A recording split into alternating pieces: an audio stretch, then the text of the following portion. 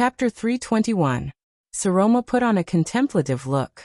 The old count leaned back gently and subconsciously looked at the stone carving of the cloud dragon's spear above his head. Everyone. Nazir spoke loudly, attracting the attention of the vassals in the hall. He did not sound like an old man at all. It's been 6 years. When the born king's might was no longer there, due to all sorts of stupid reasons, the so-called balance of power, peace, and tacit understanding in Dragon Cloud City were long broken. Nazir looked exhausted, as if he was talking to himself. The hall fell silent. His words made many people sink into contemplation. The 6 most powerful vassals broke off one after another over the vacant position of power left behind by King Nuven. The other 4 counts moved in unison. Other than Count Karkagel, the other 3 subconsciously avoided Lisbon's gaze. On one side, we the counts suspect that the powerful Lisban monopolized the political situation, isolated the Archduchess, and attempted to overrule the great legacy left behind by King Nuven. On the other side, Lisban sat in the position of regent. He hated us for not listening to orders after the late king passed away, and for our selfishness and self-preservation. Saroma was stunned. Nazir stared coldly at Lisban, whose face was as cold as ice. There was disappointment and hatred in his eyes. The slightly smaller families ruled conservatively in their own territories. They trembled in fear in this kind of confrontation. They benefited from both sides, and were afraid of taking a wrong step. The buzzing noises from the vassals quieted down for a moment. And the arrival of the calamities and the Queen of the Sky, the sudden death of the born king, and King Chapman's strange coronation in this place. How much of a storm have they stirred up among the people, causing them to panic? Saroma bit her lower lip gently and subconsciously looked at Thales. Nazir turned to the Archduchess. His tone was rather awkward. You are single and unmarried, and the Prince of Constellation, who has a sensitive status, often accompanies the palace. Who knows how many rumors have been stirred up, and how many people have been corrupted? Saroma stared at Thales without moving. But Thales only looked down at the tiles, even though Ian winked at him a few times to hint at it. Pain and anger flashed in Nazir's eyes, making it difficult to tell whether he was telling the truth or not. What's even more distressing is that, over the past 6 years, what the people outside Dragon Cloud City saw was the fact that the once powerful and unparalleled Walton family's direct bloodline no longer had anyone to inherit it, except for an orphan girl.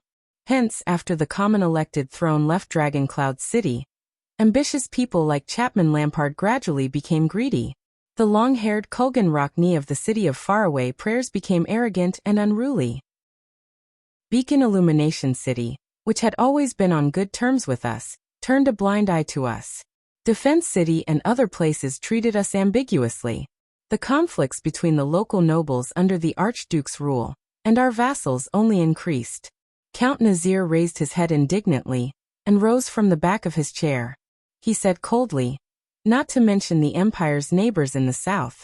Who knows how many times they've secretly celebrated the decline of this city? Thales scratched his head, still pretending that he did not know. Nazir's tone became harsher. My lady, it's been 6 years. Without King Nuven, Dragon Cloud City can no longer be united. As an Archduchess, can't you see the awkwardness, indignation, loss, and pain we experienced when we fell from the clouds to the bottom of the valley? Our so-called balance of power and power has long been completely shattered along with the late king during the world-shaking upheaval 6 years ago. The atmosphere in the hall turned from strange to somber. Lisbon's face darkened. Thales exhaled deeply. This Count Nazir, as expected of a hero who served King Nuven for many years. If only he wasn't standing against them. Under the Archduchess' pale face and the contemplative gazes of the vassals, Nazir shook his head with a pained expression. Now, my lady, do you understand what your marriage means? Do you understand what it means for you to have a strong and powerful husband? Do you understand what it means for you and your family to have a healthy and reliable heir? Nazir's expression was stern. His hair and beard flared up in anger.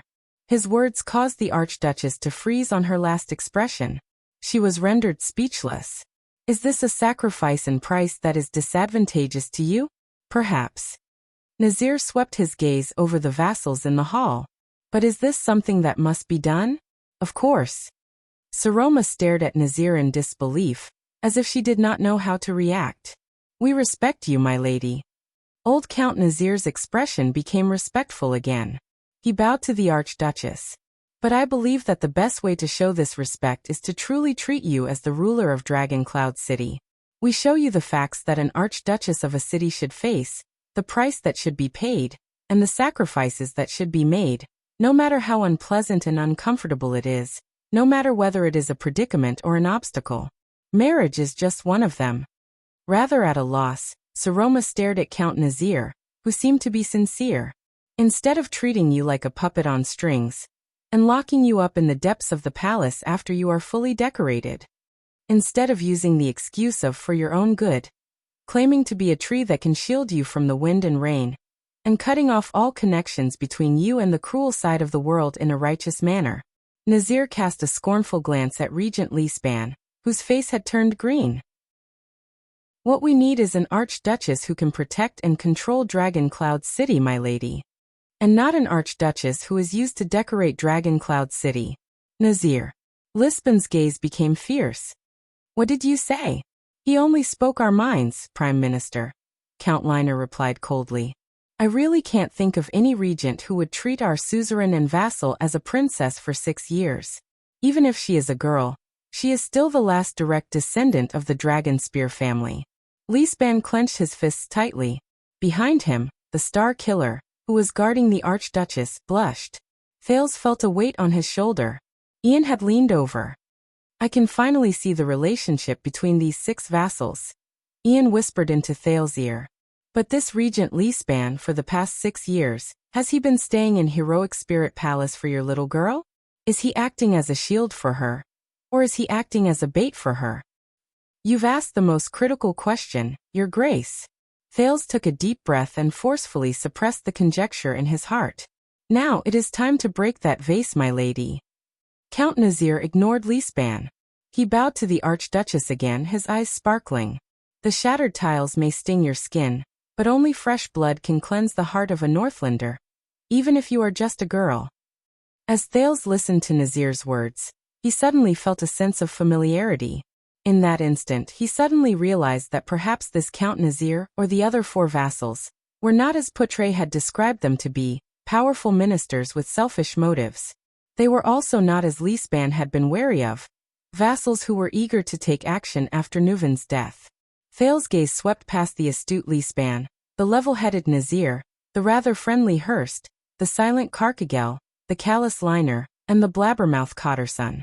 On the contrary, what King Neuvin had left behind for his successor might be a team that could continue the glory of Dragon Cloud City. However, this team had experienced the greatest accident left behind by King Neuvin's premature death, an Archduchess. Thales looked at Saroma worriedly. The Archduchess only stared at the Count in a daze. She did not seem to have reacted. Nor did she seem to have anything to say. There is a saying in the Nazir family. The noble bear responsibility, and the ruler must sacrifice, Nazir said coldly. You want to protect your family's honor and Dragon Cloud City's prestige? Of course, but at the same time, the price must be paid. This is you and your fate. Lady Saroma. No one knew that at that moment, Prince Thales, who was fully focused, gently closed his eyes. He vaguely remembered that day many years ago. He remembered the grave and awe-inspiring voice in that dark tomb. Are you ready? From the moment you are crowned with the name of Jadestar. To fight for Constellation, to die for Constellation, and Thales opened his eyes abruptly.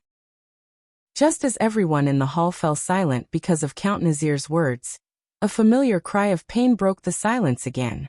Ouch, ouch, ouch, ouch. The gazes in the hall were conflicted and dissatisfied as they looked in the same direction again. The heir of the city of faraway prayers, Viscount Ian Rockney, was yelling in an exaggerated manner. He rubbed his calf and looked indignantly at Thales beside him. Thales quietly retracted his leg as if nothing had happened, as if he had never kicked Ian's leg. What now? Count Cotterson's anger was almost overflowing. Lord Clown? The Archduchess and the vassals also looked at him. Ian sighed, and ignored the secret signals the City of Faraway Prayers diplomat group sent him. He shrugged helplessly and put on a relaxed smile. I'm sorry to interrupt. The young Rockney stood up and gestured for them to stop. He smiled apologetically, as if he was really embarrassed. All of you are having a heated discussion, but does anyone still remember the original topic? Remember the Alliance of Freedom? Remember that we are the important parties involved? The 6 counts were slightly stunned. Yes. Ian was beaming with joy. He looked at the people in the hall and gestured with his hands and feet, as if he was teaching children words. City of Faraway Prayers. On the other side, the members of the diplomat group from the City of Faraway Prayers sighed and lowered their heads. They no longer held any hope. Thales shook his head. It's here. He raised his head and met Saroma's gaze on the stairs. He even gave her a reassuring smile. It's okay. Just like many years ago. No, Count Cotterson did not fall for Ian's self-proclaimed humor at all. I only know that a conceited clown insulted all of Dragon Cloud City yesterday, and today he came to us with a grin on his face to ask for our help, asking us to send troops to save them. The vassals looked at Ian coldly as he stood in the middle of the square. Ask for help? Save them? Ian raised his eyebrows, as if he was a little surprised. But in the next second, he revealed a look of realization, as if he understood what was going on. Then he grinned. Ha ha ha ha ha. Laughing, Ian shook his head and waved his hand, as if he had heard the most unbelievable rumor. No. I think everyone, including the Archduchess, may have misunderstood what I meant. The Archduchess and the 6 counts revealed strange expressions. The other dozen vassals also frowned. In fact, from the beginning to the end, I never said anything about dispatching troops. Ian shrugged innocently and winked at Thales in a barely noticeable manner. And I'm not here to ask for help from Dragon Cloud City on behalf of the City of Faraway Prayers. As soon as he finished speaking, Thales could clearly see that almost all the nobles in the hall were slightly stunned. Even the diplomat group from the City of Faraway Prayers were no exception. The Raven of Death even revealed an exaggerated, what shape with his mouth at Old Boney, who was beside him. This was also the Archduchess' reaction. What? Saroma asked in surprise. We can solve the war ourselves. Ian waved his hand nonchalantly. What you said is very reasonable. If we can't even deal with that bunch of trash from the Alliance of Freedom, wouldn't it be too shameful for the Northlanders? Everyone was stunned. The nobles in the hall looked at each other, as if they could not understand the meaning of this sentence. The 6 counts, who were the most important, sank into deep thought. But all of you are gathering allies from all over the territory and isolating the king. Count Nazir seemed to be deep in thought. Once you fall into a war that cannot be resolved quickly, the Archduchess of the City of Faraway Prayers' appeal to fight against the king together will become empty talk. Oh, I'm really just here to ask the Archduchess to sign a letter of condemnation against the king. Ian was still smiling. He raised a finger and waved it in the air. But believe me, we don't need you to send troops. Nazir subconsciously looked at Leespan, but he realized that his old friend and opponent was just keeping quiet. Something's not right. Then the City of Faraway Prayers. The seated Archduchess furrowed her brows slightly. Why did all of you come here? Ian took a deep breath. The smile on his face slowly disappeared, and his entire being became solemn. He turned his head and cast a glance at the puzzled vassals. 20 years ago, when my grandfather was seriously ill, the feudal vassals were suspicious of each other. The fiefs were unstable, and my father was in a terrible situation. Ian sighed slowly, then said in a sonorous and forceful tone, in the face of the Alliance of Freedom's rebellion, under the heavy pressure of White Mountain, and even the Camions brazenly intervening, King Nuvan made a wise decision. Without hesitation, he sent Prince Soria to lead an army to the west to help the City of Faraway Prayers in the war. Ian's expression was sorrowful. He bowed deeply to Saroma, who was seated. The Rockney family will always remember this kindness. The vassals stared at the Viscount's unusual behavior, and endless puzzlement arose in their hearts. Saroma swept a glance at Thales. Ian straightened his body. His eyes were filled with reverence and excitement. And that war forged the Walton family's glory. Regardless of whether it was the Alliance of Freedom's army, the mercenaries secretly sent by Kemu Union, Or the elite troops of the White Elves, when they faced Dragon Cloud City and Extet's powerful army. They were all defeated at the first touch. They were far from being able to withstand it. Thales was secretly amused when he heard that. You speak as if you personally witnessed what happened 20 years ago, 19-year-old Sir Ian. Ian smiled at the vassals. My lady, your father and grandfather, oh, and also the families who joined the expedition to the west with you, spread the mighty name of Dragon Cloud City and the Dragon Spear family throughout the Golden Passage. You intimidated Kemu Union, forced the White Elves to retreat, and your influence has continued to this day. That is your grandfather's historical achievements, your father's military achievements, and the glory and honor of your family. Nicholas the Star Killer grinned a little. Monty, the Raven of Death, shrugged in tacit agreement. Count Nazir furrowed his brows. Why did he say these things? Could it be? But I can also see that the great Dragon Cloud City is in trouble. His expression was the same as Count Nazir's, who was grieving just now. The scene just now made me extremely worried. You wanted to follow in your father's footsteps and protect the family's glory, but you were forced by the situation in Dragon Cloud City, and it was difficult for you to do so. The Walton family was helpless. Aside from Leesban, the expressions of the 5 counts became more and more unpleasant. Their gazes became more and more bewildered. But it doesn't matter. Ian clenched his fists and waved them forcefully. The Viscount of the City of Faraway Prayers took a step forward without hesitation. I, the heir of the Rockney family, Ian Rockney of the City of Faraway Prayers, will make up for your regret. The Archduchess stared at him, puzzled. She blinked. Ha! Thales lowered his head. Very well, everything is going according to plan. I hope nothing goes wrong. But it's clearly a step in the plan. But what's with this slight displeasure in my heart? Thales subconsciously clenched his fists.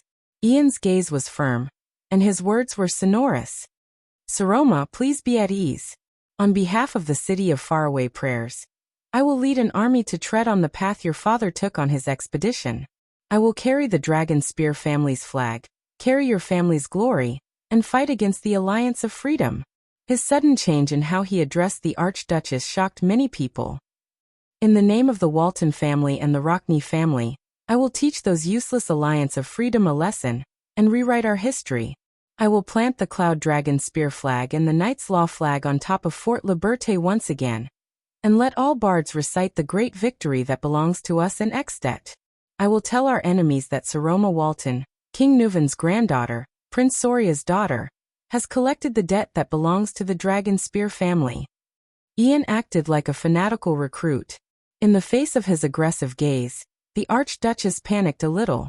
Realizing something, Count Nazir gritted his teeth and said, Enough, Sir Ian. But the Count could not interrupt Ian. Please do not worry. The glory of the Walton family will not diminish just because Dragon Cloud City did not send troops. Ian took a deep breath. His eyes were filled with pride and excitement as he personally experienced the epic. Because soon everyone will know that this war is not just a war between Extet and the Alliance of Freedom. It is also a war that I, Ian Rockney of the City of Faraway Prayers, am fighting for Dragon Cloud City's Saroma Walton. The entire hall burst into an uproar. Nicholas had no choice but to maintain order again and suppress the vassals' clamor, which was filled with dissatisfaction and puzzlement, even though his expression was terrible as well. Wait a minute. The Archduchess seemed to have finally sensed that something was wrong. She stuttered and said, Sir Ian, you are? And after the glorious victory, I will return with the glory of recreating the achievements of your father and grandfather. Ian did not pay any attention to the stunned Saroma. He only immersed himself in his own world. He exhaled, and in an instant he turned from a fanatical fighter to a gentle poet. Of course, when the time comes, please kindly agree to a request of mine. A request that makes me feel humble and unbearable. Peer request. Saroma's face turned pale.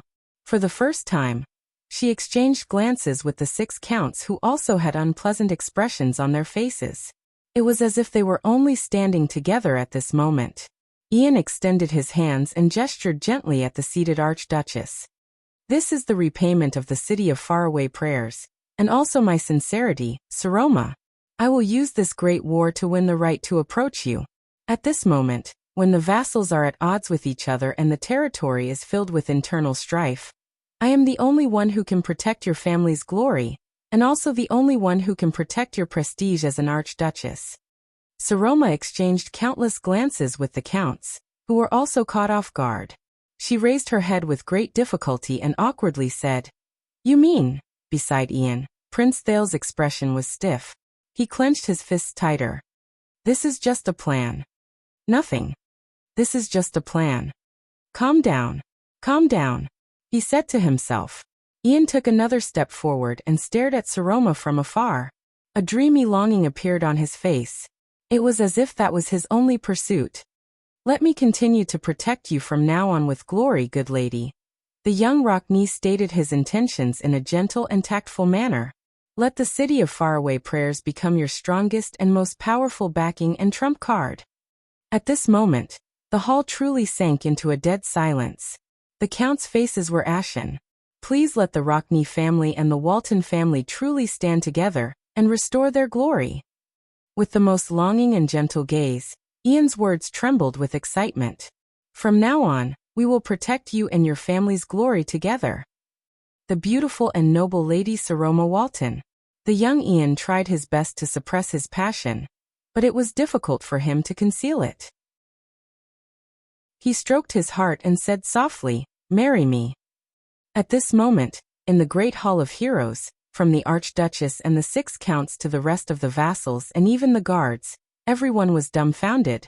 They were inexplicably shocked, as if they had seen the most unbelievable scene in the world. Except for Thales.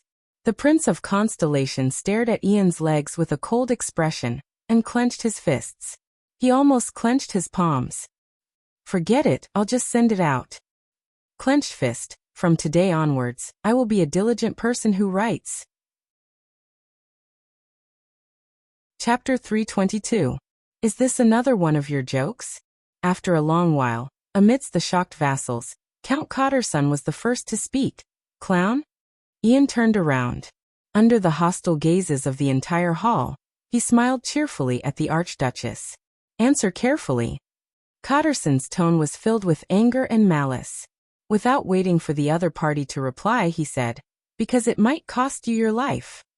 The silent Thales noticed that even though most of the vassals were surprised, there were still a few people who stood out. Regent Leespan, who knew the most inside information, furrowed his brows. The old Nazir's gaze was unfocused. Carcagel, who had always been silent, stared at the Archduchess this time. He remained motionless. Thales thought of something. Beside the Archduchess, Nicholas glared at the Prince of Constellation in the corner with a cold expression. His murderous gaze seemed to be saying, "You. I know it's you, young prince. What are you planning to do now?"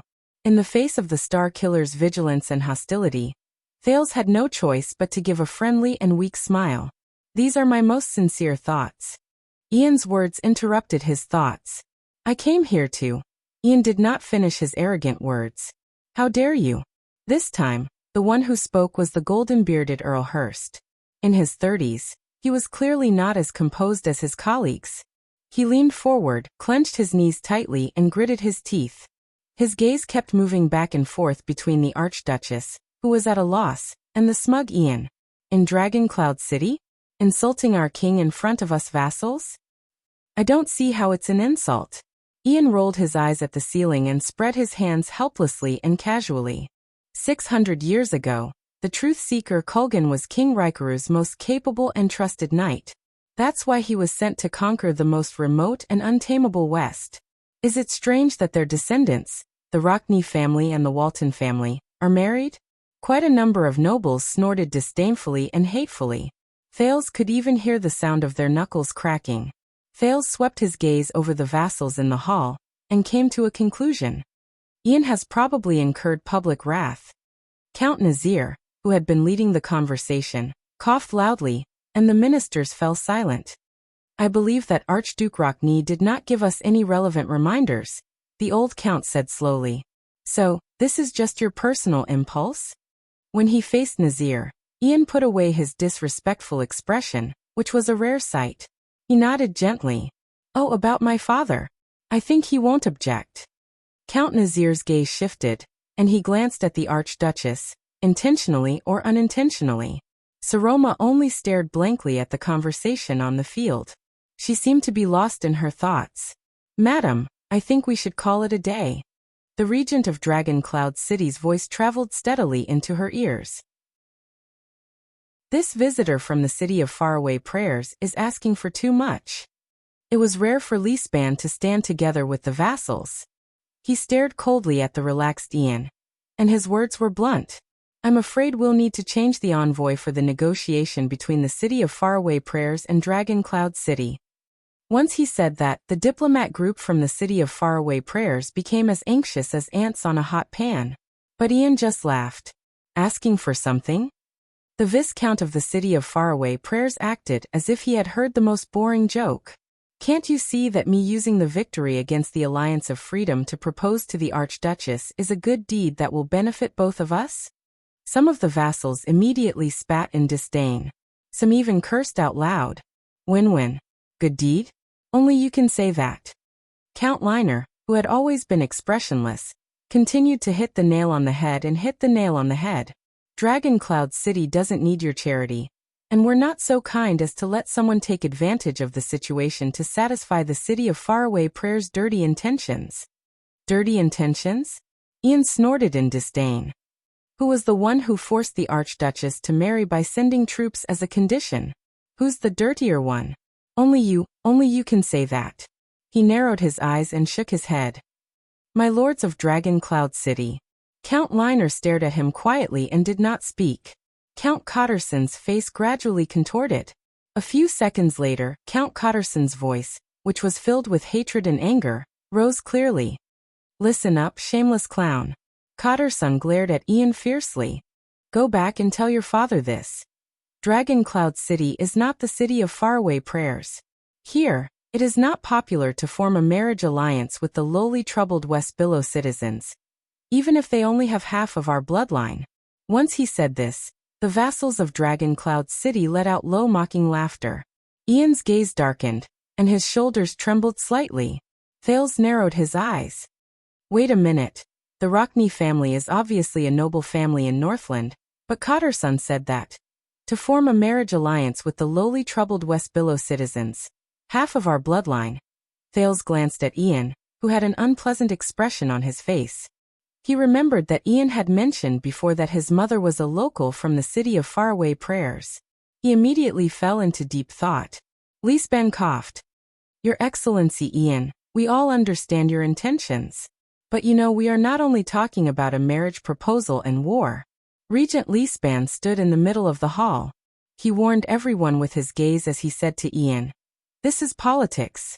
Ian sucked in a breath and put away his unnatural expression. He chuckled.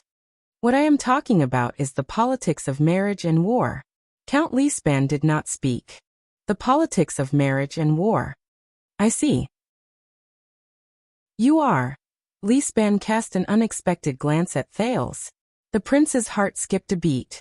This old man seems to know what we are up to. Forgive me for my rudeness, Count Lisban, but... Ian shrugged and slowly said, I'm sorry, Count Lisban. Why are all of you so anxious to speak up for the Archduchess? The expressions of the vassals in the hall, including Lisban's, changed again.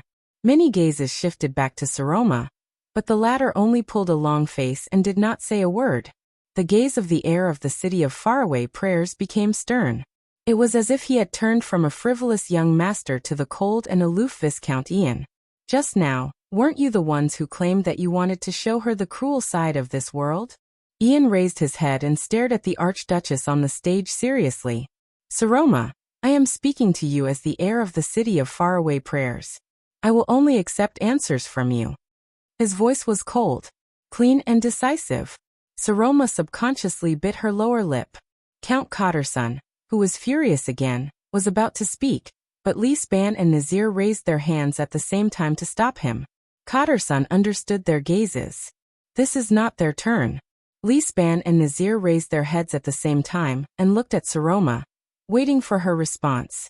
The air in the hall seemed to have frozen. It no longer flowed. On the steps, Saroma, whose face was pale and breathing quickened, swept her gaze over the people in the hall, until she met Thales's gaze. Thales understood the look in her eyes. It was a gaze he was once familiar with, one that was filled with panic and anxiety. The Prince of Constellation smiled faintly. He raised his fist and clenched it gently over his heart. "You can do it, Saroma. You can do it." The vassals still stared at her closely.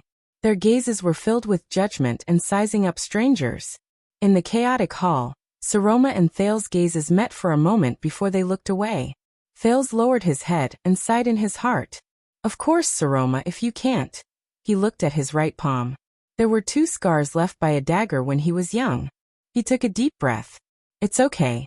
I'm here. And me." A few seconds later, the Archduchess relaxed her lower lip. The corners of her mouth curled up slightly, and she nodded slightly. Her tense face finally relaxed a little. "My vassals, their intentions are very clear." Saroma exhaled and said with a serious expression, "Your Grace." She slowly said, enunciating each word clearly, "The marriage between us is impossible." Ian's expression changed. As if someone had opened a window, the frozen air in the Hall of Heroes finally flowed again. Thales could feel that many of the vassals breathed a sigh of relief without batting an eyelid. Among them, the 6 counts were especially special. Nazir glanced at Lisban, who was opposite him, again, but the regent just avoided his gaze. This made Nazir sink into deep thought as well.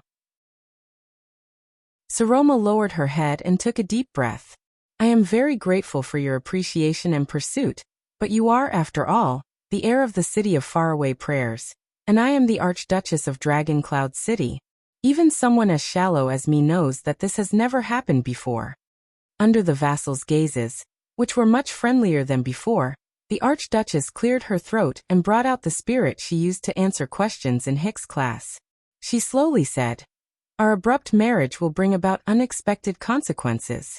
Ekstedt may have an archduke in the future, and he will have the right to inherit 2 territories and titles at the same time. This will cause the entire kingdom to lose balance, and it will also bring us unnecessary trouble." But she was interrupted by Ian's chuckle. "And you are just going to let your vassals do whatever they want to you and make decisions for you, Saroma?" Thales saw Count Nazir and Count Lisban frown again. Ian clicked his tongue and shook his head. Then his voice rose. "Oh no, my dear Saroma." The Viscount raised his index finger and waved it. He sighed and said, "Don't think about your concerns and worries first. Think about the consequences you are about to face right now. If your current position is shaky, then worrying about the imbalance of the kingdom is meaningless." Saroma was stunned, and the vassals' expressions became even more unpleasant. Ian's gaze swept past the 6 counts. He chuckled and said, "Your Grace, you know very well what the predicament you are facing is. The expedition to the Alliance of Freedom is a mission that you must complete. If you are unable to send your troops, it will not only damage your reputation, but also your family's reputation." Ian's smile became a little terrifying. His words also became fierce. "Your situation has always been difficult, but today, if you still let this matter pass, you can only stand by and watch helplessly in the face of your family's mission. And you can only let your vassals do as they please without doing anything. Then from now on, the whole of Dragon Cloud City, even the whole kingdom, will know that you are just a ruler whose words carry no weight. Even your vassals look down on you, even though they do not think highly of you to begin with." The heir of the city of faraway prayers said loudly, "Saroma, in order to avoid becoming an archduchess who has no opinions of her own, is manipulated by others, and is surrounded by wolves. Isn't this the reason why you gathered the vassals to attend the council hearing today?" The Archduchess did not speak. Thales saw the expressions of the 6 counts change one after another. "Then, good girl," Ian said faintly, "think about my proposal. Then think about my suggestion. Think about what you can gain. As long as we, the city of faraway prayers, fight for you in this war, then the indifference of the Archduchess of Dragon Cloud City will turn into a romantic and bashful reserve. You will be freed from the weak accusation of humiliating your family, and the Walton family's reputation will not be damaged in the slightest." Ian smiled faintly. "And after I win, this will become a beautiful story in all of Ekstedt." It will change from a heavy story of a ruler and her vassals falling out to a romantic story of going to war for love. The hall was silent for a moment. The Archduchess still stared at Ian with a complicated gaze, as if she was thinking about his proposal. Count Liner and Count Cotterson looked at each other. They both felt that something was wrong. After what felt like a century, Saroma slowly raised her head. Her tone was a little desolate. Yes, when that time comes, I might have no choice but to marry you. The most sincere suitor who defended my father's honor for me. Am I right? At that moment, all the vassals in the hall held their breaths. My lady. The young and vigorous Count Hearst could no longer stand it. His golden beard trembled inch by inch. I swear, as long as the Hearst family is still around, no one can force you. Saroma forced a smile at him. Then can you count on these people? Ian raised his head abruptly. If I can use marriage to redeem my family's reputation, then compared to them, why isn't the city of faraway prayers a better choice? The young Rockney, who looked like he had victory in his grasp, chuckled and shook his head. In the future, no matter who it is, if they want to look down on your authority in Dragon Cloud City, they will have to think about the price they have to pay. As soon as he finished speaking, the atmosphere in the hall changed again. The whispers of the vassals on both sides became softer and shorter. On the other hand, Regent Leespan and Count Nazir were both silent. Thales took a deep breath, retracted his observant gaze, and chased unnecessary thoughts out of his mind. So far, everything is going well. As long as there are no accidents. No, I can't be too optimistic. He clenched his teeth. Think about the places where accidents might happen. For example, the relationship between Leespan and the vassals is worse than we can imagine. Or, the Northlanders' deep-rooted view of women far surpasses their loyalty to their mission, the importance they place on honor, and their obligation to Dragon Cloud City and the Archdukes.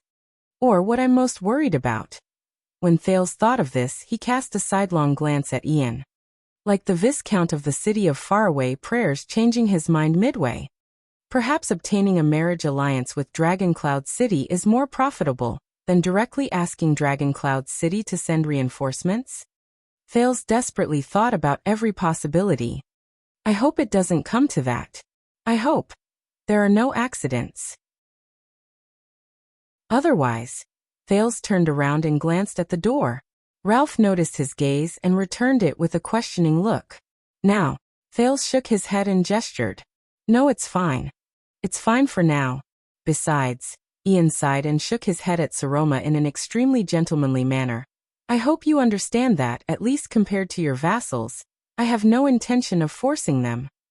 What we need is a symbol that Dragon Cloud City is standing together with the City of Faraway Prayers. And a symbol that the Rockney family is fighting for the Waltons. He nodded in a friendly manner. If the marriage is too hasty, we can also skip this step first.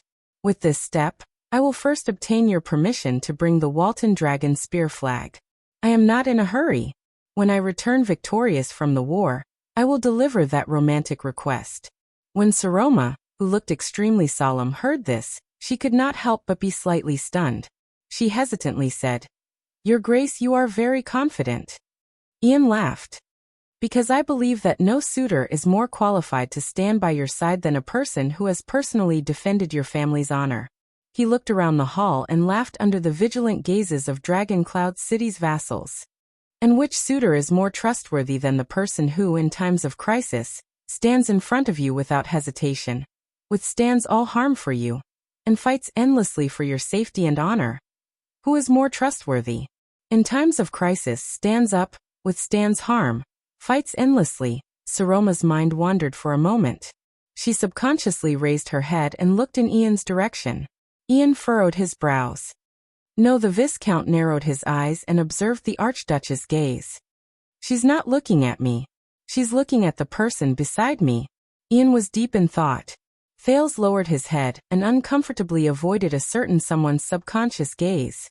He opened his clenched fists and tried his best to get rid of all unnecessary thoughts and suppress the unnatural feeling. But the moment he lowered his head, he saw Ian's boots again. They were not quite the same style as the Northlanders' usual noble boots.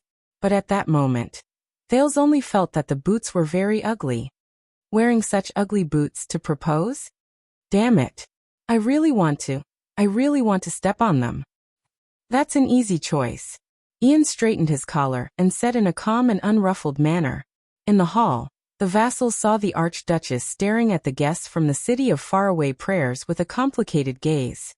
Their expressions changed. The disgust in Count Cotterson's eyes had escalated to hatred. Count Hearst gritted his teeth so hard that they made cracking sounds. He desperately suppressed his anger. No, my lady. Count Hearst's panting grew louder. Please consider carefully. But the Archduchess only extended her hand and shook her head to interrupt Hearst. Count, I'm sorry. She put away her contemplative expression, cleared her throat, and turned to Ian again. Saroma said, so you will fight this battle in the name of proposing to me, protect my reputation and authority, and then, we will be connected by marriage. Ian's eyes lit up and he nodded. Yes. With this reason, I will bring the Cloud Dragon spear flag to Fort Liberté. Not only will you not need a single soldier to spread your prestige in Extet and restore your family's reputation. Ian continued to speak slowly. You can even obtain the most powerful support. The vast and magnificent territory of the city of faraway prayers will be your backing. You do not need to be controlled by, if you know what I mean. He shrugged. At that moment, the entire hall was like eternal oil flowing in a world of ice and snow. At the moment it was ignited, the flames of anger and the chill of hatred rose at the same time. The expressions of the vassals of Dragon Cloud City dropped to the freezing point. Thales could even hear the cracking of some people's fists. The envoys of the city of faraway prayers had been confused by their young master, who did not play by the rules, since the beginning of the journey. This time, they all sank into deep thought. Thales furrowed his eyebrows. He suddenly knew why Ian had purposely sat near him. To protect the Prince of Constellation. Lord Justin had arranged sufficient manpower in this corner to block off most of the vassals. Otherwise, the tragedy of a noble from the Rockney family, dying a violent death in Dragon Cloud City, would probably spread throughout Extet tomorrow. Thales exhaled. At this moment, the Prince of Constellation was probably no longer the most unpopular person in Dragon Cloud City. But, will they succeed? Nazir, who had not spoken for a long time, cast a profound glance at the Archduchess, then turned to Ian. Kogan Rockney actually has a son like you. The old Count coughed.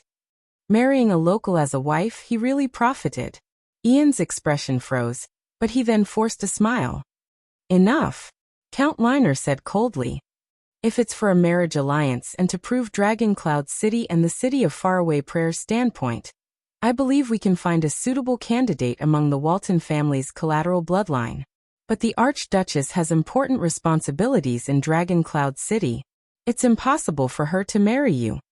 Ian snorted softly. Here we go again. You're speaking up for the Archduchess again. As if you're her father or husband. The Viscount swung his arm, his gaze sharp. But can you really protect her? Asterisk thud. Asterisk Count Hearst punched the chair with a fierce look on his face. His golden beard trembled slightly. Why are we still wasting time here? Count Cotterson snorted in agreement. Guards, chase this Westerner out. But the Archduchess guards only stared at him sternly and did not move. Ian smiled nonchalantly.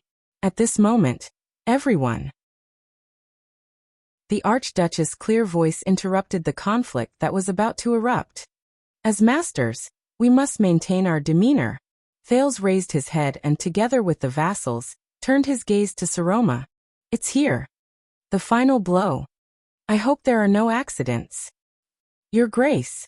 I have to say, you've given me a very interesting suggestion. Saroma sighed. It's even quite tempting. The vassals' expressions immediately became very unpleasant.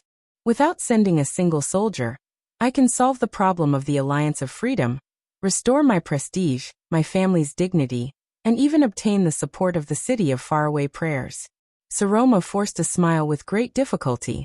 Her voice was filled with exhaustion. I only need to pay the price of a so-called romantic story. Ian bowed respectfully. That's right. Saroma looked at him quietly and nodded. The vassals could no longer sit still.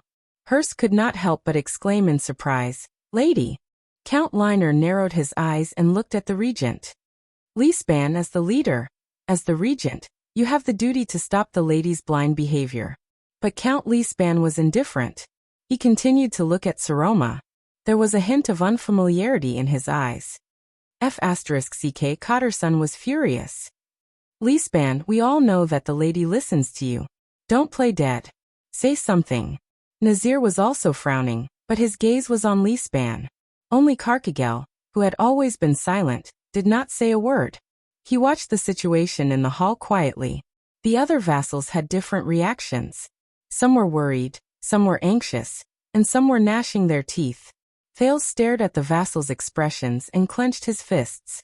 Saroma smiled and continued to stare at Ian. So, my dear Saroma. Ian waved his hand excitedly. Have we reached a consensus? The great alliance between the Waltons and Rockney? Saroma's smile grew brighter, and there was even a hint of relief in it. Thales closed his eyes. Under the gaze of the entire Hall of Heroes, the Archduchess of Dragon Cloud City gently leaned against the back of her chair and looked at the stone carving of the Cloud Dragon spear above her head. Your Grace. The Archduchess' voice was indistinct, as if it came from the horizon. No. At that moment, the entire hall was first filled with rhythmic breathing sounds, then immediately fell silent. Ian was stunned. Saroma, what? In the next second, Saroma straightened her back from her chair. She sat upright and still, and her expression became stern again. Count Nazir narrowed his eyes, while Count Leespan furrowed his brows. I said, Your Grace, no. The Archduchess stared coldly at the air of the city of faraway prayers and enunciated each word clearly.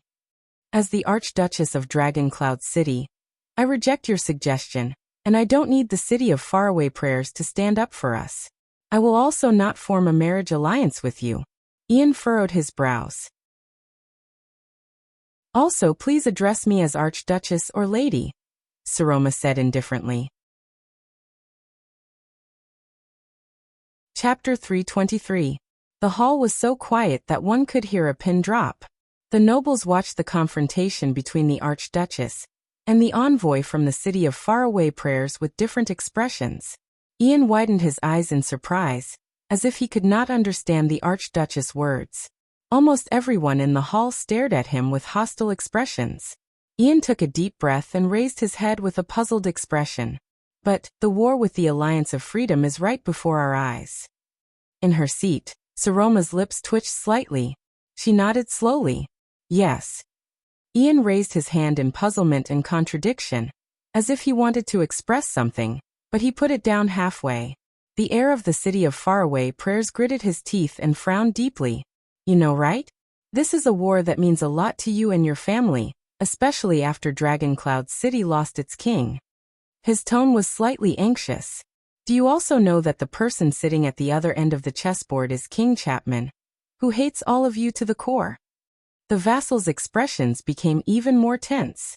Saroma lowered her head weakly and sighed as she said, Yes, I know. Her voice was weak, like a whimper. Ian seemed to have received encouragement.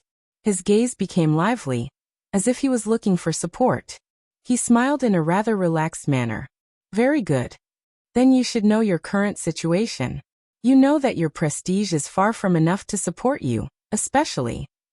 Ian paused for a moment. He looked around and sighed in a seemingly regretful manner. Especially since you are a woman, a female archduchess. At that moment, the prince felt the nobles in the hall adjust their expressions unnaturally. In the seats of the 6 counts, Liner tilted his head and ground his teeth gently. Carkigel stared at the Archduchess without blinking. Hurst's eyes looked as if they were about to spit fire. Count Cotterson's eyebrows were almost knitted together. Leespan and Count Nazir looked at the Archduchess with complicated expressions. The meaning in their gazes was difficult to decipher. The Archduchess raised her head. Thales's heart tensed. The girl exhaled and put on a relieved expression. Her eyes were very calm. Yes, I also know this. Her tone was normal. It was as if the other party had only said trivial things like, the weather is good today. This bowl of soup is not bad. Read the book patiently. And don't rush me to update. Ian frowned. Then you, the Archduchess, interrupted him. Still, I am a Walton. Her voice was still very soft, but there was a kind of unquestionable firmness. The eyes of her 6 vassals moved in unison. Ian was slightly taken aback. What? Walton? King Rikaru's heir? Walton, Cloud Dragon Spears Walton, Dragon Cloud Cities Walton. Saroma stared at Ian indifferently. Do you know the meaning of this surname? Ian first narrowed his eyes, then a look of disbelief appeared on his face. Walton. He exhaled impatiently. Saroma, wake up. Think about the scene just now. Think about the attitude of your vassals. Then think about my suggestion. Ian waved his hand in exasperation. This is the only way for you to salvage your predicament. The Viscount's words echoed in the hall. The vassals' expressions became unnatural again. Saroma smiled. Her gaze met with Ian's in the air. No, the Archduchess said softly. It isn't. The Waltons are the Waltons. Saroma turned her gaze and looked at each of the vassals with different expressions. Cloud Dragonspear has never fought alone. 700 years ago, Rikaru stood in the sky with his spear, and the young Waltons followed closely behind him. And under the clouds parted by the dragon's wings, behind the 8 knights on the ground, Leespan, Nazir, Carcagel, Hurst, countless Northland knights, whether they are famous or nameless, charged forward without hesitation. They stood together, and together, they cast the battle that reversed the cold wind, tore apart the darkness shrouded by the calamities, and won a future for the world. Under her seat, Count Hurst's expression changed. My lady. The other vassals' expressions became increasingly solemn. 700 years ago. Thales sighed. He could not help but think of the portrait of Tormund in Mindy's hall. The sorrowful king of Renaissance also charged forward with his spear, and the 6 knights beside him, riddled with wounds, raised their reins and charged forward without regret. He also thought of the madness of Giza and Asda's duel. Thud. At this moment, Saroma slapped her seat and unexpectedly stood up. The entire hall was slightly startled. But nothing was more shocking than the Archduchess' next move. Everyone today at this time, and in this place, I, the Archduchess of Dragoncloud City, Saroma Walton, officially issue Dragoncloud City's wartime enlistment order. The girl's light and clear voice rang in the Hall of Heroes, echoing between the thick stone bricks. Dragoncloud City declares war on the Alliance of Freedom. Thale's breathing froze. It's here. Before everyone could react to the stupefied and horrified scene, the Archduchess took a step forward with a determined expression. Her voice was cold and harsh, but it was filled with an unprecedented sense of power. In a few days, the Walton family will take the initiative to send troops to the west to assist the city of faraway prayers and fight against the Alliance of Freedom. With the blood of those who repeatedly betray their faith, with the heads of those treacherous villains, we will once again prove Dragoncloud City's honor. The hall instantly fell silent. Ian stared at Saroma in a daze, his mouth wide open, as if he could not close it. The vassals were not much better. Their eyes were filled with shock as they stared at the Archduchess. The 6 counts were much more composed, but their body movements were enough to show that they were abnormal. Hurst almost broke his seat, Cotterson clenched his fists tightly, and Carcagel's broken arm was firmly pressed against the armrest of the chair. Regent Leespan and Count Nazir, the most senior among them, stared at each other without saying a word. No one seemed to be able to give an appropriate response to the Archduchess' words. Then Ian suddenly gasped, like a drowning man who had finally surfaced from the water. He rubbed his chin and said anxiously, "Don't worry. Madam Saroma, as I said, we don't need you to send troops to aid us. What we value is only a stance and stance." What greeted him was Saroma's stern reply. "This has nothing to do with you, Your Grace." Ian's words were cut off at the tip of his tongue. He spread his arms in disbelief and stared at the Archduchess in a daze. "This is just my determination," the Archduchess said coldly. "It is also something that Dragoncloud City must do." Everyone was stunned by the young lady's sudden unyielding stance. Only Thales, who was in the corner, curled up the corners of his lips slightly as he stared at his partner of 6 years. He was also the only one who noticed out of habit that the outline of the girl's fist, hidden under her left sleeve, was trembling slightly. Good job, Saroma. Continue, he said in his heart. And I need everyone. The response of the 23 noble families seated here. The Archduchess slowly turned her gaze around and swept her gaze over everyone in the hall. Just like 20 years ago, and just like 600 years ago, you and your ancestors stood by the two King Nuvan's side with unwavering loyalty and without complaint. Her voice was still clear, and there was a hint of reckless determination in it. But there was no response as expected. No one spoke. All the vassals stared at her quietly. After the initial shock, suspicion and caution gradually appeared on their faces, and as they stared at each other, it slowly deepened. The hall was still quiet. Even Leespan was silent. Saroma's face turned pale. Thales shut his eyes in his seat. Not enough. Saroma. This is not enough. The Archduchess swept her gaze across the hall with an unpleasant expression. Every vassal whom she swept her gaze upon turned their gazes away unnaturally. Everyone. Saroma gritted her teeth and said, "The war horn has sounded. Dragon Cloud City needs you." But still, no one responded. Thales extended the tip of his foot and poked Ian without anyone noticing. The Viscount of the city of Faraway Prayers moved a little. Ian turned around nervously. When he saw that no one in the hall spoke, he heaved a sigh of relief and put on a calm smile. "Lady Saroma, I hate interrupting you." Ian clicked his tongue, turned around and shrugged. "But your vassals have already made it very clear just now. You want their response? Then give up your right to marry." The Viscount nodded slightly, his eyes sparkling. "You can't ask for a deal without something in return." Many of the vassals' expressions darkened. Some of them stared coldly at the Viscount. "And since it's a deal, why don't you choose the most practical?" Saroma gritted her teeth and raised her head indignantly. The young lady spoke again and interrupted Ian. "Everyone. This is not a deal, nor a compromise, and it has nothing to do with my marriage. It's just my will." But in the large hall of heroes, on both sides of the oval stone hall, no one answered. It was as if someone had isolated the sound. The observant Ian furrowed his eyebrows. On the stairs, Saroma looked at the silent hall with difficulty, as if she was bearing 1,000 pounds of pressure. Pairs of confused, suspicious, scheming, and dissatisfied gazes were directed at her. But there was no response. It was as if this was just her one-woman show. Saroma immediately felt her legs tremble slightly. No. She clenched her teeth subconsciously, and her heart raced. No panic surged in her heart. What should I do? At this moment, Saroma suddenly noticed that among those gazes, only a pair of eyes remained unperturbed and as calm as ever. They only stared at her quietly from afar. Just like always. Just like the past 6 years. The owner of the gaze smiled at her, raised his left hand, and tapped his thumb. Saroma trembled slightly. She suddenly felt a weight on her thumb, which was tucked under her left sleeve, due to her nervousness and absent-mindedness. It was a ring.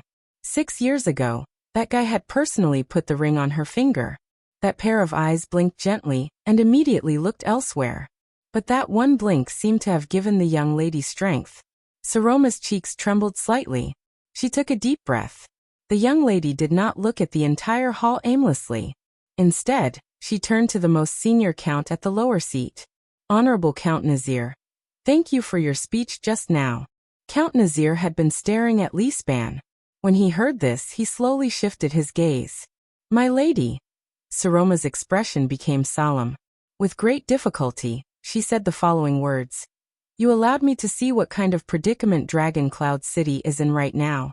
We can no longer wallow in the regrets and misfortunes of the past. But this also makes me even more certain that the future of Dragon Cloud City cannot be protected by the suspicions and schemes between the ruler and the vassals." At that moment, Count Nazir's gaze flickered. "So, I will not use my own marriage in exchange for your compromise. Dragon Cloud City is not so divided and weak that we need to rely on internal marriages to free up our hands and unite against a foreign enemy." Nazir slowly leaned against the seat behind him. He was still silent. "The honor and victory left behind by my grandfather and father can only be protected and won by us with our own hands." The 6 counts at the head of the table reacted differently, and their expressions varied. The Archduchess glanced at Ian before she looked at her group of vassals again. Only by doing so can we truly prevent external forces from interfering with Dragon Cloud City, no matter what method they use. Ian was a little embarrassed. This is a little too much, Saroma. But Saroma did not give him a chance to speak again. The young lady took a deep breath. So, no matter what, the Walton family will go on an expedition to the west. With King Nuven's remaining prestige, we will follow Prince Soria's footsteps and seize back what belongs to us with our own hands. Saroma stood in front of her seat, in front of the Soul Slayer Pike. She looked around at the entire hall, clenched her fists, and her face was pale. Even if, the Archduchess gritted her teeth. Even if no family responds to me, the quiet hall was filled with the sound of people inhaling at different speeds. Even if we are the only ones to go to war. In the face of the Archduchess' fluctuating tone, many of the vassals' expressions became strange. Even the guards, who had no right to speak, could not help but look at her frequently. Ian sighed. You know, Saroma, you don't have to do this. This will be very ugly. The Viscount's eyes began to become solemn and vigilant. Be it now or when we go to war. Forcefully ordering to send troops will only force everyone to the brink of falling out with you. It will further damage your already shaky prestige, and you will only receive greater humiliation. You will have no way out.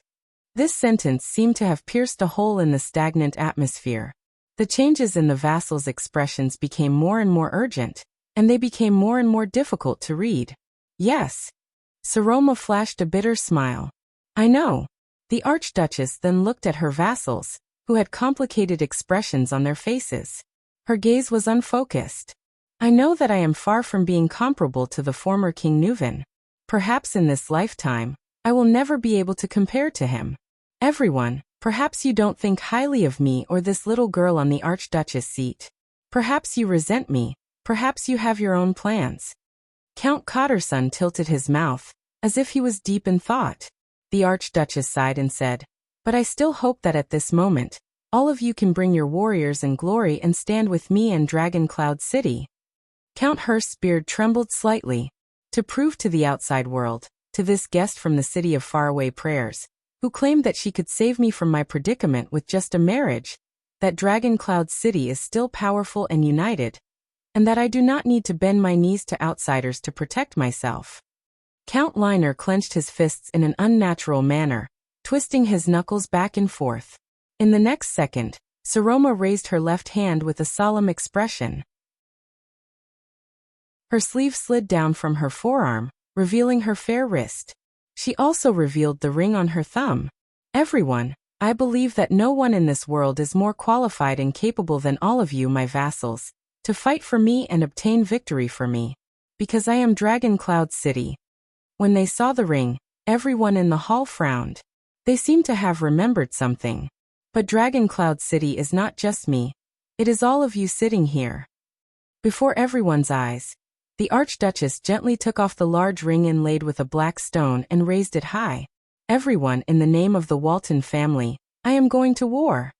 The Archduchess' gaze turned cold and she shouted, Are you coming? Thales trembled slightly. Are you coming? The girl's voice echoed in the hall again. But this time the vassals stared at the black ring. They stared at the people and things it represented. Lisbon's expression was complicated. The one-armed count closed his eyes. Count Nazir's face tensed up, which was rare. The vassals looked around in bewilderment and whispered to each other.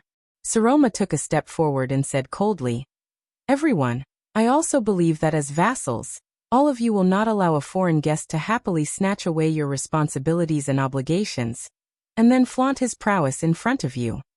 Ian was startled. The girl raised the ring on her hand and pointed it at the stone carving of the cloud dragon spear at the top of the hall. The most loyal vassals of the Walton family, King Nuven's brothers and sisters. The girl's voice rang again. Are you coming? As he listened to the Archduchess' words, Thales was a little dazed. He seemed to have returned to 6 years ago, to the days when he fled in despair. In the shelter of Bright Moon Temple, he was also like this, desperately shouting similar words at Nicholas, who was about to flee. But this is my decision. Northlanders? Are you coming? The noises of the vassals became louder. Thal's gaze met Nicholas, who was on the stairs.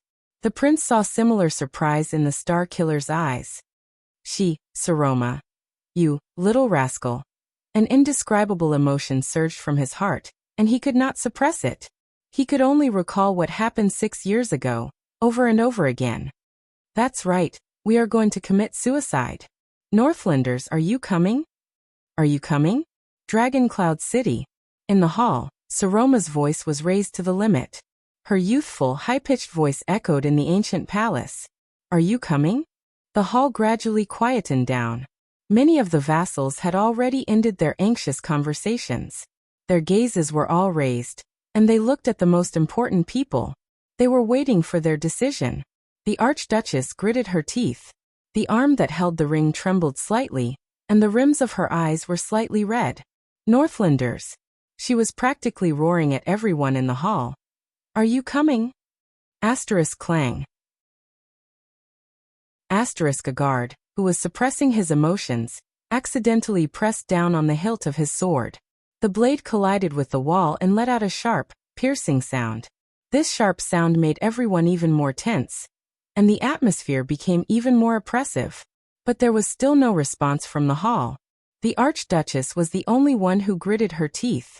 Her gaze trembled as she raised the Ring of Triumph, which symbolized the Archduke of Dragon Cloud City. She stood alone in front of the Soul Slayer pike and faced the anxious men in the hall. Among the 6 counts, Cotterson, Hurst, and Liner's abnormalities could no longer be concealed. They exchanged anxious glances with each other, as if they could not reach an agreement for a long time. 1 second. The one-armed count still had his eyes closed and was silent. 2 seconds. Ian narrowed his eyes and exhaled rather gloomily. 3 seconds. The silent confrontation between Lee Span and Nazir seemed to have come to an end, but they still did not say a word and waited quietly for the situation to unfold. Time passed. The atmosphere in the hall became increasingly unbearable, until a suppressed laughter rose from the crowd. It was low and piercing to the ears, and it spread to the entire hall. Chapter 324. Hee hee hee. That laughter sounded like a person covering his mouth and trying his best to hold back his laughter in the crowd. The embarrassed Archduchess was instantly stunned. Who is it? The Northlanders, who were already feeling restless amidst the indescribable conflict, turned their heads to look for the source of the laughter. They soon found their target. Not far from Viscount Ian. A teenager sat on a chair with his arms on his knees and his chin propped up. He looked at the people and things in the hall with interest and chuckled softly. Many people saw his face clearly. Many people's expressions changed when they saw the emblem on his robe. Northlander. The teenager with the 9-pointed star emblem chuckled softly. From time to time he imitated the Archduchess' tone and said, "Are you guys coming? Are you guys coming?" Ha ha ha ha. With a mocking gaze he looked at the Northland men in the hall from afar. He looked back with an indifferent expression. Are you guys coming? Ha ha ha. The teenager's delighted laughter continued to spread. It made many people's faces turn extremely livid, and he also attracted many hostile gazes. Even the Archduchess guards beside him looked at him indignantly. F***ck. Damn it. Some of the vassals cursed in low voices from the corners of the hall. Ian widened his eyes and stared at the teenager with the 9-pointed star emblem. He watched as he rocked back and forth with laughter, and saw the undisguised contempt on his face. It was as if he could not react to it. The Archduchess also stared blankly at the teenager who was laughing at her. She subconsciously retracted her arm that was holding the ring, and subconsciously pressed it against her chest. Her expression was blank, as if she was a helpless and lost person. Finally, a heavy, muffled sound rose with a loud bang. Thud. Like a heavy hammer, it shattered the oppressive atmosphere. A majestic roar exploded on the ground. Enough. Thal's laughter died down. The hall suddenly fell silent. Everyone turned their gazes in the direction of the Archduchess, and they were all stunned. It's him. Thales calmed his muscles, which were stiff from laughing, and thought of something. The one who interrupted him was one of the 6 counts, the usually taciturn one-armed count. I think his name is the one-armed Count raised his head. His eyes were cold, and his body exuded the bravery of a veteran. He turned to the Archduchess on the steps. My lady, I don't know you. The one-armed Count said softly. His tone was cold. Pardon me, but I don't expect much from you when I met you 6 years ago, or when I came to attend the hearing today. His words echoed on both sides of the hall, containing a kind of majesty that made people involuntarily turn to look at him. King Nuvan is dead, and we have to rely on a little girl from now on? Saroma's expression froze. The one-armed Count's eyes were fixed on the Archduchess, completely ignoring the gaze of Earl Hurst, who was beside him. But a few seconds later he spoke again. But I still remember the day we ascended Fort Liberté. I led the vanguard and rushed to the front line against the pouring kerosene. I lost an arm because of it. The one-armed Count raised his left upper arm, which was only left with half. With a profound gaze, he said in a deep voice, but in return, the warriors of the Carcagel family were one step ahead of Prince Soria's White Blade Guards. They were the first to plant the Black Dragon flag on top of Fort Liberté's city wall. Saroma was slightly stunned. Fort Liberté? It's been 20 years. My broken arm still hurts. The one-armed Count turned his head abruptly and looked at the vassals in the hall. But I have never regretted it. Beside him, Earl Hurst opened his mouth in surprise. It's been 6 years. The one-armed Count's voice made many people straighten their backs. Perhaps many of us have forgotten that we are nobles and vassals, but we are also Northlanders. We are still far from degenerating to the state we once hated the most. The other 5 earls frowned one after another. Thales looked at the Count, listened to his words and smiled. With the honor of the Carcagel family as my witness. The one-armed Count turned to the Archduchess coldly. His steely voice struck everyone's heart like a heavy hammer. Since you have given the order, my lady, we will respond. Saroma trembled violently. Count Carcagel's expression was cold, but he raised his remaining right arm without hesitation. I promise that every man of age in Hunt County and Origami County will pick up a weapon. For the honor of your family, for the dignity of Dragon Cloud City, for your late grandfather, and for the Archduchess of Dragon Cloud City, we will send troops to the west. Only the sound of the vassals inhaling could be heard in the hall. Thud. The Count's right arm struck his chest fiercely. Northlander Con Carcagel. The one-armed Count's resolute voice exploded in the air. I fight for you. His voice reverberated between the stone walls and shook the hall. The other 5 counts did not seem to have reacted to the situation. The other vassals were also discussing among themselves. But Saroma stared at the one-armed Count in a daze. Her gaze gradually became lively again. Count Carcagel. Saroma could not hide the excitement in her eyes. She stuttered. But she was quickly interrupted. I'm sorry, ma'am. Before the shock from Carcagel faded away, another hesitant male voice spoke. The golden-bearded Count Hurst sighed and said, Please understand the Counts. They hope that you can lower yourself to marry into a local family like us. That's because we are the ones who truly stand on the same side as you. Hurst, who was in his 30s, was the youngest among the Counts. He raised his eyes and stared at Saroma with sincerity and slight pain. He stared at the Archduchess, who pressed the ring tightly against her chest. The people of Dragon Cloud City are the ones who truly care about you. Saroma moved slightly. My lady, I also want you to know. Hurst stared at his lady with a complicated expression. The people who can bring you glory are definitely not just outsiders from the city of faraway prayers. Saroma could not get over her shock. She stuttered, Hurst, thud. Without waiting for her to speak, Hurst thumped his chest with a resolute expression. The entire Flatiron County will respond to your call. Count Hurst said loudly with a solemn expression. Your Grace, the Hurst family will fight for you.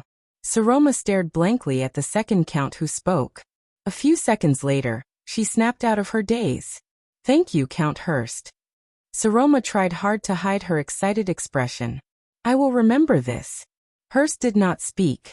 He only bowed deeply with a resolute expression. Beside him, Count Cotterson coughed softly. What you said was very reasonable, my lady. Dragoncloud City's glory and victory can only be defended and won by us. Count Cotterson stared at Ian in disdain. So let this conceited clown from the city of faraway prayers go to hell. He sneered and said, prepare the place and supplies. We, Dragoncloud City, are going to save you, whether you King want to or not. Ian blinked and revealed a helpless, embarrassed expression. Cotterson turned his head and looked at Saroma expressionlessly. Count Cotterson's voice was flat, but there was no hesitation. So Phelan Castle will follow your orders and go to war. We will fight for you, my lady. Saroma calmed down. She smiled and nodded slightly. Count Cotterson. Thales looked at Saroma from afar and exhaled. If that's the case. Accident. I've pretty much ruled it out. Count Liner cut in. His words were as unpleasant and harsh as ever. You know, my lady, there's no need to make the atmosphere so solemn and tragic. It feels like we're going to hold your funeral in the next second. Ian snickered without any sense of propriety. It's the same for Wild Woodland. The Liner family will fight for you. Count Liner's eyes flashed. He glanced at the insensible air of the city of faraway prayers and said coldly, that's all. Saroma smiled awkwardly. Thank you, Count Liner. After the 4 counts, the vassals turned their gazes to the last 2 people, who were also the most important ones. As usual, the Leespan family will stand beside the Walton family. Regent Leespan was as gentle and polite as ever. Wherever you look, we will follow. Saroma put on her usual trusting expression. Seal. At this moment, ha ha ha ha ha. Across from Leespan, Count Nazir did not bother to hide his exaggerated laughter. He slammed his chair so hard that it creaked. I see. The Archduchess and the Count stared at him, puzzled and nervous. But Nazir's laughter soon died down. The old Count stared at Saroma quietly. For the first time, recognition appeared in his eyes. Well done, my lady. Nazir nodded slowly and looked at Ian with a profound gaze. Not a bad move, young Lord Rockney from the city of faraway prayers. I just realized it now. Saroma was slightly stunned. Ian sat back on his chair indifferently. His expression was still that hateful disdain.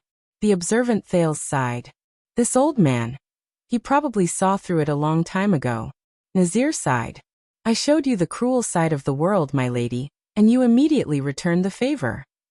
Saroma was a little surprised. She anxiously replied, Count Nazir, I didn't. Nazir raised his hand and cut her off. That's enough, my lady. You have indeed exceeded my expectations. The old Count sighed and looked at his old colleague. Isn't that right, Seal? I guess you didn't expect it either? Leespan only cast a cold glance at his old acquaintance. Old man full of nonsense. The regent displayed a rare indifference. Just shut up and send your troops. Nazir opened his mouth and laughed loudly again. Ha ha. The old Count spread his hands and looked at the Archduchess with a rather sentimental expression. Then, the Nazir family of Rubble Hill and Harding County will also respond to your summons and follow your flag to the west. Holt Nazir, he said with a smile. Fight for you. As he said this, the Archduchess suppressed the last bit of nervousness in her heart. Thank you, Count Nazir. Be careful, Saroma. Nazir put away his smile and sighed. The road ahead of you is full of traps, and we, Dragoncloud City, are your best weapon and final reliance. Saroma stared at the old Count in a daze. She pursed her lips, as if she had understood something. Thank you for your reminder, Count Nazir. Nazir fixed his gaze on Saroma. But I will still pay attention to your marriage. The old Count curled up the corners of his lips. Don't think of me as a good person so quickly, my lady. Saroma snickered. But what made Thales shudder was that when no one was paying attention, Count Nazir actually glanced at him, intentionally or otherwise. It made the prince anxious. Soon, as the 6 counts expressed their stance one by one, the other 17 vassals also reacted. Their expressions gradually changed from puzzlement to determination. As they whispered to each other, their opinions slowly came to a consensus. Finally, the vassals raised their heads in unison and thumped their chests.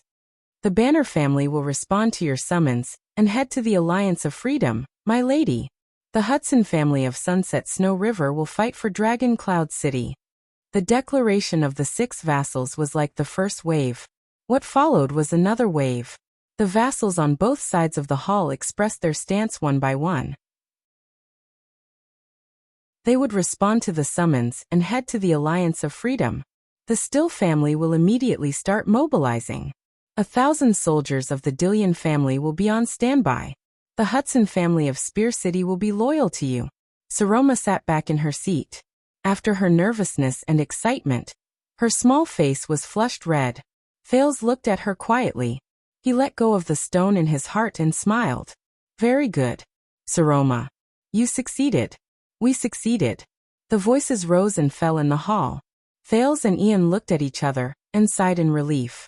All right, Dragon Cloud City will send troops to the city of faraway prayers, Thales said in a low voice. With this powerful reinforcement, you can end the war against the Alliance of Freedom in a short time. And at least before the war ends and we decide who is stronger in our fight against the king, your little girlfriend won't have to worry about being forced into marriage or being kicked off the throne halfway. Ian patted his chest. He looked like he had just seen a ghost after a big battle. How about it? My plan is not bad, right? A part of it is due to the Northlanders' sense of honor. Thales released his palm, which had fingernail marks on it. But a bigger part of it is probably due to their disgust towards you, suitor from outside. Of course, there was also a part of it. It stemmed from the fear that Dragon Cloud City might be controlled by an outsider, and the power in their hands might be interfered with by outsiders. Thank you for the compliment. Ian smiled smugly. Yes, it's actually not that complicated. Thales sighed. It was just like the so-called self-defeating lesson they had in the Old Crow a few weeks ago. At the beginning of the kingdom's establishment, Constellation's northern invasion brought the divided and warring Extet together, which facilitated the unification of the strongest country in the Western Peninsula. During the Bloody Year, Extet's large-scale invasion to the south caused the tottering Constellation to fight desperately. Amid suspicion and blood, they re-established their royal family and continued the kingdom.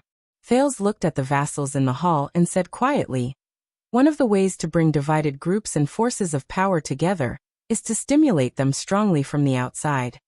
For example, when he thought of this, Thales glanced at Ian Rockney, the heir of the city of faraway prayers. Anyway, I'm here to be a bad guy. I don't expect to get a wife. The Viscount flashed a mischievous smile, which immediately turned into a sympathetic one. He patted Thales' shoulder. You on the other hand, TSK. So pitiful. Thales' expression froze. What? Regent Lisbon's voice rang. Then we will discuss the specifics of sending troops with the city of faraway prayers. The prince coughed unnaturally.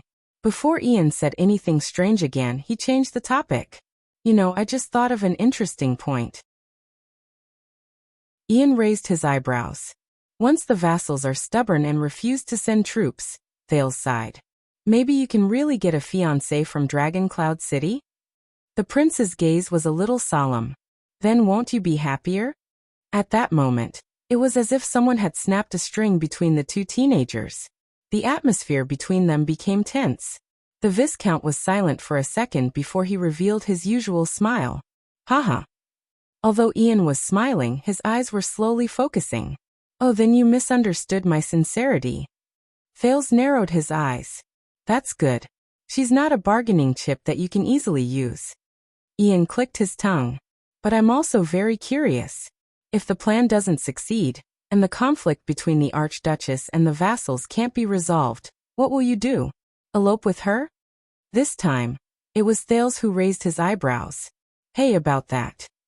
The prince shrugged. A long time ago, a friend from Kemu Union told me that even if it's a business deal that's in the bag, you must leave a backup plan. Ian furrowed his brows. Thales exhaled. Extet, or rather, Dragon Cloud City's politics are really straightforward. At least, Northlanders are Northlanders after all. Thales glanced at the seats of the 6 counts. Everyone put their bargaining chips and attitudes on the table, which made things much simpler. At this moment, the side door of the Hall of Heroes suddenly opened. A noble dressed in the city of faraway prayers walked in with an anxious expression. Many of the vassals who were quietly listening to Regent Lisbon's arrangements noticed this. The noble walked to the seats of the diplomat group from the city of faraway prayers, took out a letter and handed it to the knight sitting at the first seat, the Raven of Death, Nate Monty. Monty immediately attracted a lot of people's attention. He tore open the letter, and his expression changed drastically. Hey. Thales frowned. He nudged Ian. What's going on? That's the messenger in charge of transmitting military intelligence. Ian also watched the scene over there with a solemn expression. Judging by his expression, there's been a change in the war. War? Thales was shocked. The Alliance of Freedom? Ian nodded uneasily. Where else could it be? More and more people in the hall noticed the newcomer. In the next second, Monty's expression changed drastically, and he stood up abruptly. This made everyone in the hall, who was discussing whether to send troops, pause. Sorry for the interruption. The Raven of Death waved his hand at the astonished Regent Lisban in a rather rude manner. He then looked at Ian with a solemn expression and strode forward.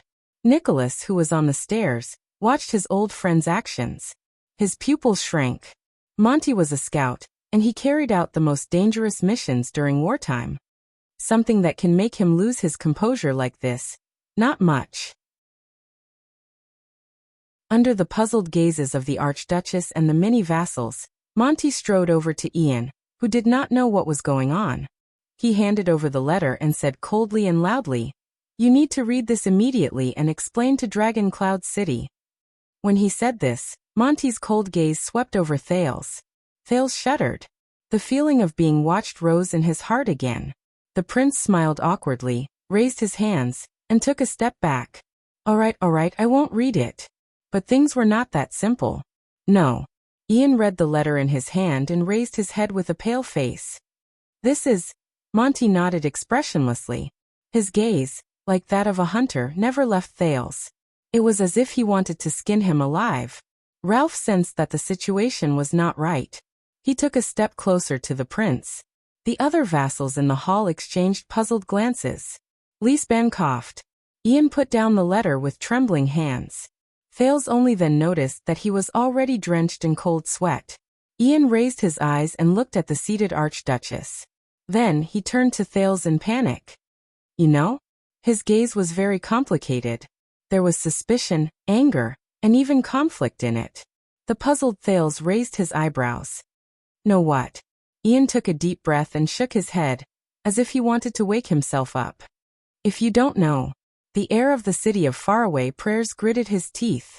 All right, Monty, I will tell the Archduchess later. Asterisk slap. Asterisk his shoulder was immediately seized by the Raven of Death.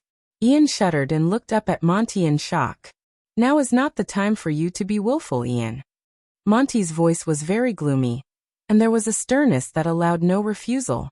Dragon Cloud City has just promised to send troops, so they must know. This is not something that can be hidden from the public. Ian hesitated. But Monty did not waste any more words. He snatched the letter from Ian's hand without any hesitation. All right, then I'll do it. Wait.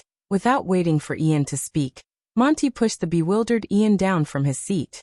The latter's struggle was completely futile against the knight. From the beginning to the end, Thales watched the scene in the city of faraway prayers in shock and bewilderment. Monty's gaze still made him feel fearful. What's wrong? That letter, what exactly is? At this moment, Regent Lisbon's voice traveled into their ears from afar. Lord Monty, we have heard of your reputation for a long time. However, this is Heroic Spirit Palace's Hall of Heroes. The regent attracted everyone's attention. He asked faintly, Is there anything we need to know? Monty glanced at Thales again, then turned around abruptly to face the hall. Yes. The brunette knight raised the letter in his hand and said coldly, An urgent military intelligence just came from the city of faraway prayers. Count Nazir's gaze froze. Military intelligence? Monty nodded and strode forward. Thales noticed that Ian was clenching his fists tightly. His gaze moved back and forth between him and the Archduchess. A few days ago, We detected a third army in the desert to the south of the city of faraway prayers. The Raven of Death's expression was horrified, as if he saw the day before the bitter cold winter coming. 4 to 5,000 light cavaliers, maybe more. We are certain that they are our enemies, and they are here for the Alliance of Freedom. The hall instantly fell silent. Thales also frowned. For the Alliance of Freedom? Wait, 20 years ago, Camus Union and White Mountain supported the Alliance of Freedom, which means... But the suzerains who were familiar with military affairs immediately grasped the main point. Cavaliers in the desert? 5,000? Count Carcagel was shocked. He slammed his remaining right arm on the chair. How is this possible? Monty snorted coldly. Not only that, they are all elites. They are skilled in galloping, and they come and go like the wind. They are eyeing us covetously between the city of faraway prayers and Fort Liberté. Almost all the vassals furrowed their brows.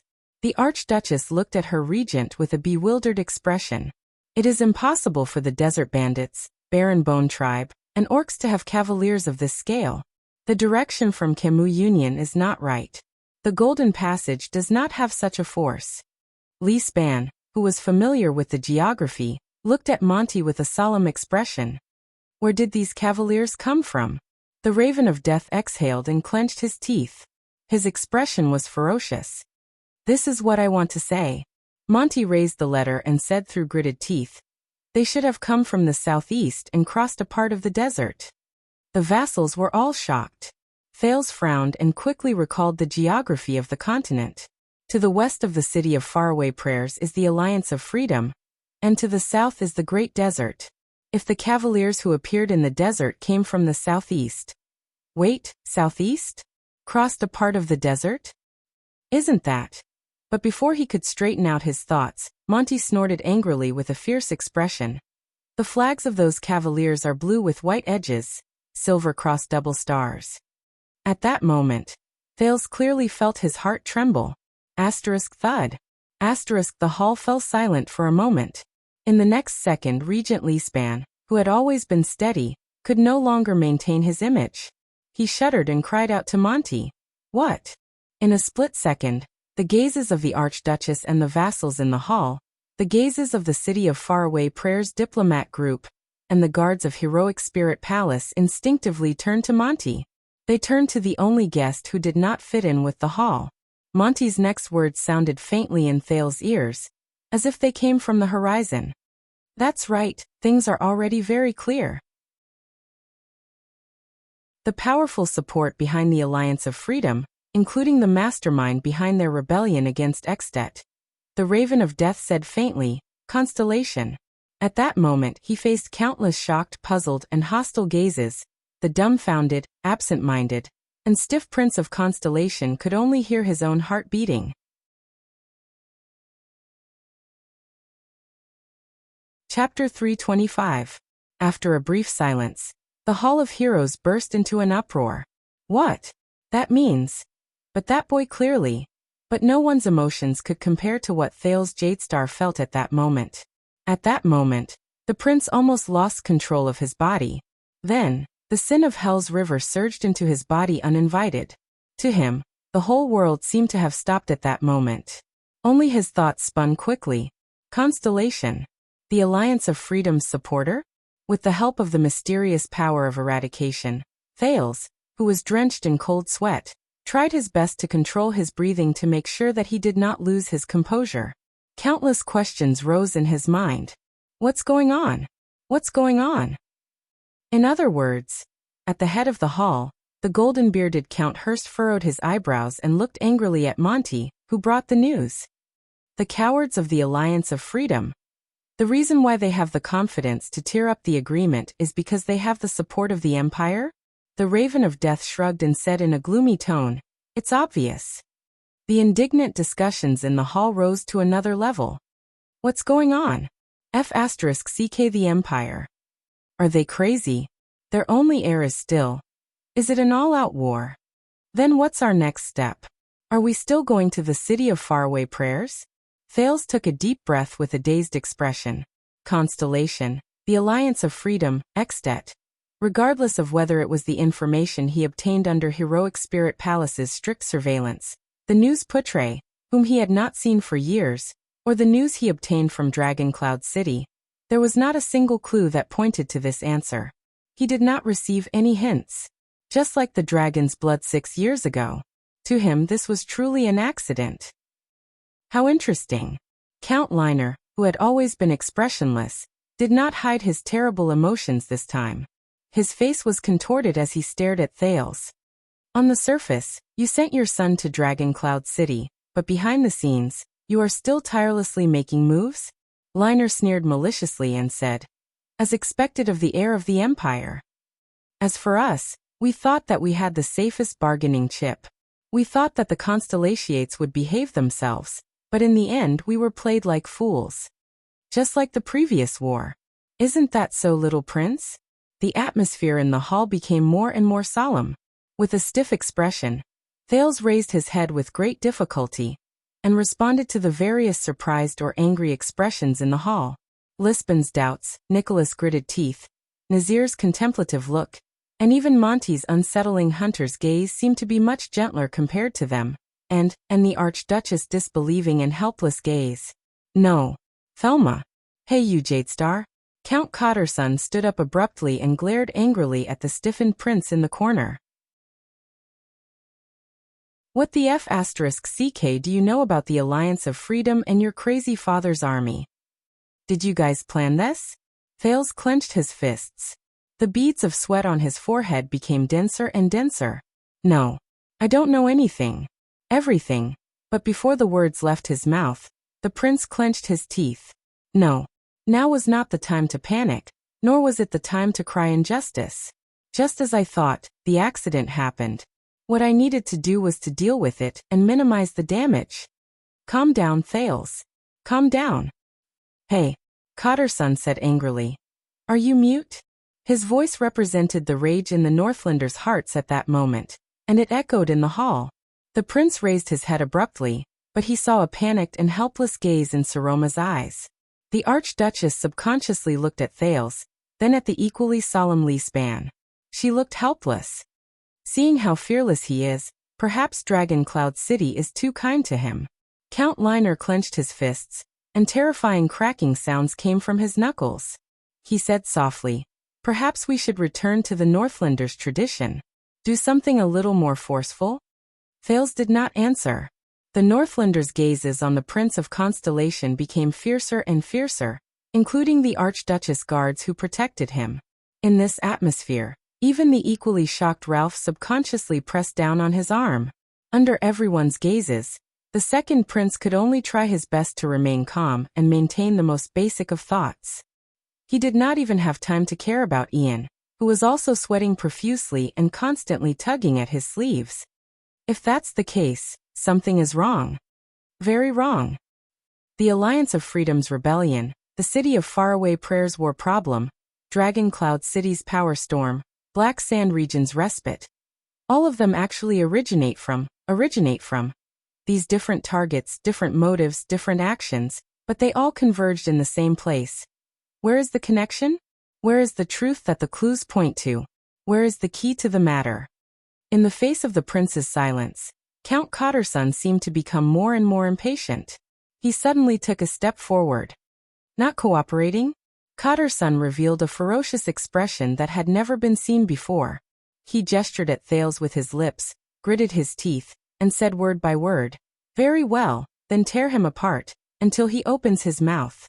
This sentence seemed to ignite the already explosive atmosphere. That's right. Many of the vassals of Dragon Cloud City also gritted their teeth in anger. One after another, they stood up and let out a tidal wave of agreement. F***ck him. How dare he toy with us? Then he will pay the price. Show the Northlanders' attitude. Nicholas wanted to maintain order, but he was powerless. Ralph stood nervously behind Thales. In the face of the Northlanders' anger, he seemed ready to stake everything on one throw at any moment. What should we do? This was his sign language. But the main character of the matter, Thales, did not move.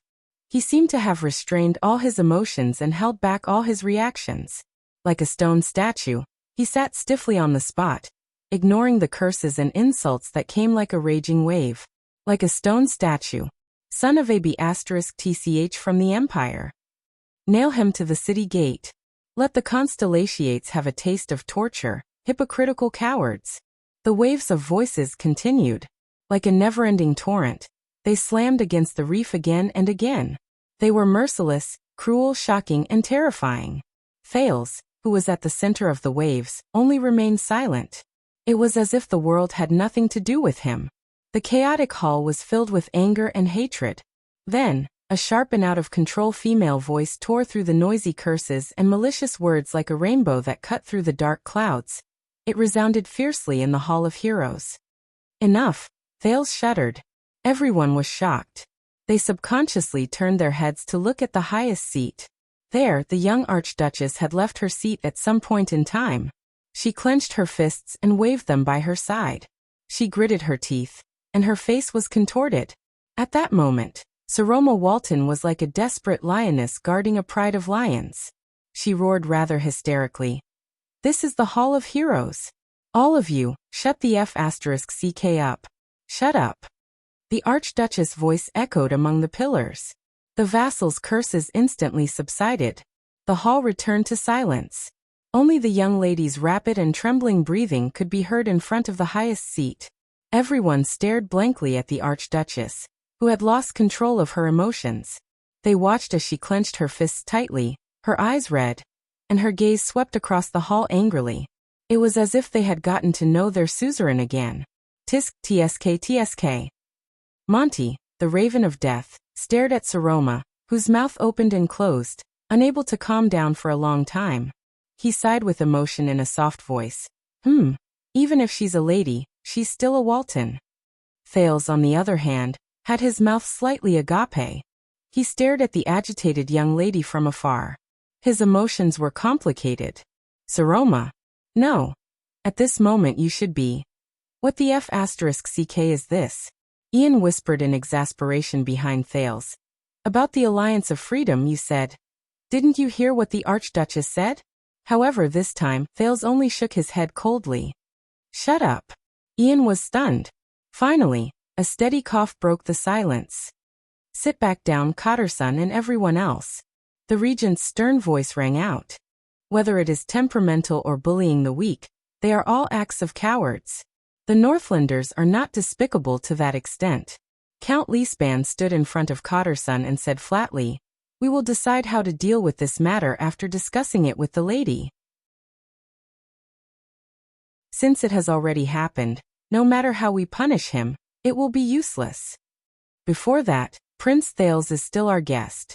The regent's words made Cotterson frown. He's right, the old Count Nazir agreed coldly. It's just a piece of military intelligence. Look at how anxious all of you are. If King Nuvan was still here.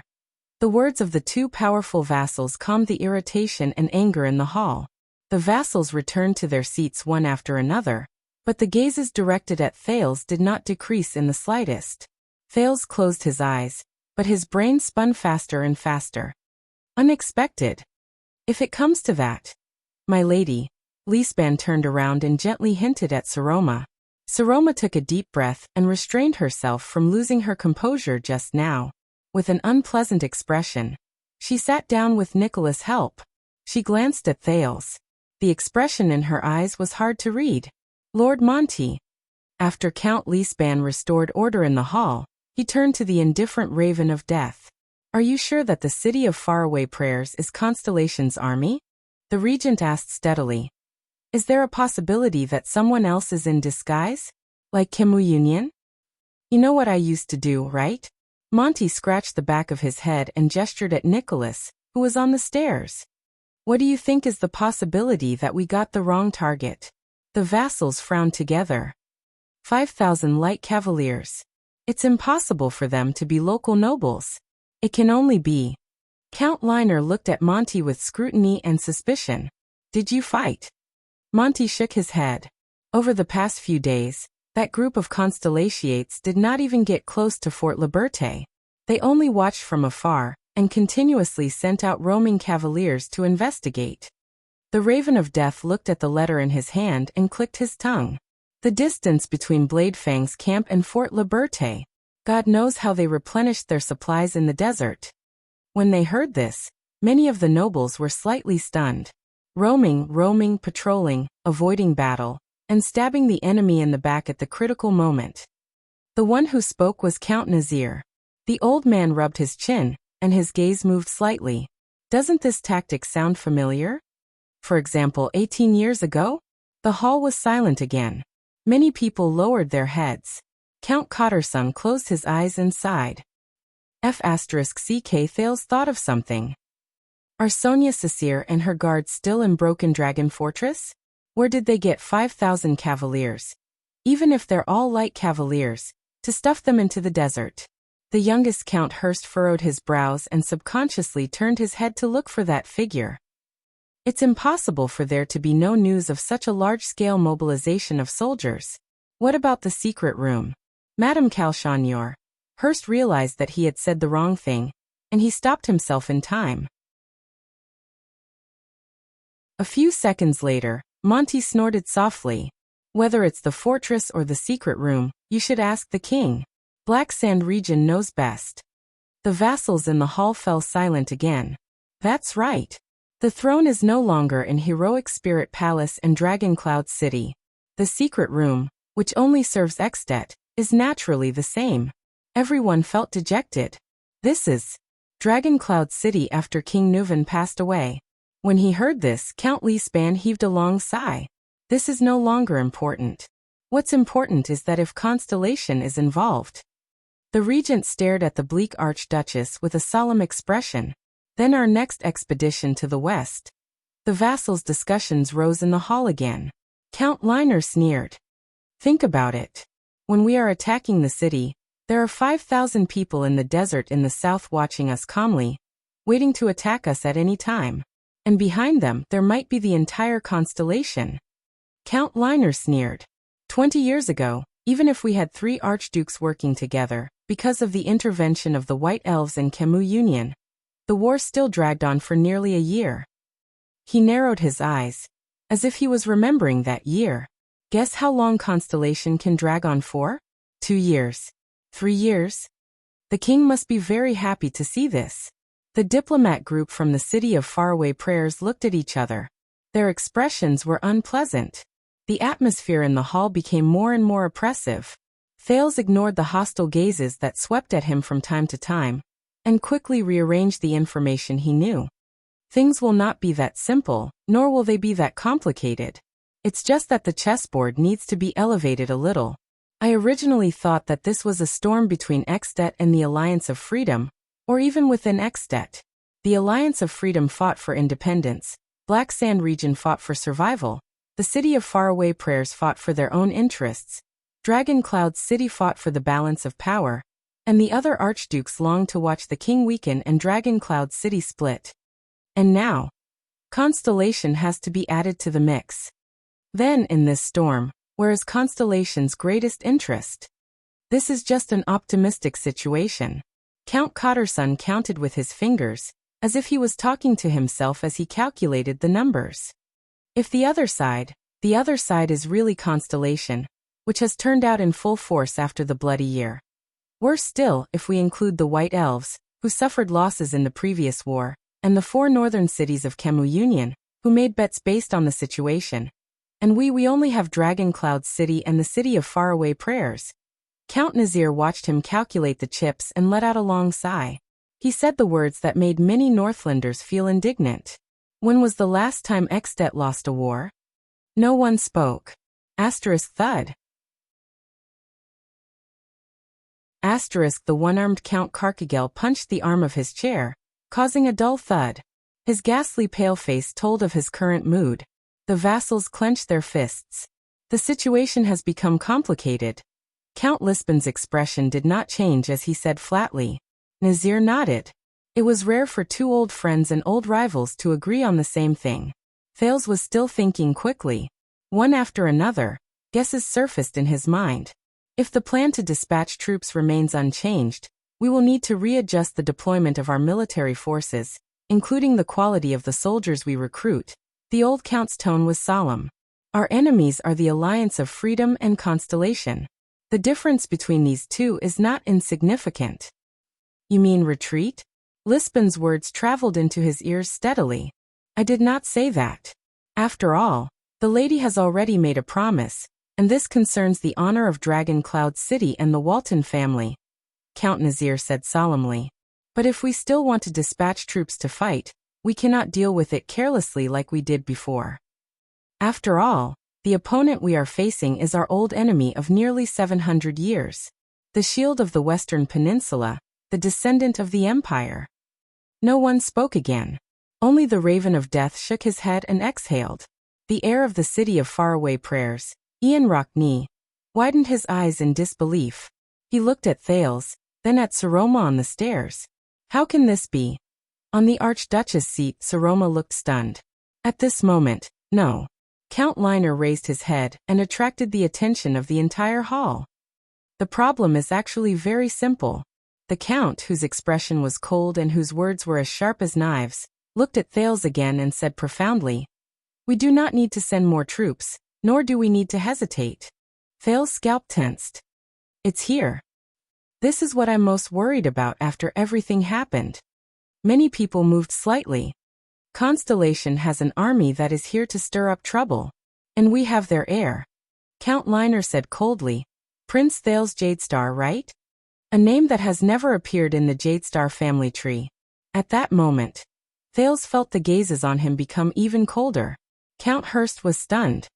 "You mean," Count Liner sighed, "chop off one of his hands and send it to Eternal Star City. Tell his crazy father to retreat immediately. Problem solved." At that moment, the Archduchess turned her head abruptly and stared at Thales in disbelief. But Thales was still unmoved. So the Archduchess anxiously looked at her regent. But Count Lisban only shook his head slightly, signaling for her to calm down.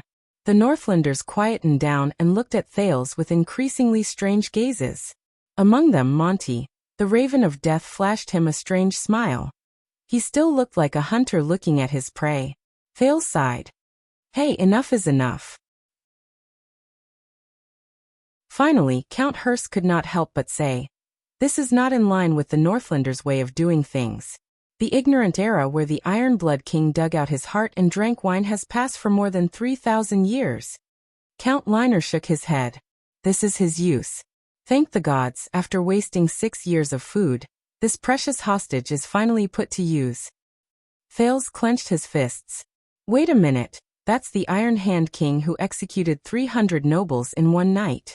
It is said that the lunatic watched the entire execution without blinking." Count Cotterson snorted coldly and disrespectfully.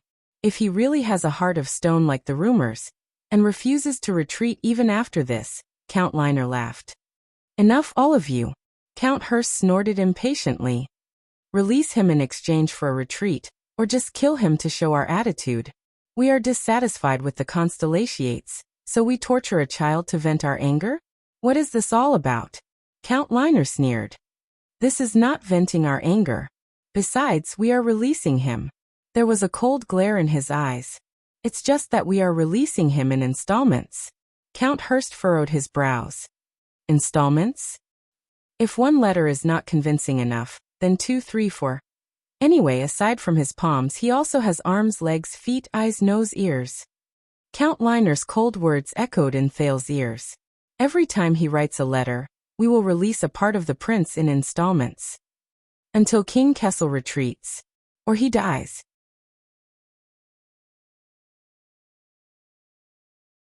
Chapter 326. The hall fell into silence once again.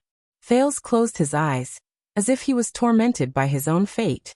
But no one knew that at the moment Count Liner made his cruel suggestion, the second prince of Constellation finally figured out one thing. "Connect," he said in his heart. The fight in Black Sand region, Constellation's interference, the Alliance of Freedom's rebellion, the war in the City of Faraway Prayers, the storm in Dragon Cloud City, most of the things were connected. They all pointed to a key point. That was Thales clenched his fists. "Is it really as I thought? But if that's the case..."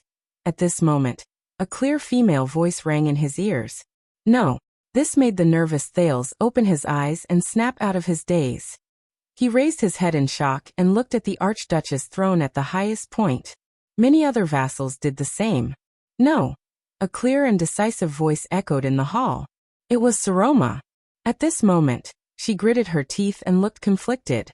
Her gaze kept moving between the vassals. Count Liner, who had threatened to release Thales in installments, was slightly stunned. My lady? Saroma stared at Thales in a daze. But after a few breaths, she seemed to have made up her mind. She turned her head and took a deep breath. Everyone 6 years ago, before the king and the 4 archdukes, I made a promise in the name of the Archduchess. The Archduchess seemed to be a little stuttering and nervous, a stark contrast to her previous unyielding attitude, but she still tried hard to suppress her trembling and said anxiously, I promised Thales. Thales will be Dragon Cloud City's guest. I will be responsible for his safety. In Dragon Cloud City, before my eyes. The young girl's face was taut, and she shouted with all her might. He won't and he shouldn't be hurt. Once she said this, the vassals had different reactions. Among them, the 6 counts had the most complicated expressions. Promise? The Archduchess. Thales stared at Saroma, who was forcing herself to remain calm. He felt anxious and fearful. Saroma, you be responsible for his safety? Count Liner seemed to be very dissatisfied with this sentence. His eyebrows were almost raised. Forgive me for being blunt, my lady, but what about our safety? What about the safety of those warriors who risked their lives to fight for your honor? The vassals seemed to resonate with Count Liner's words. They all nodded and grunted in response. Count Nazir looked at the Archduchess with a strange expression. He seemed to be hesitating about something. Count Liner said in an overbearing manner, That's right. And where do you put these? Saroma's face turned pale. Don't tell me that in your heart, this Prince of Constellation is more. Leespan saw that the situation was not right and decisively reprimanded. Liner. Liner snorted angrily. He turned his head around and looked at Thales with hostility again. The atmosphere in the hall suddenly became very awkward. No one wanted to speak. Beside Thales, Ian looked at the situation in the hall and exhaled heavily. The Viscount knocked on the seat of his chair in dissatisfaction, venting his dissatisfaction with the unexpected situation. Damn it. This was probably the only time he looked like a Northlander. Thales only lowered his head and listened quietly. He did not pay attention to the argument in the hall. After a few seconds, the embarrassed Archduchess seemed to have adjusted her emotions. I will negotiate with Constellation, she said softly. But before that, my guests will not be harmed in any way. But before that, my guests will not be harmed in any way. The Archduchess raised her head and gritted her teeth. This is our bottom line. The vassals frowned. Thales sighed. This is bad. Saroma, no. If you insist on this, negotiate. This time, the person who spoke was Monty from the city of faraway prayers. It will take about a month to travel from Dragon Cloud City to Eternal Star City. Monty crossed his arms and stood in the middle of the hall. He ignored the strange expressions of the nobles on both sides and said coldly, And the military situation is urgent. And the military situation is urgent. You can wait, but my subordinates and comrades can't. Moreover, we cannot turn this war that we must win into a permanent burden, and let the real enemy succeed. He did not clearly state who the real enemy was. Saroma was instantly speechless. The vassals began to discuss among themselves again. Ian frowned and wanted to say something, but under Monty's fierce gaze, he did not speak in the end. The pressure was back on Thales. The mean Count Cotterson snorted softly and sneered. Very reasonable. So, he shrugged and turned to Liner. The simplest way is to send our attitude along with the letter. Are you sure that chopping off only one hand will work? Count Liner smiled back at him. Thales sighed. We're back to this topic again. Someone must let them know that Northlanders do what they say. But they were interrupted by the Archduchess once again. No. Saroma clenched her teeth. Beads of sweat could be seen on her forehead, as if she was going through a very intense struggle. It's not that simple. The vassals showed puzzled gazes again. The young lady glanced at Thales. The anxiety and nervousness in her eyes did not decrease in the slightest. The Archduchess panted and tried hard to convince the men in the hall. I remember that King Kessel once promised that anyone who endangers Prince Thales's safety will become Constellation's eternal enemy. His head will be the condition for the next king of Constellation to be crowned. We must be cautious. This sentence seemed to have quite an effect. At least, the vassals who had been glaring at Thales and speaking rudely stopped talking and began to think about more problems. Thales was the only one who looked at the Archduchess with a complicated expression. He felt rather upset. She's protecting me. Even if this will endanger the little bit of popularity she built up with great difficulty today. She's protecting me. But Saroma. Finally, Count Leespan broke the awkward atmosphere. My lady's considerations are reasonable. The former Prime Minister and current regent, who had worked diligently for Dragoncloud City for decades, coughed. Leespan raised his gaze and swept his gaze across every vassal. If that king is really cold-blooded and does not care about the kingdom's future or his son's life, then no matter how many times we release this prince, the result will be the same. In the end, we will be the ones who will be forced into a dead end. Is Dragoncloud City really prepared to take the prince's head and become the target of public criticism? The hall fell into silence again. The Archduchess cast a grateful glance at Leespan. That's right, Seal. I mean it. Leespan only nodded mildly. This made the other counts frown and cast dissatisfied glances at the regent. But the girl still breathed a sigh of relief. Fortunately, Thales doesn't have to.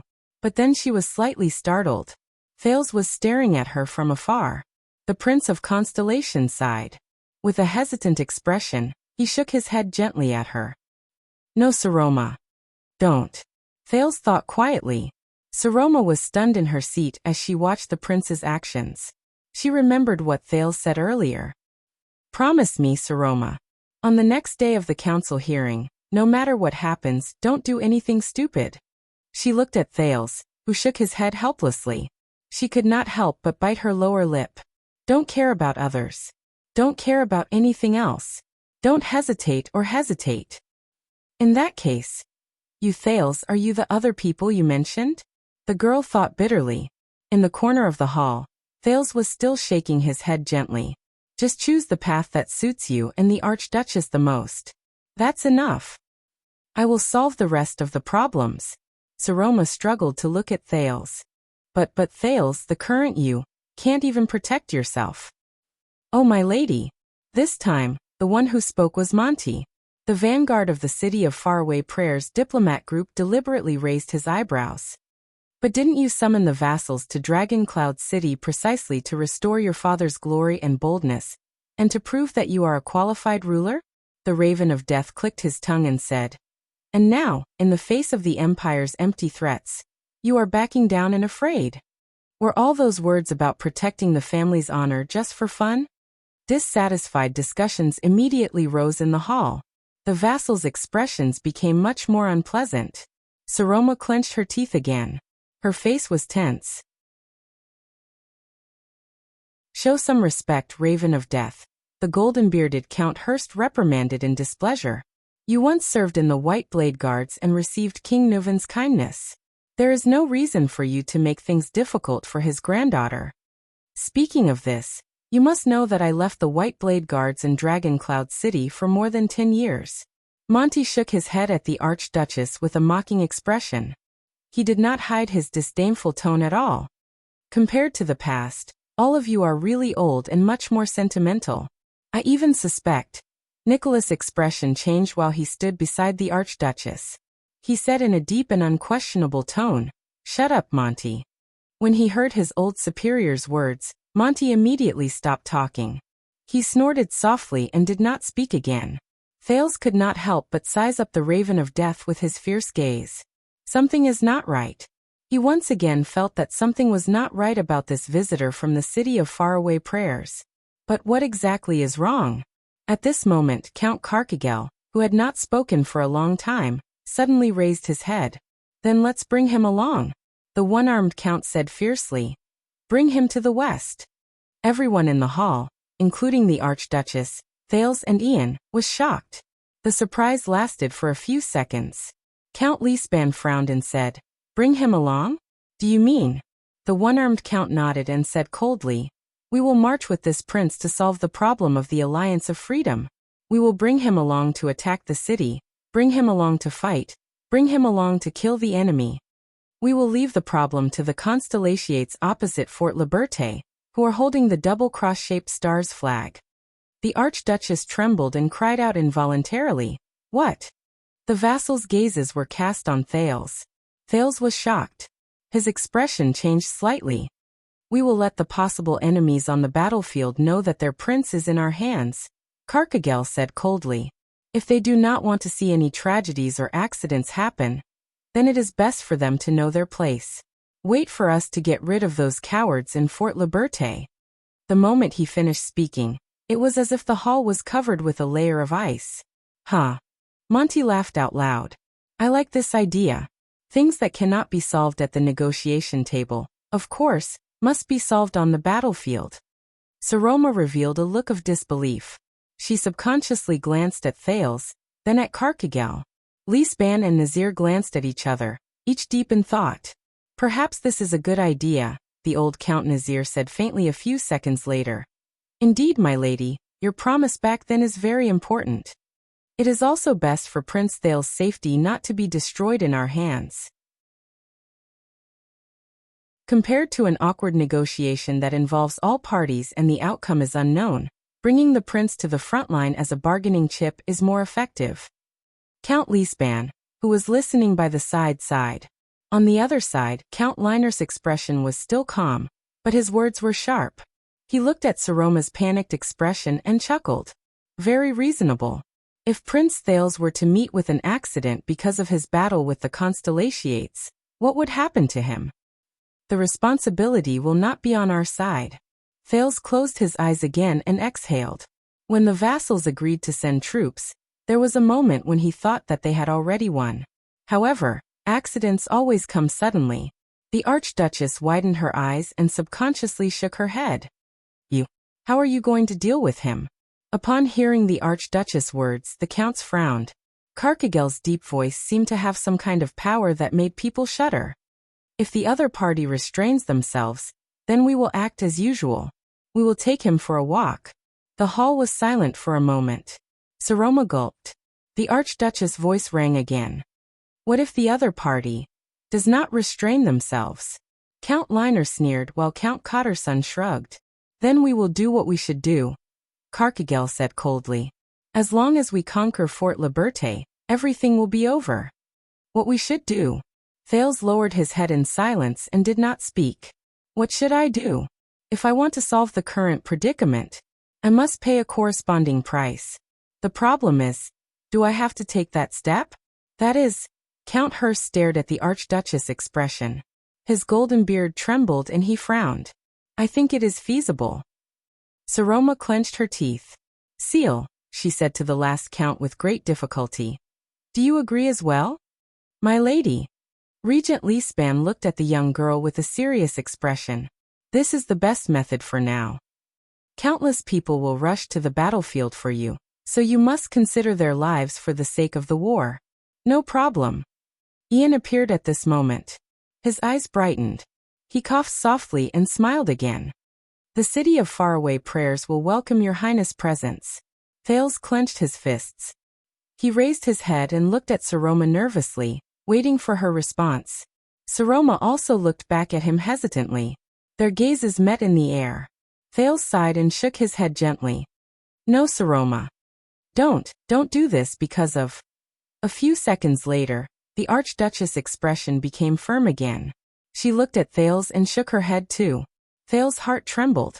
He understood her response. No.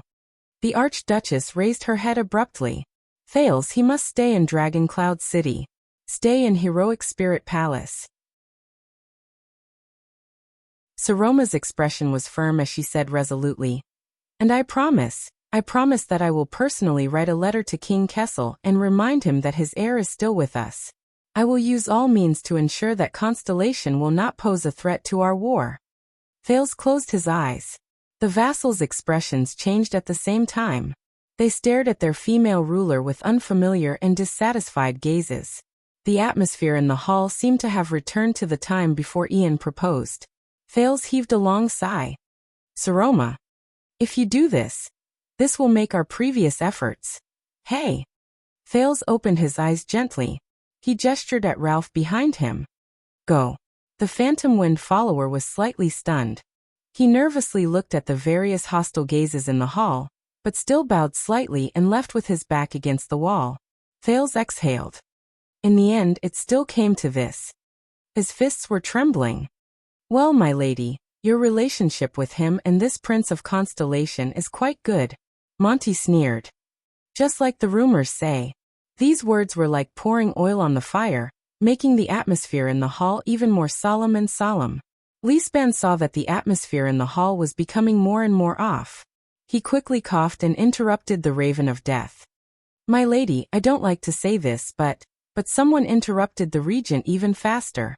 For the sake of the gods, you have said no many times about this matter. Across from Leespan, Count Nazir frowned and spoke slowly. As the ruler, my lady, of course you have the right to say no, and force us to carry out your will. The old count enunciated each word, as though he cherished every word in his words. But please remember, every time you say it, you have to pay a price. It's just that some of the prices are visible and visible, while some are invisible. Under the Archduchess' shocked gaze, Count Nazir said flatly, unless you have the ability to fool your people again and again, otherwise, if you pay too many of these prices one day, they will accumulate into a huge debt that even someone as noble as you cannot repay. Saroma gathered her hands under her sleeves. Her expression was unpleasant. Count Nazir. Nazir did not give the young girl a chance to speak. Instead, he spoke his words one by one.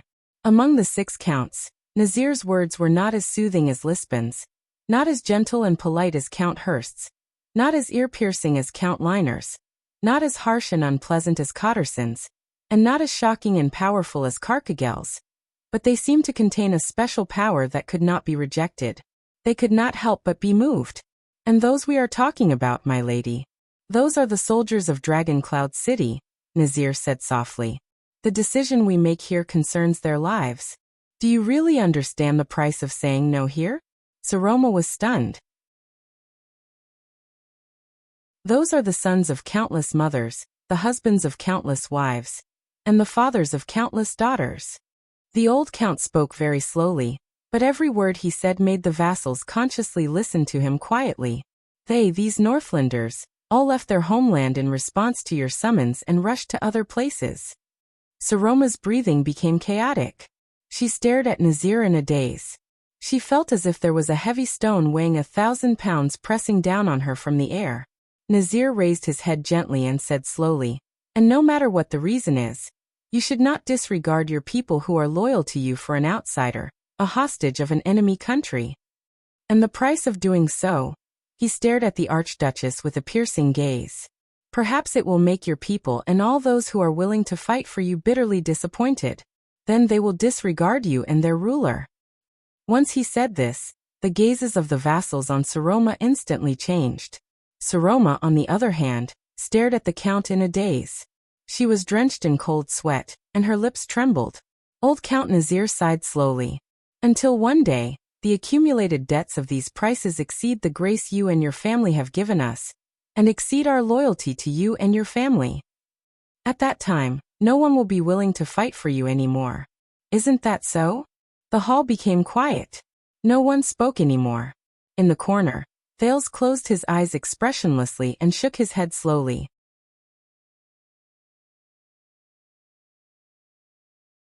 Chapter 327. The young lady was obviously anxious. Saroma's breathing became faster and faster. She subconsciously shook her head. But Count, no. But her hesitation only lasted for a few seconds. The Archduchess raised her head again and spoke in a firm tone. Count Nazir, you don't understand. Her words were somewhat incoherent, but the unyielding attitude in them made Leespan frown. If it weren't for Prince Thales' help, there would be no me, and there would be no Dragon Cloud City today. Thales was shocked. The moment she finished speaking, the entire hall seemed to have turned cold. Count Leespan heaved a heavy sigh, while Nazir's expression was extremely unpleasant. The other counts were not willing to give in. More and more Northlanders turned to Thales again, but the gazes that gathered on him became more and more ominous. Silly girl. Ian put his hand on his forehead in annoyance. He nudged Thales and whispered, "Yes, perhaps she can protect you from war. But if she has to sacrifice her prestige and power for this, and lose the support of all of Dragon Cloud City, then what is the point of everything we do today?" Thales did not answer.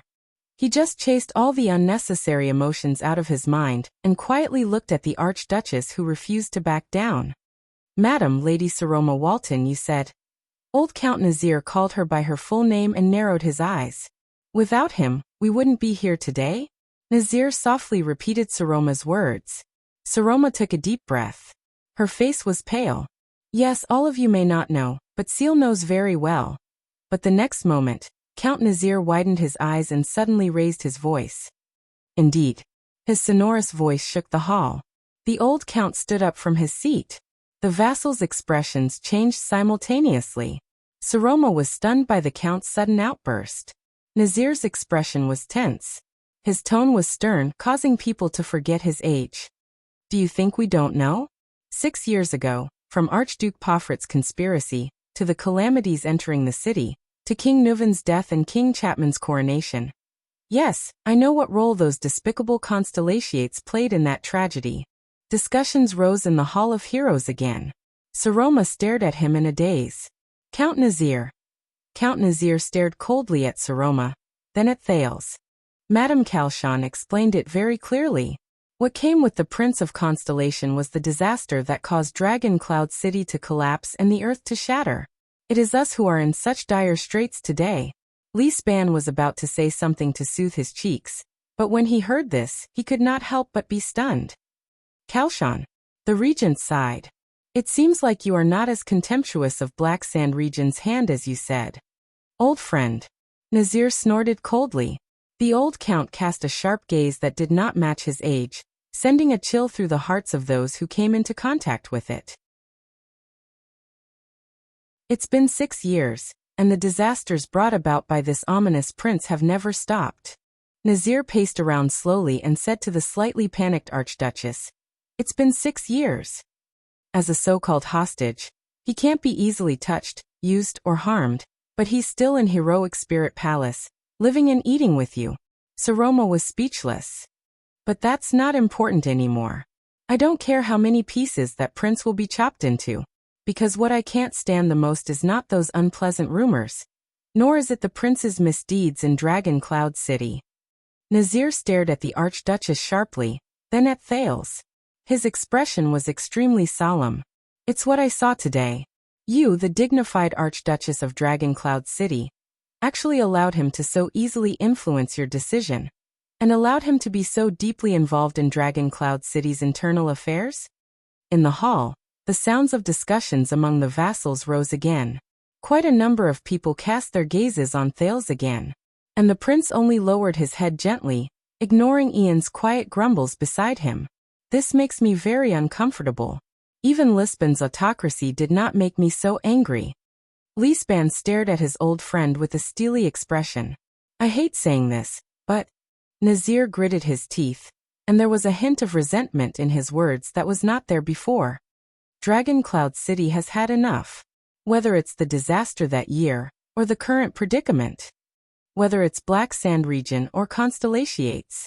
Whether it's by your side, or far away on the battlefield of the Alliance of Freedom. Saroma stared at him blankly, not knowing how to answer. Sounds of praise rose in the hall. Pairs of gazes were directed at Thales, and they were filled with hostility. Cotterson and Count Liner looked at each other. Hurst and Count Carcagel lowered their heads without saying a word, while Regent Leespan furrowed his brows. After a long silence, Nazir coughed loudly a few times. "I'm sorry, I overstepped my authority." Nazir's voice became softer, as though he had returned to the appearance of an old and clumsy count. "But if you are still so naive..." He shook his head with a sorrowful look in his eyes. "Especially when Constellation is involved, please forgive me for reconsidering my decision to send troops." Perhaps Dragon Cloud City should also stay away from these matters, even if it will damage your reputation. Please understand that we did not respond to the enlistment to satisfy the willfulness of a child who wants to protect his childhood playmate." These merciless words instantly plunged the entire hall into a cold winter. Count Lisban clenched his fists tightly and stared at the Archduchess hesitantly. Count Hearst wanted to say something, but in the end, he did not say anything. Count Leiner and Cotterson exchanged glances. Their meaning was unclear. The breathing of the vassals slowly became disordered. "Please make a decision. The decision a wise archduke should make," Nazir said faintly and sat down again. No one spoke. Everyone was waiting for the girl who sat at the highest point in the Hall of Heroes, perhaps the highest point in Dragon Cloud City. Saroma trembled slightly and stared at Nazir in disbelief. "No." She struggled internally, and her eyes slowly turned red. "Naive? Willful?" she muttered. "Protecting my childhood playmate?" She raised her arms as though she wanted to grab onto something, but in the end, she could only place them weakly on the chair. The girl stared at Thales with a sorrowful gaze. But Thales did not respond to her. A few seconds later, she turned her gaze back to Nazir, and stared at the Count's pained and unhappy expression. The decision a wise archduke should make? Her expression slowly turned into one of anger. "It's easy for you to say, Count Nazir." The girl's breathing gradually quickened. "You weren't there, Nazir." A puzzled look appeared on Count Nazir's face. Saroma took a deep breath. 6 years ago, when the disaster happened, you weren't there," she said with great difficulty. Count Nazir listened to the Archduchess' words and frowned. Beside the prince, the Viscount of the city of Faraway Prayers tugged at his sleeves angrily. "Did you see her expression? I don't think it's good." Thales nodded expressionlessly. He suddenly had a premonition of what Saroma was going to say. An inexplicable emotion broke through the seal of the sin of Hell's River and surged into his heart. "My lady," Count Nazir sighed, "you are now King Nuvan." Saroma raised her head and interrupted him loudly. "When King Nuvan unfortunately passed away." This name made many of the vassals' hearts clench. Many of them thought of His Majesty and lowered their heads. That blood calamity, when Shield District was destroyed, when the Queen of the Sky descended. During those times, all of you weren't there. With a mournful expression, Saroma slowly curled up the corners of her lips. More than that. Also, when King Nuvan took Alex away from him. When he put that ring on my hand. When I was captured by that monster.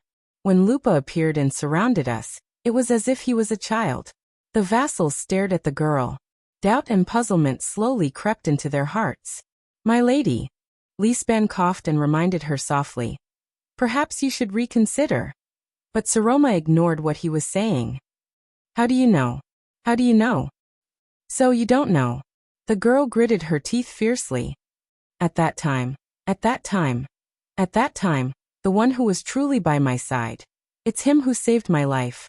And gave me a different life." At this moment Thales, who was at the center of the storm, slowly curled up the corners of his lips.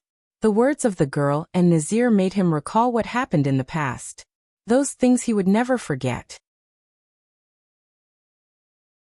He watched the Archduchess' struggling and hesitant expression from afar, and sighed softly. Saroma puffed out her chest and held onto the arm of the chair. The anger in her eyes slowly turned into relief. The expression on her face also changed from indignation to indifference. "Nazir," she said flatly, "do you think that Dragon Cloud City lacks a true Archduchess?" Nazir's gaze became solemn. He subconsciously felt that something was wrong. "Do you think that with an Archduchess as your leader, it is inappropriate for us to send troops?" Lisban's breathing became faster and faster. He stared at the Archduchess in surprise. Saroma exhaled and said coldly, "All right, I can do as you say. Choose a husband from the vassal families and give birth to an heir. Even if you get married tomorrow, it will not be a problem. If this can be exchanged for your expedition and your cooperation, then I will do it." The Archduchess flashed a forlorn smile. She heaved a sigh of relief, as if she had just let go of a burden. The Count's expressions changed one after another. Count Lisban's expression changed drastically. What? As if someone had poured boiling water into the hall. The vassals immediately cried out in surprise. What's going on? Ian did not seem to be able to react. He pulled Thales in a daze. She.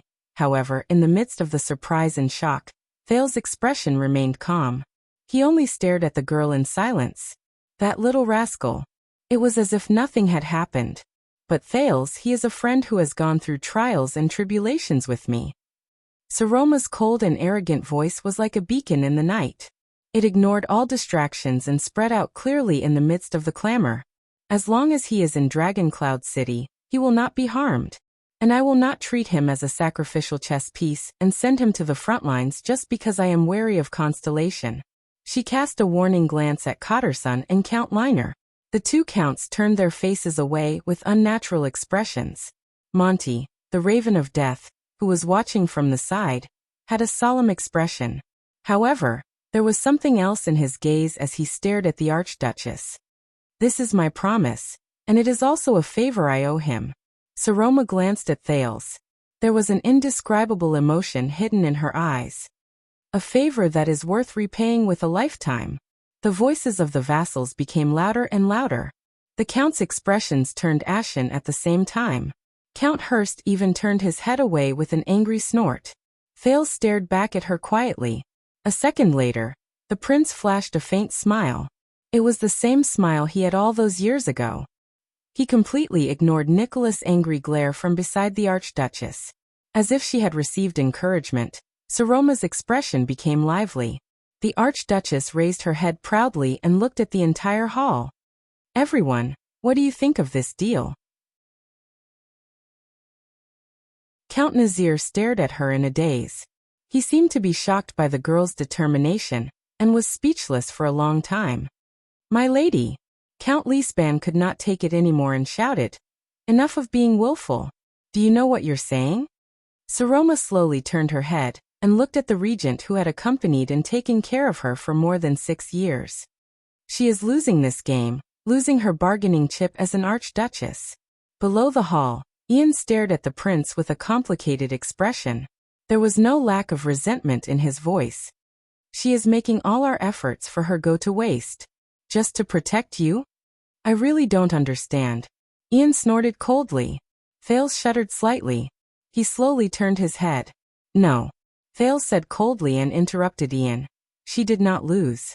In the face of Ian's puzzled gaze, Thales took a deep breath and tugged at his collar, brushing past the symbol of the 9-pointed star. I can't lose either. At the same time, everyone was either shocked or furious as they waited for the Archduchess's response. It was an important decision that might decide the future politics of Dragoncloud City. The young Archduchess' hands trembled more and more violently, but her gaze became more and more resolute. Of course I know what I'm talking about, Seal. Thank you. Saroma said coldly. But I am a Northlander, and Northlanders never forget favors, even if it comes at the cost of my life. At that moment, all the Northlanders fixed their gazes on their ruler, but everyone's expression was solemn.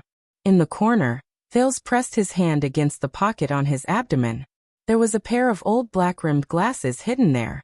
The prince stared at the stone carving of the cloud dragon spear at the top of the hall, with a determined expression. At least with me around she won't lose, he said flatly to Ian, who was beside him. Ian was dumbfounded. What do you mean? Ian seemed to have figured something out. He became nervous. Thales, what are you going to do? The corners of Thales' lips curled up slightly, revealing a smile. As I said. Thales seemed to be a little sentimental. He chuckled and said, a backup plan.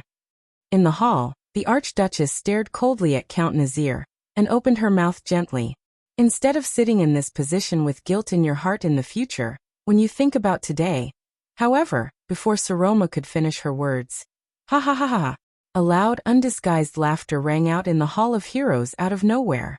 It interrupted the Archduchess' emotional words. It also broke the solemn atmosphere. Saroma, who was about to speak, was instantly stunned.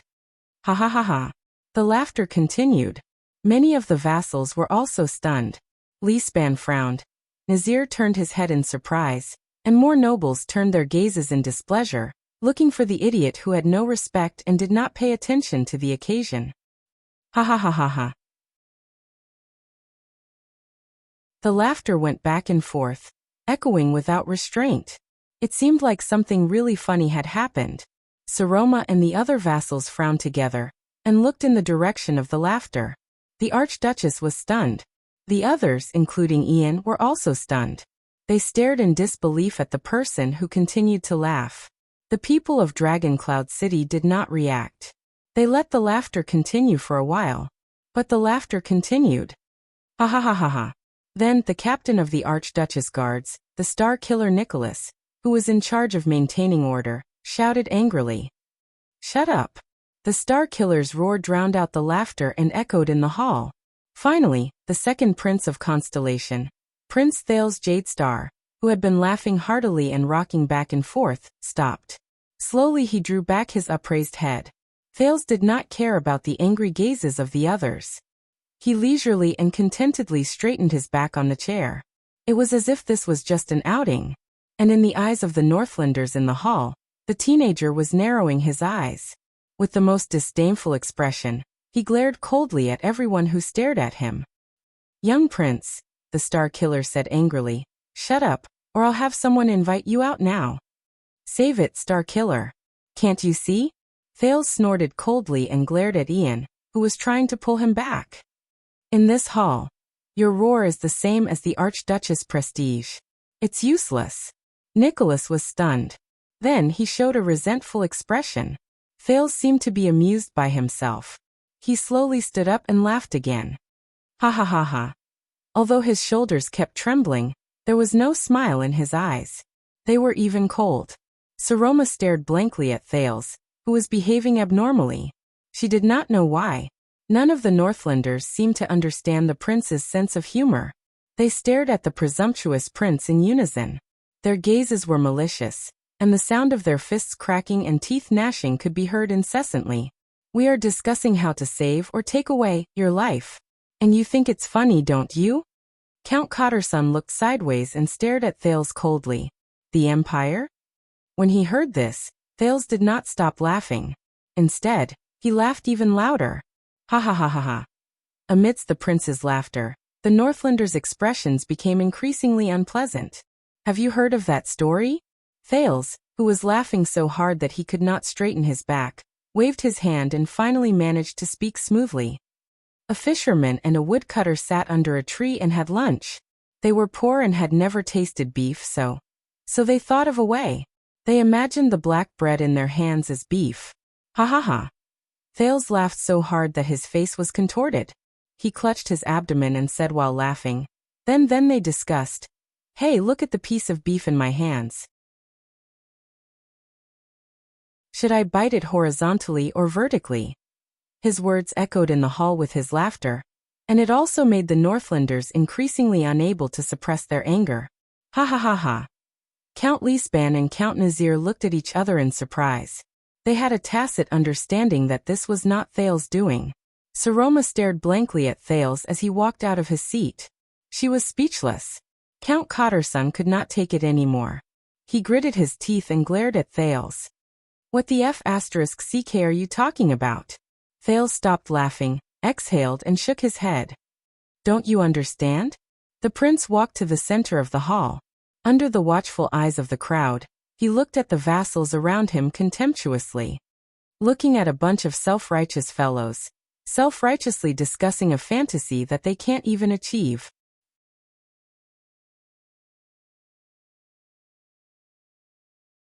Chapter 328. This sentence caused a huge uproar in the hall, like sparks splashing on eternal oil. The vassals were enraged. This F***king. F***ck him. Guards. But before the vassals could vent their anger, Thales spoke again. His voice rang through the hall. You know, sometimes I miss Nuven very much. The prince sighed, but his words were devoid of respect. I want to say to him, look, great Dragoncloud City, this is what's left of you. Your pitiful inheritance, Nuven. Thales turned around and looked up at the stone carvings above his head. He spread his arms at the nobles on both sides and shook his head in a seemingly dispirited manner. Just a bunch of old fogies with rigid thinking, guarding a useless and cowardly little girl. For the sake of that little bone in Dragon Cloud City, they tear each other to pieces. I've listened for so long, I've had enough. His expression changed, and he said disdainfully, as Nuven's vassals, all of you are truly pitiful. Asterisk bang. Asterisk blasphemy against the late king? Count Carcagel smashed his chair coldly. You'll regret what you said. I swear. Thales shook his head in disdain. He did not respond at all. Wow. Ian gaped at Thales from his seat. I thought I was already going overboard. If this is your plan, madam, then it's best to stop him before anything happens. Nicholas' already pale face was now filled with anger beyond the situation. He whispered beside the Archduchess, "This is too much. If this goes on, no one will be able to save him in front of the angry Northlanders. Even if he has his father and Constellation's protection." But Saroma only stared at the prince in a daze and did not reply. Thales, you? Thales took 2 more steps and brushed past Monty's shoulder. The Raven of Death gave him a faint, cold smile. His gaze was malicious. Enough. Prince Thales, Count Hirsch shouted angrily. Madam tried to save your life, but you... Oh, speaking of this. Thales raised his voice, as if he had suddenly realized something. He calmly turned to the golden-bearded count. Saved my life. Ha. He shook his head with a ridiculous and disdainful expression, clicking his tongue at the seated Archduchess. I knew it. It's not safe to bet on the so-called Archduchess. He shook his head and sighed, seemingly annoyed. I advise you not to do that either. It's just as I thought. She's too weak and too stupid. Thales shrugged. She can't even be a good puppet, much less protect me. The prince snorted. Stupid little woman. Count Leespan looked at the prince in disbelief. He felt that he had never been so unfamiliar before. It was as if he was no longer the prince who had always been content with his duties. Saroma's expression changed. She stared at Thales in bewilderment, but she could not help but recall what the teenager had said before. Don't care about others, don't care about anything else. Don't hesitate or hesitate. I'll take care of the rest. This is your way of solving problems? How dare you insult Our Lady? Count Hirsch clenched his fists. His face was contorted, and he enunciated each word to express his anger. Not bad, Prince Thales. Your Highness, as a constellatiate, you really have guts. Then, let us see how long you can be stubborn. Thales blinked. The Northlanders have said this to me more than once. The second prince exhaled, seeming very helpless. In the end 6 years have passed, and my head is still on my neck. Count Hirsch roared furiously like a beast whose territory had been invaded. The Northlanders burst into deafening curses. The Archduchess guards even held down 2 vassals who could not help but step forward. This is really interesting. Count Liner stared coldly at Thales. My lady, it seems that your judgment of people is somewhat biased. Saroma, however, quietened down at this moment. She looked at Thales with a hint of sorrow, but she could only see a false emotion in the prince's eyes. Thales, what do you want to do? Yes, the Alliance of Freedom was our doing. It was Constellation's premeditated plan. Thales took a deep breath, turned to the Northlanders in the hall, and shouted, adding fuel to the fire. And what can you do? Northlanders? Dragon Cloud City? Hold endless hearings and quarrel in the castle? Then, use pretentious words to boast about your achievements that were never yours to hide your incompetence and foolishness? I've had enough, he sneered. As if all of you have really contributed a lot to Dragon Cloud City. Countless angry shouts rang in the air, and the passionate Northlanders gave passionate suggestions such as kill him. Count Nazir frowned and stared at Thales. He gestured to Leespan, who was sitting opposite him. What's going on? But the regent only shook his head. He did not know either. And what annoys me the most is, your Archduchess is right about one thing. Thales sighed, and his expression turned cold. 6 years ago, if it wasn't for me, Dragon Cloud City would have long since ceased to exist. Since when did all of you have the right to shout and discuss how to deal with me? Thales spun around on the spot, and took in every pair of gazes. He laughed loudly and raised his voice, drowning out the Northlanders' curses. As if you can really do it. The voices in the hall grew louder. Now if I say, chop off one of his hands, Count Liner said coldly and loudly. Is there anyone else who objects? One-sided shouts of anger and agreement rang in the hall. Thales laughed without a care in the world. He turned around and faced the now speechless Archduchess. He spread his arms. Come, like a brave warrior who was ready to risk everything. He laughed angrily and happily on the battlefield. Everyone from Dragon Cloud City, the second prince of Constellation, Thales Jadestar, is here right now. Take me as a hostage, the teenager shouted. Chop off my hands or feet, it's up to you. 3 Archduchess guards held down the 5th vassal who was about to rush forward, Count Hudson. Thales could no longer remember whether he was Sunset Snow River or Hudson of Spear City. But it did not matter. Thales stared coldly at the enraged Northlanders. It's about time. Ian stared at Thales in the hall and furrowed his eyebrows tightly. What are you trying to do? This is Dragon Cloud City, and you're facing Northlanders. If this goes on, even if you want to be sent to the city of faraway prayers safely, it's impossible. Saroma stared at Thales, who seemed to want to challenge all the authoritative figures in Dragon Cloud City. That's right. At this moment, no one. Talk about marriage, talk about conscription, and talk about the Archduchess qualifications. But you Thales. When she thought of this, she could not help but feel a lump in her throat. Thales roared angrily again. But all of you must remember. Thales waved his arms and glared at every Northlander who was gnashing their teeth. He raised his head and shouted angrily. On that day in the future. On the day I wear the 9-pointed star crown and receive the staff of Constellation. Every debt will be settled, and every hatred will be washed away.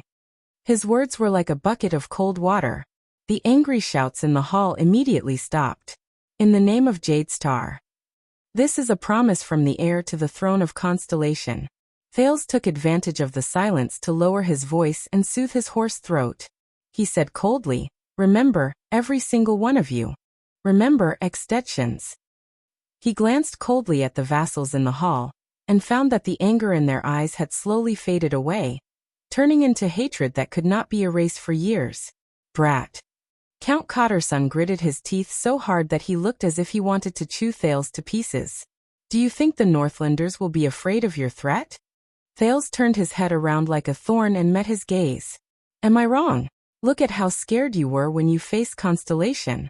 The prince smiled and said with a sigh, the once awe-inspiring and famous Dragon Cloud City has now. You can only rely on hostages to fight. The angry shouts in the hall, which had calmed down, rose and fell again. Aside from the bewildered Leespan and the frowning Nazir, even the other 4 counts showed their anger. Count Carcagel clenched his remaining fist and said with an expressionless face, I doubt if you can live to be crowned. If it weren't for the Archduchess guards restraining you, you would have been torn to shreds by now. I doubt if you can live to see the day of your coronation. Thales laughed. That's why I said that you are a bunch of idiots. The second prince of Constellation sighed, as if there was no one else around him. It doesn't matter whether I am crowned or not. Because someone will always be crowned. He narrowed his eyes and fearlessly met the count's gaze. When it comes to how to deal with me, you have never faced me, but the prince slowly opened his mouth and finished his sentence. The entire constellation. Thales finished his words flatly, and was greeted by another wave of angry protests. But he was completely unaware of it. At this moment, when everyone's attention was on Thales, a servant hurriedly pressed his body against the wall, and went behind Regent Leespan. He then leaned close to his ear. Some people noticed this, but their attention was immediately attracted by Thales, and they shifted their gazes again. However, Leespan's expression changed. He lowered his voice and said, What? Now? Is that? The servant nodded. After Leespan asked a few more questions, his expression became increasingly worse. Count Nazir noticed his old friend's expression, and immediately cast him an inquiring gaze. Against his expectations, the usually steady old Leespan had a dejected and panicked expression. He shook his head at the puzzled Nazir. Leespan took a deep breath and stared at Thales in disbelief. He smiled bitterly. Is that so? Prince Thales. I see. A second later, Leespan waved his hand weakly, as if he had given up on something. The servant left, but the confrontation in the hall continued. We Extet fear no opponent, Count Liner said coldly. Earl Liner coldly said, because of your foolish actions, kid, your fate today has already been decided. And it will be the same in the future.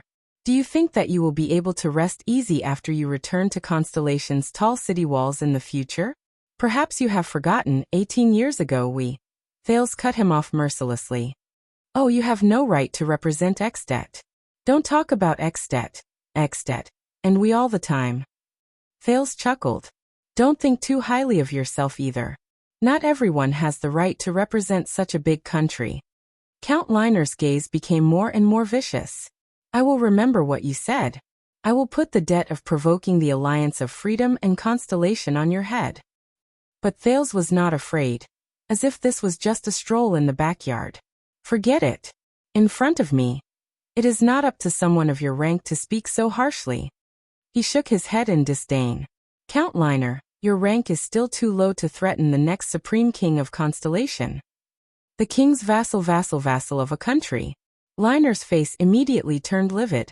At this moment, bang. The main door of the hall was suddenly opened. A deep and sonorous voice rang out in a low voice. I seem to have heard someone say that not everyone has the right to represent Extet. Even a count's rank is not enough to speak to a certain king's heir? The argument in the hall stopped. Most of the people stared at the door in a daze. They did not understand what had happened. Thud, thud, thud. The sound of footsteps rang. Under everyone's puzzled gazes, a middle-aged noble with a frosty expression stepped into the Hall of Heroes, accompanied by a few Archduchess personal guards, as if no one else was present. The newcomer stopped and stood leisurely in the center of the hall. He calmly sized up his surroundings. He spoke softly, but his words seemed to contain a bone-chilling chill. What about me? What about a king? The hall instantly fell silent.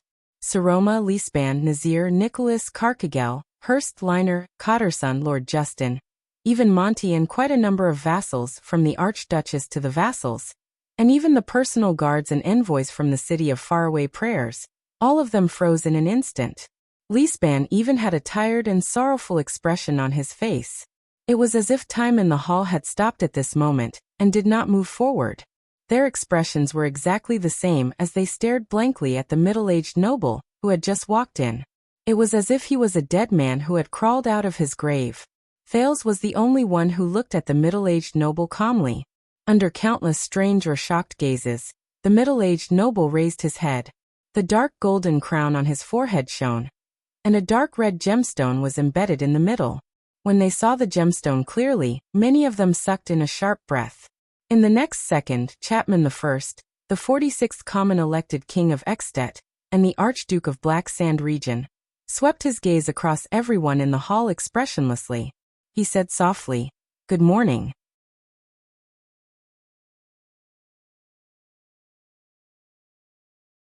Chapter 329. Thales never thought that when a king appeared before his vassals, he would receive such an interesting response. At that moment, all eyes were on the king. In the silent atmosphere, Chapman Lampard clasped his hands behind his back expressionlessly, and paced at a moderate pace. But he seemed to exude the solemn pressure unique to a king.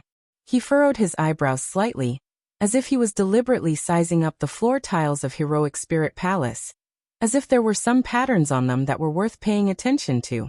Behind the king, Viscount Kentvita and Croce stood on his left and right with indifferent expressions.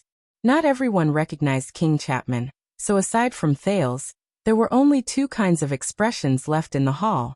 Their faces were solemn, and they were confused. There were also those who were both, such as Leespan and Nazir, and the Archduchess. Extet. Viscount Kentvita stepped forward solemnly. With a sonorous voice and the short, powerful, and gruff tone unique to Northlanders, he announced to the entire hall, "Salute your king." Kentvita's voice echoed in the hall. In the next second, as if a storm had suddenly descended, The originally puzzled nobles instantly erupted into an uncontrollable uproar. What's going on? The Kinslayer is actually in Dragon Cloud City. How did he get in? Could it have been arranged beforehand? No, look carefully at that prince. There were those who were doubtful, those who were shocked, those who were solemn, those who were terrified, and those who were gnashing their teeth in anger. But the Archduchess and the 6 counts sank into a strange silence. Saroma's face was pale. Lisban closed his eyes and said nothing. Nazir could not hide the strange look on his face as he looked at the king, then frowned and looked at the indifferent Thales. Carcagel's eyes burned, and his breathing quickened. Hurst seemed to be seeing King Chapman for the first time. His solemn and scrutinizing gaze was fixed on the king. Count Liner and Count Cotterson were so shocked that they did not even have the time to exchange glances. Ian from the city of faraway prayers was dumbfounded. He blinked rapidly and sized up the common elected king in the center of the hall in disbelief. From time to time, he cast a puzzled glance at Thales. Is that the ambitious and terrifying Archduke of Black Sand region that my father mentioned? The culprit of the disaster in Dragon Cloud City 6 years ago? How? Thales? Doesn't that mean? Ian's expression became more and more unsightly. At the center of the storm, King Chapman's expression was still calm, and his movements were casual. His left hand lightly rested on the sword at his waist, not caring about the atmosphere around him. The nobles' discussions grew louder and louder. At this moment, the king suddenly raised his head. The nobles, who were discussing among themselves, could not help but stop and hold their breaths. King Chapman's gaze was filled with coldness and deathly stillness. Wherever he looked, those who were swept by his gaze would shudder in fear. It was like falling into a bottomless glacier. A few seconds later, the king grinned and looked at the nobles of Dragon Cloud City. He chuckled in a mocking manner. Humph. Thales took a deep breath and calmly looked at Wyatt and Ralph, who had worried expressions on their faces. Behind Kentvita and Croche, the 2 attendants of the Prince of Constellation lowered their heads. They stuck close to the wall and moved to the prince's side in a low-key manner. In the end, it still came to this. The prince thought gloomily, the worst of it. He nodded at the 2 who had returned. At that moment, Thales suddenly felt a chill run down his spine. Malicious gazes shot towards him. It was the Star Killer. Nicholas was glaring at Lampard as if he was staring at an unforgettable enemy. The pain and hatred in his eyes were practically about to turn into flames and spew out. He then looked at Thales, his gaze filled with anger and dissatisfaction.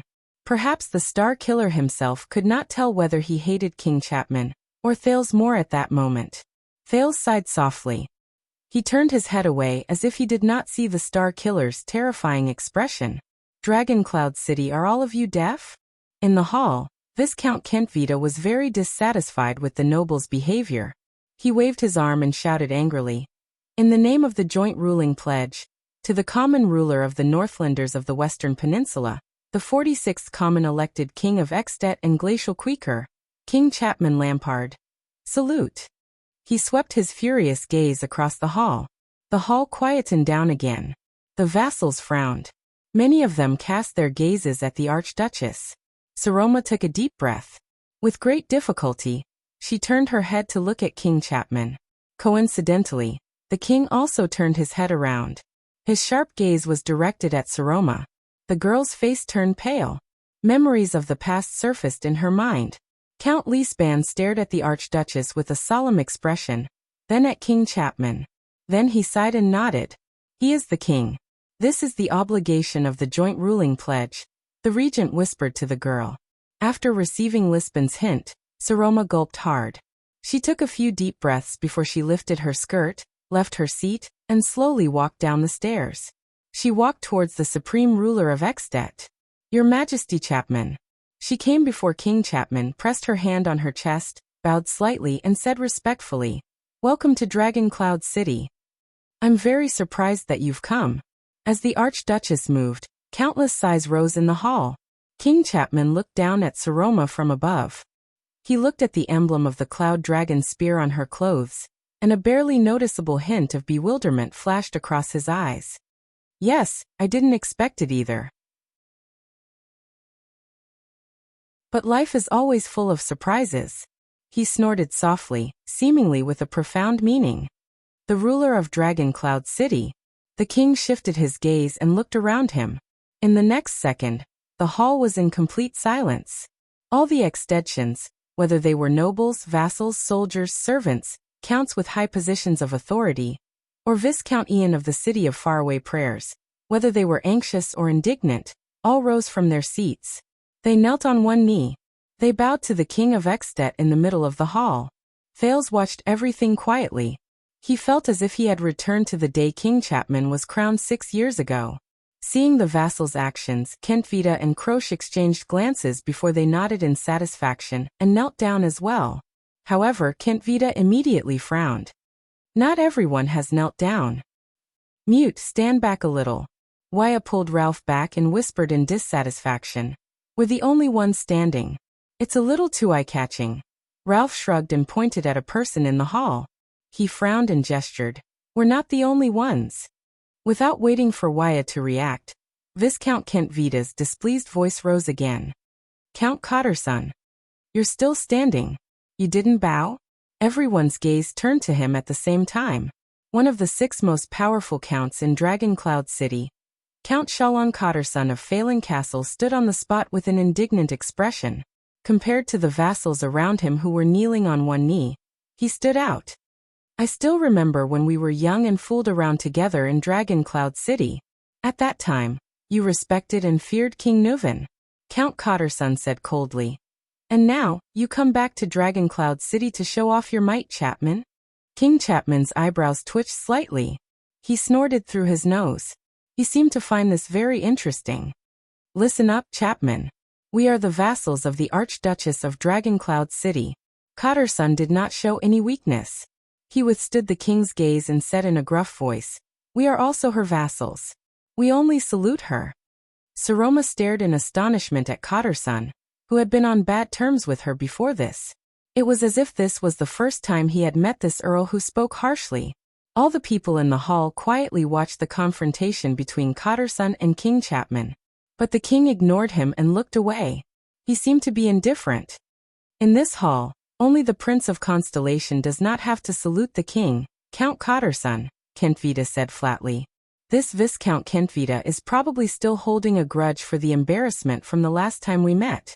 A malicious glint shone in the Viscount of the City of Halting Light's eyes. Why, are you also a Constellatiate?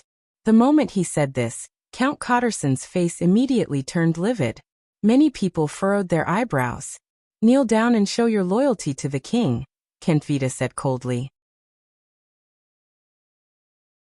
Count Cotterson took a deep breath. He stared at the king in disdain, then at Kentvita. He was about to open his mouth to retort, but someone grabbed his shoulder. Cotterson turned his head in surprise. Count Liner was holding his shoulder. His expression was unpleasant. Kneel down. He is the king after all. Etiquette is secondary. But if you do not want to be labeled as a disloyal, because you violated the joint ruling pledge the next day, and if you do not want to become the enemy between Dragon Cloud City and the king, there was a hint of warning in Count Liner's tone. Kneel down, don't cause trouble. Cotterson raised his head indignantly and looked at the king. He thought of something, and his expression was one of struggle. King Chapman continued to stare back at him with a dark expression. A few seconds later, Cotterson gritted his teeth. In the end, he closed his eyes and knelt down on one knee. His hand, which was holding his knee, trembled slightly, as though this was a great humiliation. The king's cold laughter rang in the hall. If you do not want to kneel down. King Chapman's expression became animated, as though he had suddenly come alive from a portrait. Then do not kneel.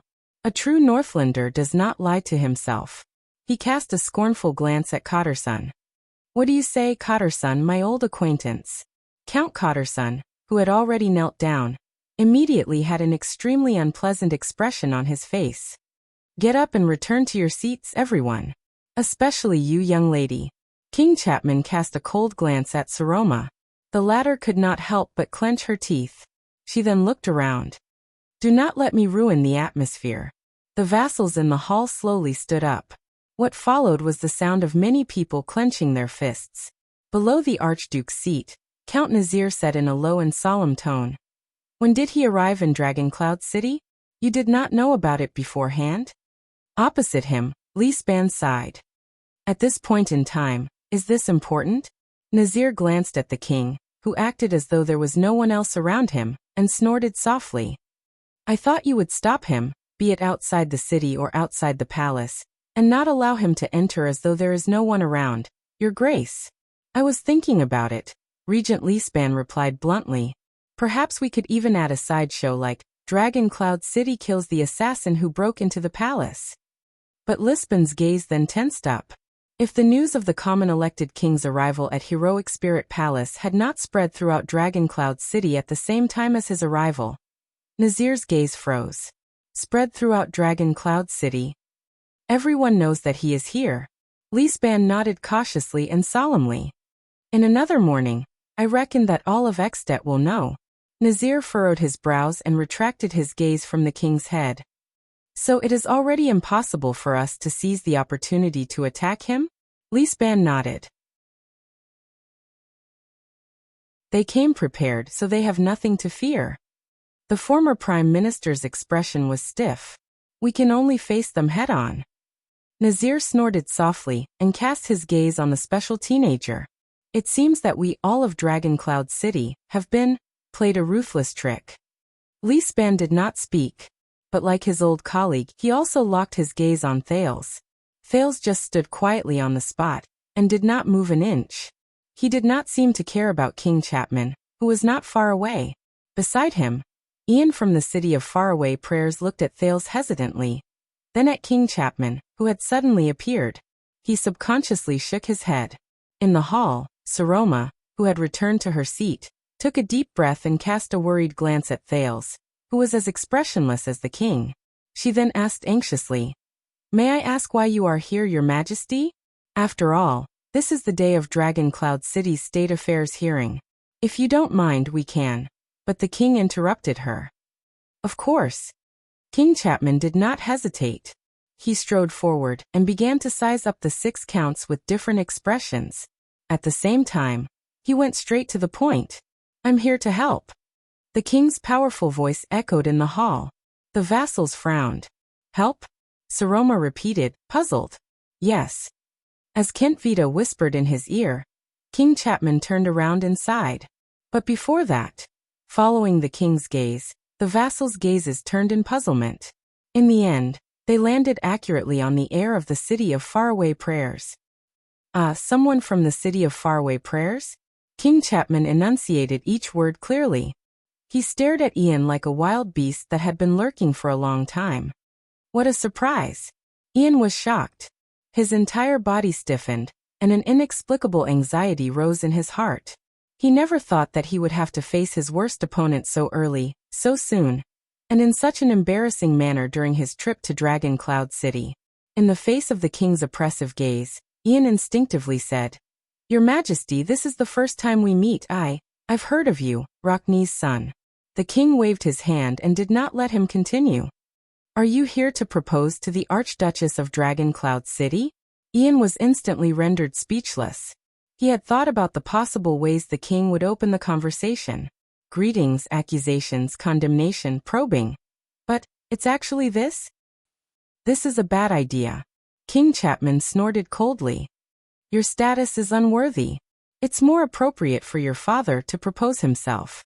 Doesn't he love doing this kind of thing the most? Ian's face instantly turned pale.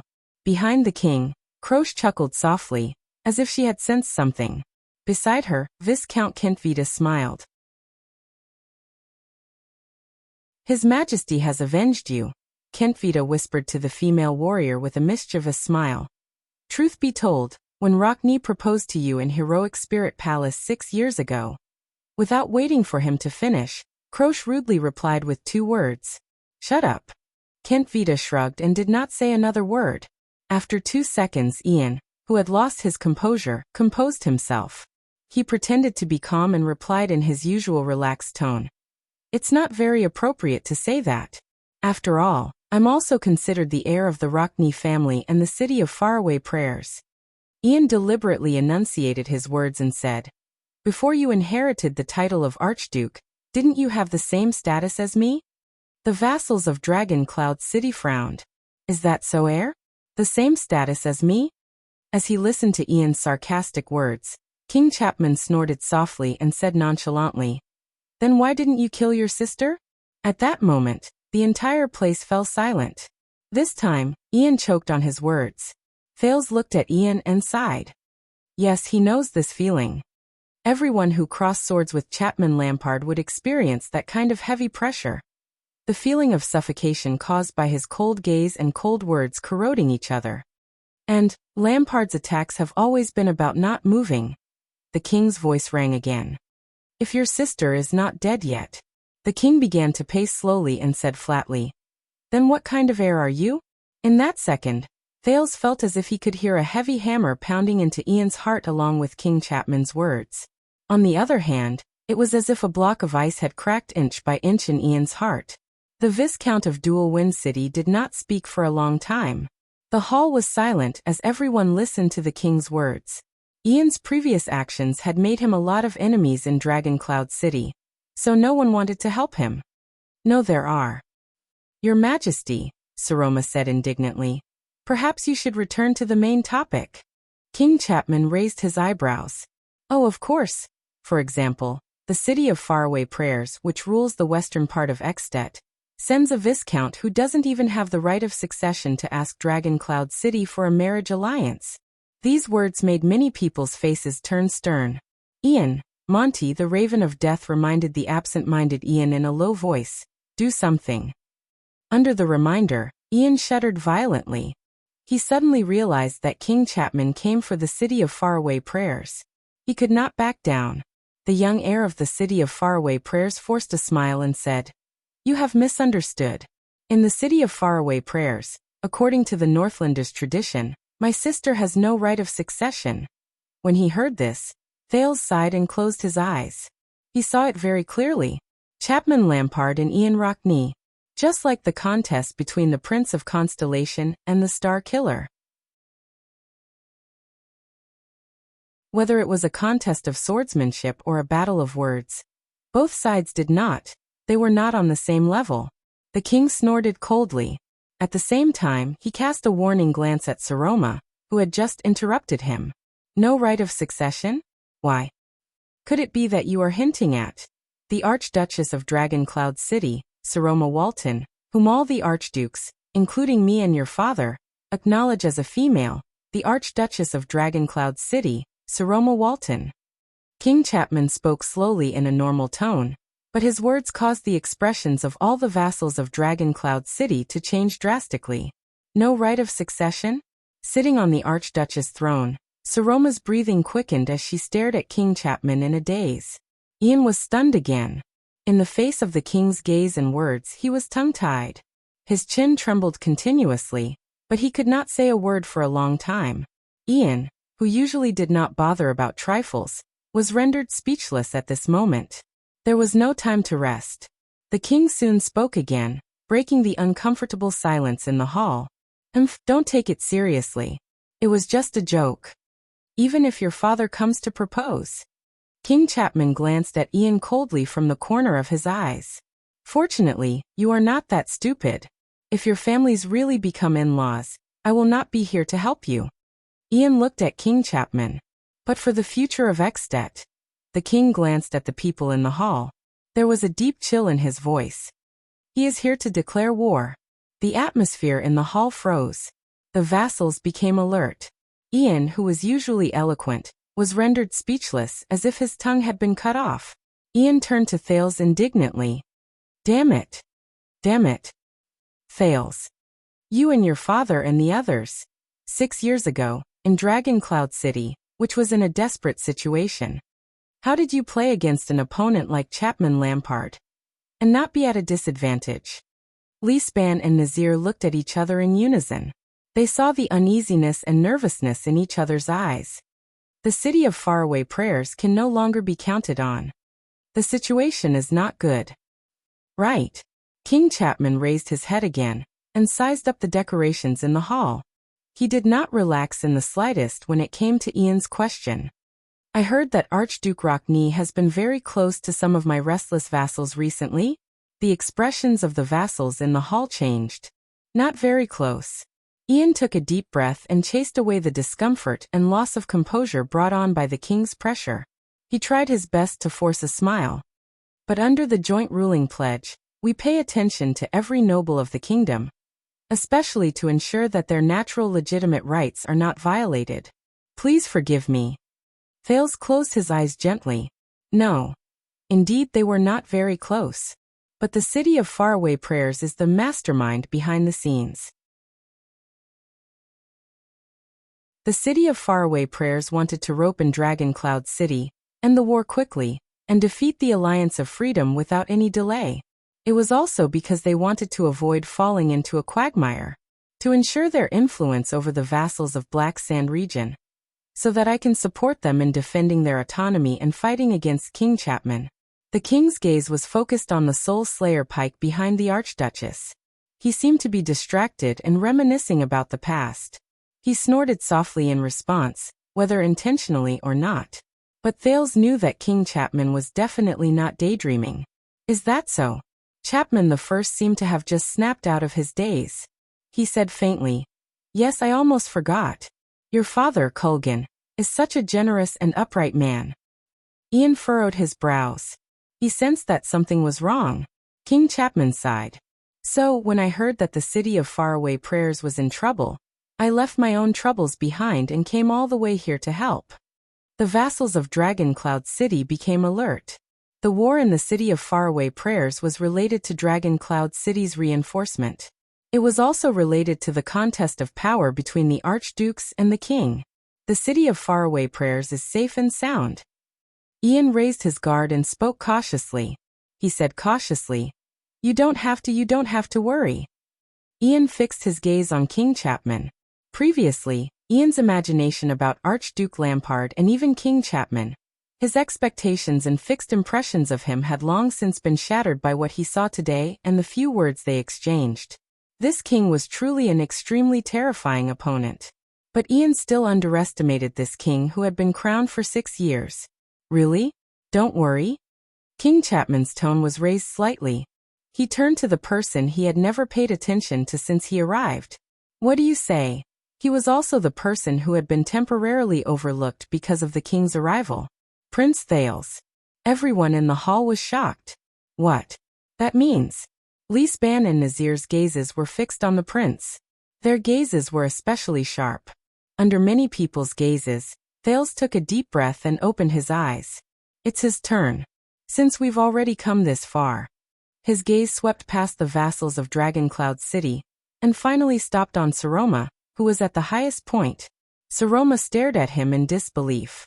Her gaze seemed to be asking him, "What's going on?" Thales smiled. "Remember what I said, Saroma. No matter what happens, she had to choose the path that was most suitable for the Archduchess." In the next second, Thales turned around in a steady and resolute manner. He faced the strange gazes that filled the hall, and the seemingly calm King Chapman. Constellation thinks so. Exdet is represented by the city of faraway prayers. You shouldn't rudely interfere with the internal affairs of the Alliance of Freedom. So we sent an army to observe the relationship between the Alliance of Freedom and the city of faraway prayers. Thales used the shortest and most appropriate words to share the information with King Chapman, who had just arrived. And regardless of whether it's the city of faraway prayers or Dragon Cloud City, everyone here seems to be. I'm not very satisfied. After Thales finished speaking, he pursed his lips tightly. However, this sentence was like a powerful knock that echoed in the hearts of everyone who knew the truth. Saroma stared at Thales in a daze. The puzzlement in her eyes grew deeper. What was going on? Why does Thales want to stand against us? Why does he want to claim that his kingdom is against us? His situation was clearly already. In the face of Saroma's puzzlement, Thales' expression was as calm as still water. He did not respond. Ian of the city of faraway prayers opened his mouth in shock, but he could only speak halfway. Thales, what kind of joke is this? Didn't you say that you didn't know anything? But now you. In the face of Ian's questioning, Thales' expression was calm. as if he did not hear anything. On the other side, the star killer, Nicholas, stared at Thales with an increasingly dark gaze. There was even hatred in his eyes. "Young prince, are you in cahoots with him?" In the face of the star killer's angry gaze, Thales' gaze froze. He did not move an inch. Regent Leespan stared at Thales in shock. He furrowed his eyebrows tightly as he recalled the prince's previous deeds. Could it be that this prince and King Chapman? Thales' words also stirred up the anger of the vassals of Dragon Cloud City again. Waves of condemnation surged forth and drowned him. Count Cotter, son of Dragon Cloud City, gritted his teeth and said, "Hey, you little rascal." But he was interrupted. Count Nazir held him down with a solemn expression and shook his head. "Your Highness, is this your plan?" Waya, who came to listen to the council hearing for the first time, immediately whispered nervously into the prince's ear. "It doesn't seem too good." Ralph cast a scornful glance at the attendant. "This is considered bad? You didn't see it, but when the Northlanders were discussing how to dismember the prince." In the face of these people's gazes and discussions, Thales was indifferent, as if it had nothing to do with him. He only waited quietly for King Chapman's response. King Chapman frowned slightly and paused for a few seconds. He seemed to be digesting the news. A few seconds later, he relaxed his brows again. His sonorous voice rang in the hall, cutting off the vassal's condemnation. "Look." The king turned around calmly and faced the entire hall of heroes. "This is what I meant by trouble for the city of faraway prayers."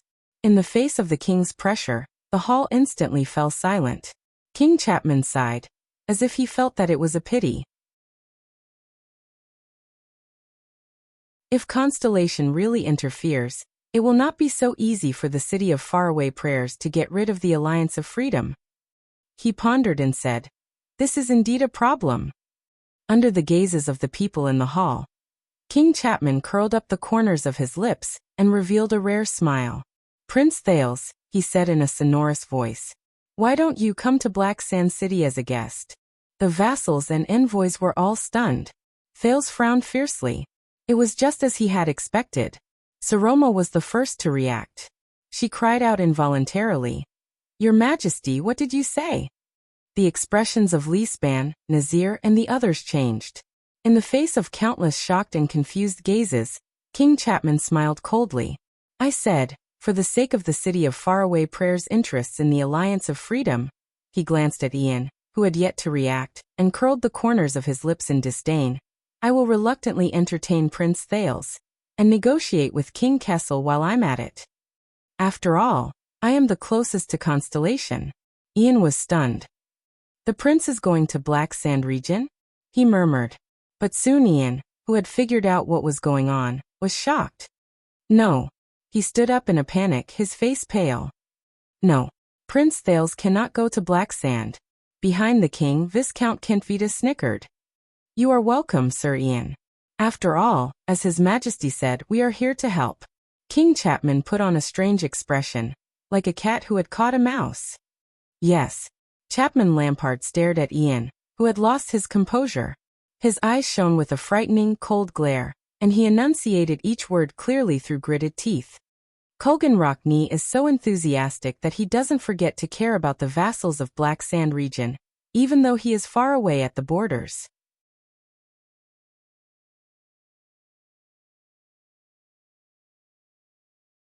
Chapter 330. "No, Your Majesty, you can't take him away." Ian lost his composure and took a step forward. He had even forgotten how terrifying Chapman Lampard was. He was completely unaware that the man before him was the supreme ruler of the entire kingdom. "You can't take Prince Thales away." Count Nazir frowned slightly and whispered to Leespan, who was beside him, "Strange." "Yes." Regent Leespan also revealed a solemn and puzzled expression. "Once the hostage prince falls into the king's hands, the situation will be reversed, but Lampard is shrewd and ruthless. Why does he think that Dragon Cloud City will obediently bow to the king's might and obediently hand over the hostage? Unless..." Count Nazir narrowed his eyes. "He has something that he can use against us, forcing us to compromise?" No one noticed that Lisbon's breathing froze for a moment. Or, Nazir was still thinking and did not notice his old opponent's loss of composure. He thinks that Prince Thal's whereabouts are of no importance to the overall situation, and that's why he said it casually. This time, Leespan did not respond to him. In the hall, King Chapman cast a sideways glance at the anxious Ian, as though he was looking at a clown. Humph. Prince Thales is related to the future of the two great kingdoms in the Western Peninsula. King Chapman's eyes were like frozen snow that would not melt. If we want to use him as a bargaining chip to negotiate with Renaissance Palace directly, the king of the kingdom should step forward. The king turned around and faced the entire hall. His voice was loud and clear. Don't you think so? Ian took a deep breath and adjusted himself. No one made a sound. Everyone stared at King Chapman with solemn expressions.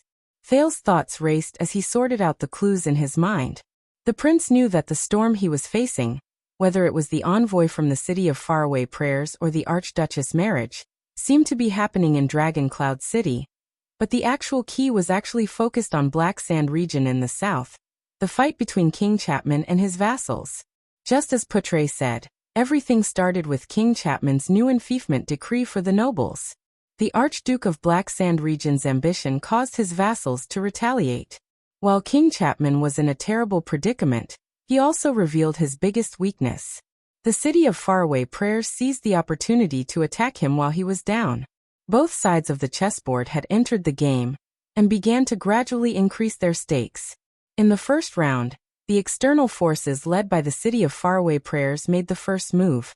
With Rockne as an example, the Archduke supported and instigated the vassals under the Lampard family from behind the scenes, giving them the confidence to continue fighting against the king's decree.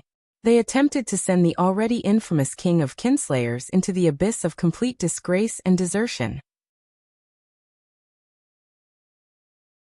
The second round began with Black Sand region's counterattack.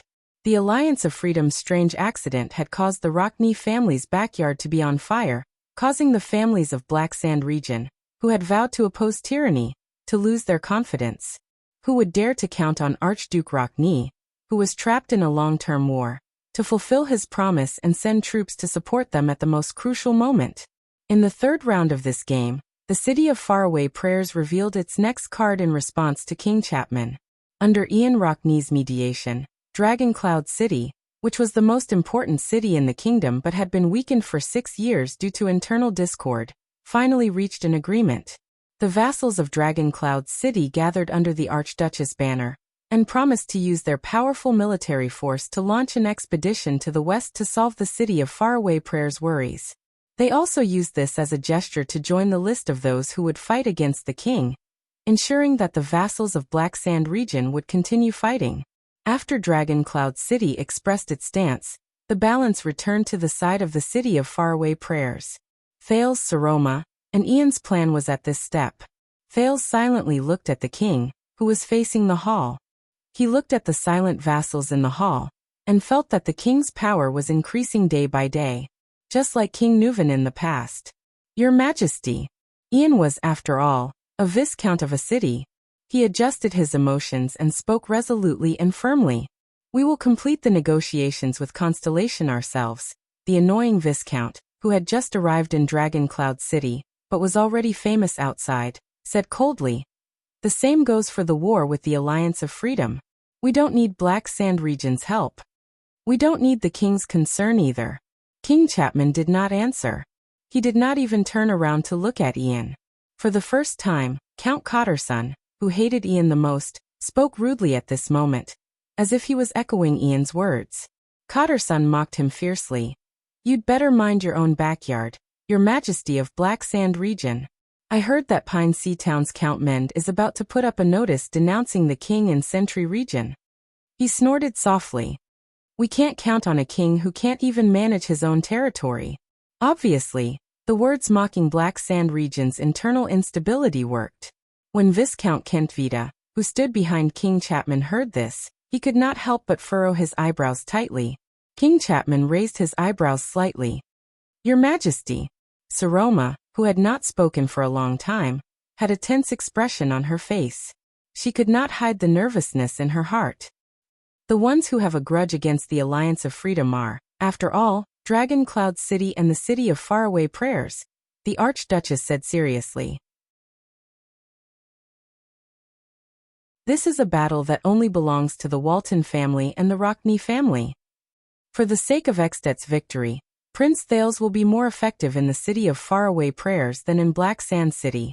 Thales nodded slightly, but his gaze was gloomy. You're right, Saroma. But the last thing King Chapman needed right now was probably a reason that was based on reason. The king stood quietly for a few seconds, as if he wanted to savor the air at this moment. Only then did he slowly turn around and show half of his side profile to the furious Cotterson and Ian, who looked as if he was facing a great enemy. He then looked at the Archduchess and nodded at Thales. All of you really like this boy, don't you?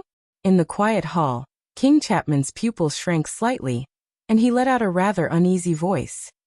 All of you are counting on him to force Constellation to intervene? In the face of the king's retort, Ian had no choice but to bite the bullet and reply. This is the city of faraway prayers' internal affairs. It has nothing to do with you. As he listened to the people in the hall fighting over him, Thales could not help but sigh. Be it himself or Saroma, they were now facing an accident that they had not expected. It could also be said that this was the fourth round of the chess game.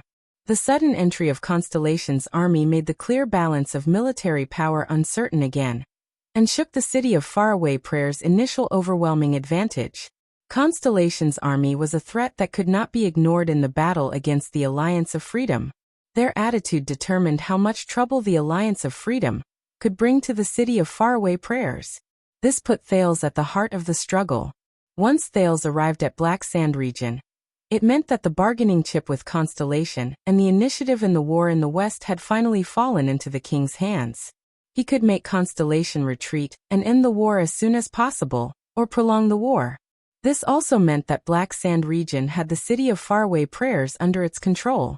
In the face of the undeniable failure of the Rockney family behind the scenes, the suspicious vassals of Black Sand region would lose their confidence and hope and give up resisting the king. Then, the scheme the city of faraway prayers set against King Chapman to ruin his reputation had basically failed. But what was worse was that because of Thales' decision to stay or leave, the prince could not help but sigh. A crack appeared in the relationship between the stubborn Archduchess and her vassals. It also made Dragoncloud City, who had originally planned to send troops, become uncertain again. So he could no longer sit by and watch. Thales stared at King Chapman, who should not be standing there. With a heavy heart he thought, I have to use this final trump card. A dangerous trump card with a price.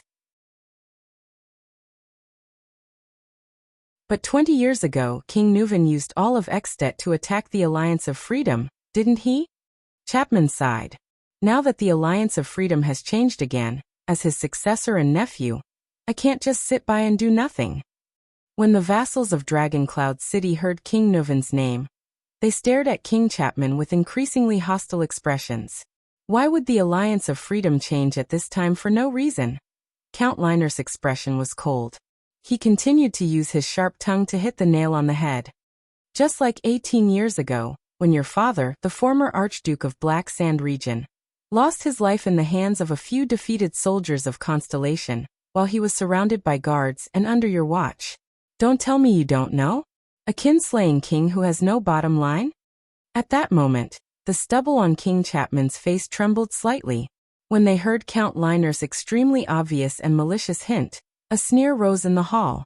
Beside the king, Kent Vita and Croce's expressions turned cold. They were about to step forward and speak, but they were stopped by Chapman's hand gesture. Thales stared quietly at King Chapman, who did not say a word. Ever since this man was crowned as a kinslayer, especially after his coronation, no matter if it was a noble family or a commoner, the entire kingdom had never stopped talking about him, regardless of whether it was true or just pure malicious slander, or slander. Extet's kinslayer. Chapman the First, the kinslayer. Other than power, this name would accompany him throughout his life. It would even be written in the history books, followed Chapman to his grave, and passed down to the future generations. But even so, this man. Thales stared at Lampard's eyes, which were as calm as still water. The wariness in his heart deepened. The lady has spoken very clearly. Our intentions are also very clear. This is just a local conflict. Count Carcagel's eyes were spitting fire. We did not ask you to come, Your Honorable Majesty. Don't flatter yourself. King Chapman's eyebrows twitched slightly. He nodded and did not say a word. As the 3 counts of Dragon Cloud City joined the battlefield and joined forces with the Archduchess and Ian, the king seemed to have nothing to say for a moment. But Thales sighed. He knew that if Lampard was such an easy person to deal with, then the second prince would not be here right now. Ian raised his eyebrows and seemed to have regained some confidence. Now, Your Majesty, if there is nothing else. King Chapman turned his head abruptly and stared at Ian coldly with a pair of cold eyes. Ian was shocked. The heir of the city of faraway Prayer's words seemed to have been choked, and he did not continue. The king sneered and shook his head. Local conflict? The king raised his head slightly.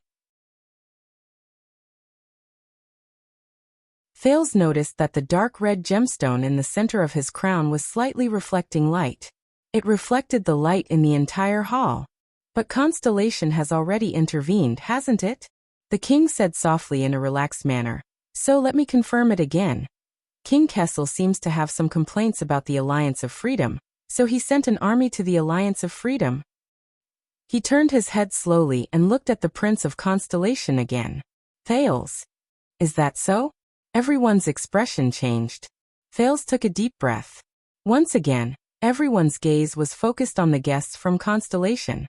Many people seemed to have figured something out and looked at the prince nervously. Among them, Ian, Saroma, and Nicholas were the most nervous. But in the face of Ian's anxious gaze, Saroma's puzzled gaze, and the Star Killer's angry gaze, Thales' expression remained the same. Even the prince's eyes did not waver. As if he was in a trance, he calmly opened his mouth and uttered the only word. Yes. When he said that, Ian's expression was the first to change. Thales, the Viscount of Dual Wind City of the City of Faraway Prayer's breathing quickened, and he said in disbelief, Are you really on his side? Ian stared at the Prince of Constellation with anguish and anxiety. How is this possible? Thales did not speak. Ian seemed to be very indignant. His facial muscles twitched violently a few times. In the next second, Ian suddenly pounced forward and grabbed Thales by the lapel. Wyatt and Ralph, who were already prepared, rushed forward and stood in front of Thales to block him.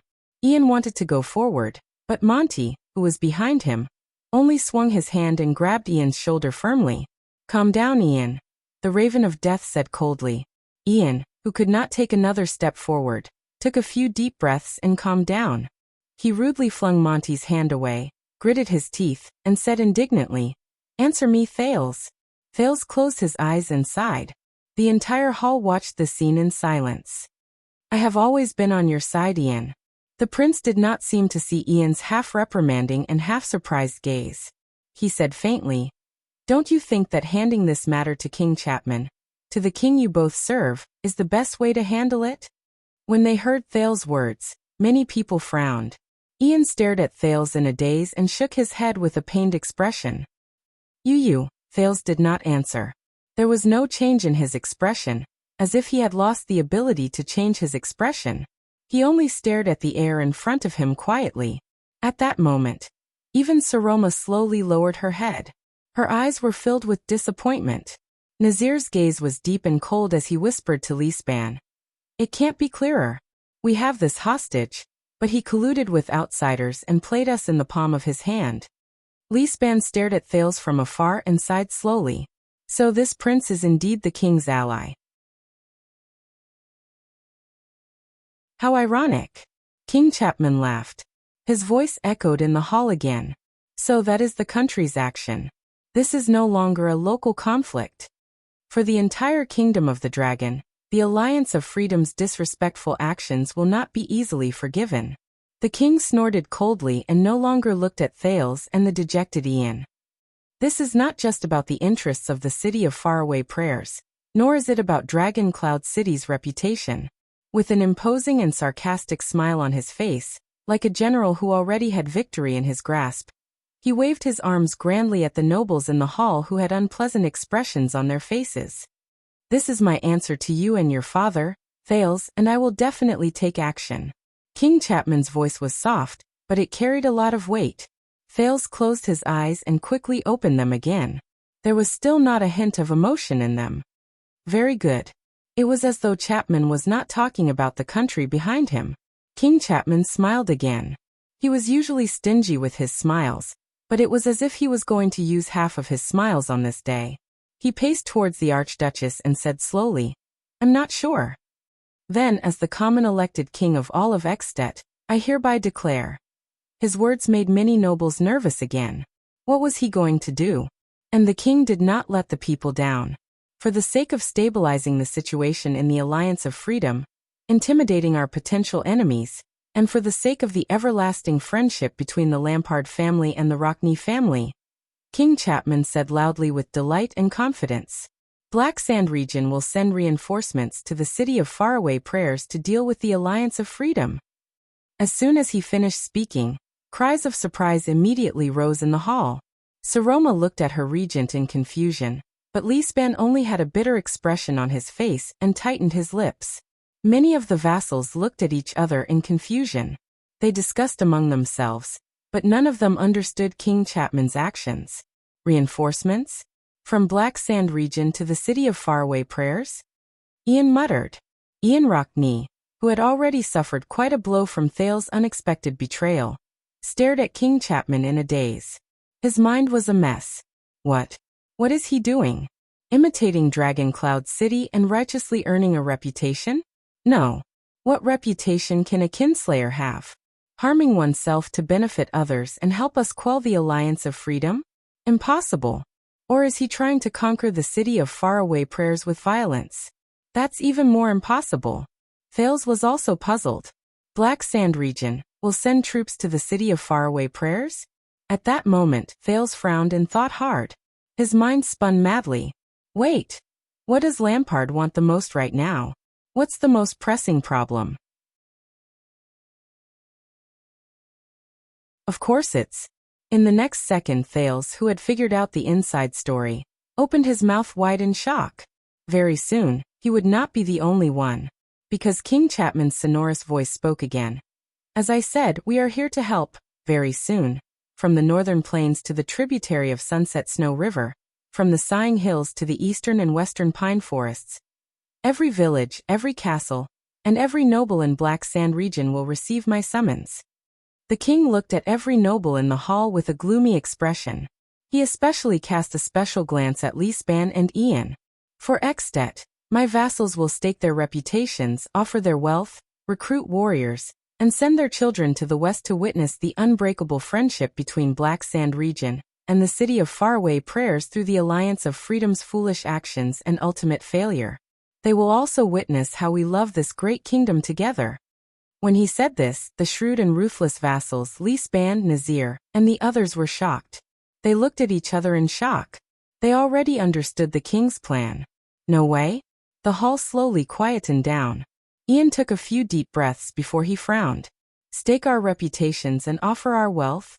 A surge of anger immediately rose in the Viscount's chest. Impossible. Ian's face contorted. He could not help but shout at King Chapman. Do you think that by using the name of assisting the city of Faraway Prayers, you can make the world believe that we have secretly made peace with you and are in cahoots with you? That you can make the vassals in Black Sand region, who have been opposing you, waver? That will destroy their confidence in fighting against your tyranny? That's impossible. The Viscount trembled slightly. The indignation in his eyes was plain to see. The entire Black Sand region despises you, spits on you, and opposes your *T decree.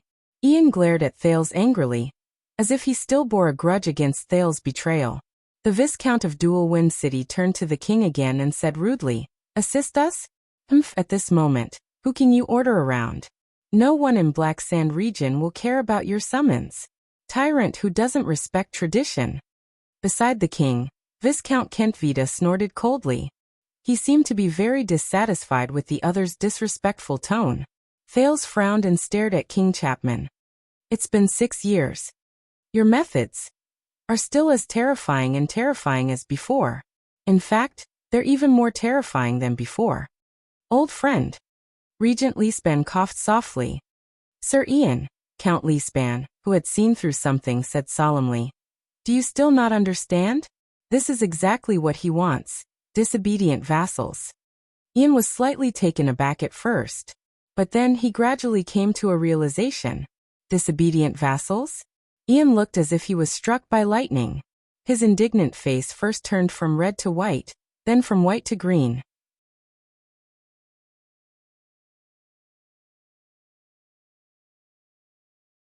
Chapter 331. Asterisk clap, clap, clap, clap.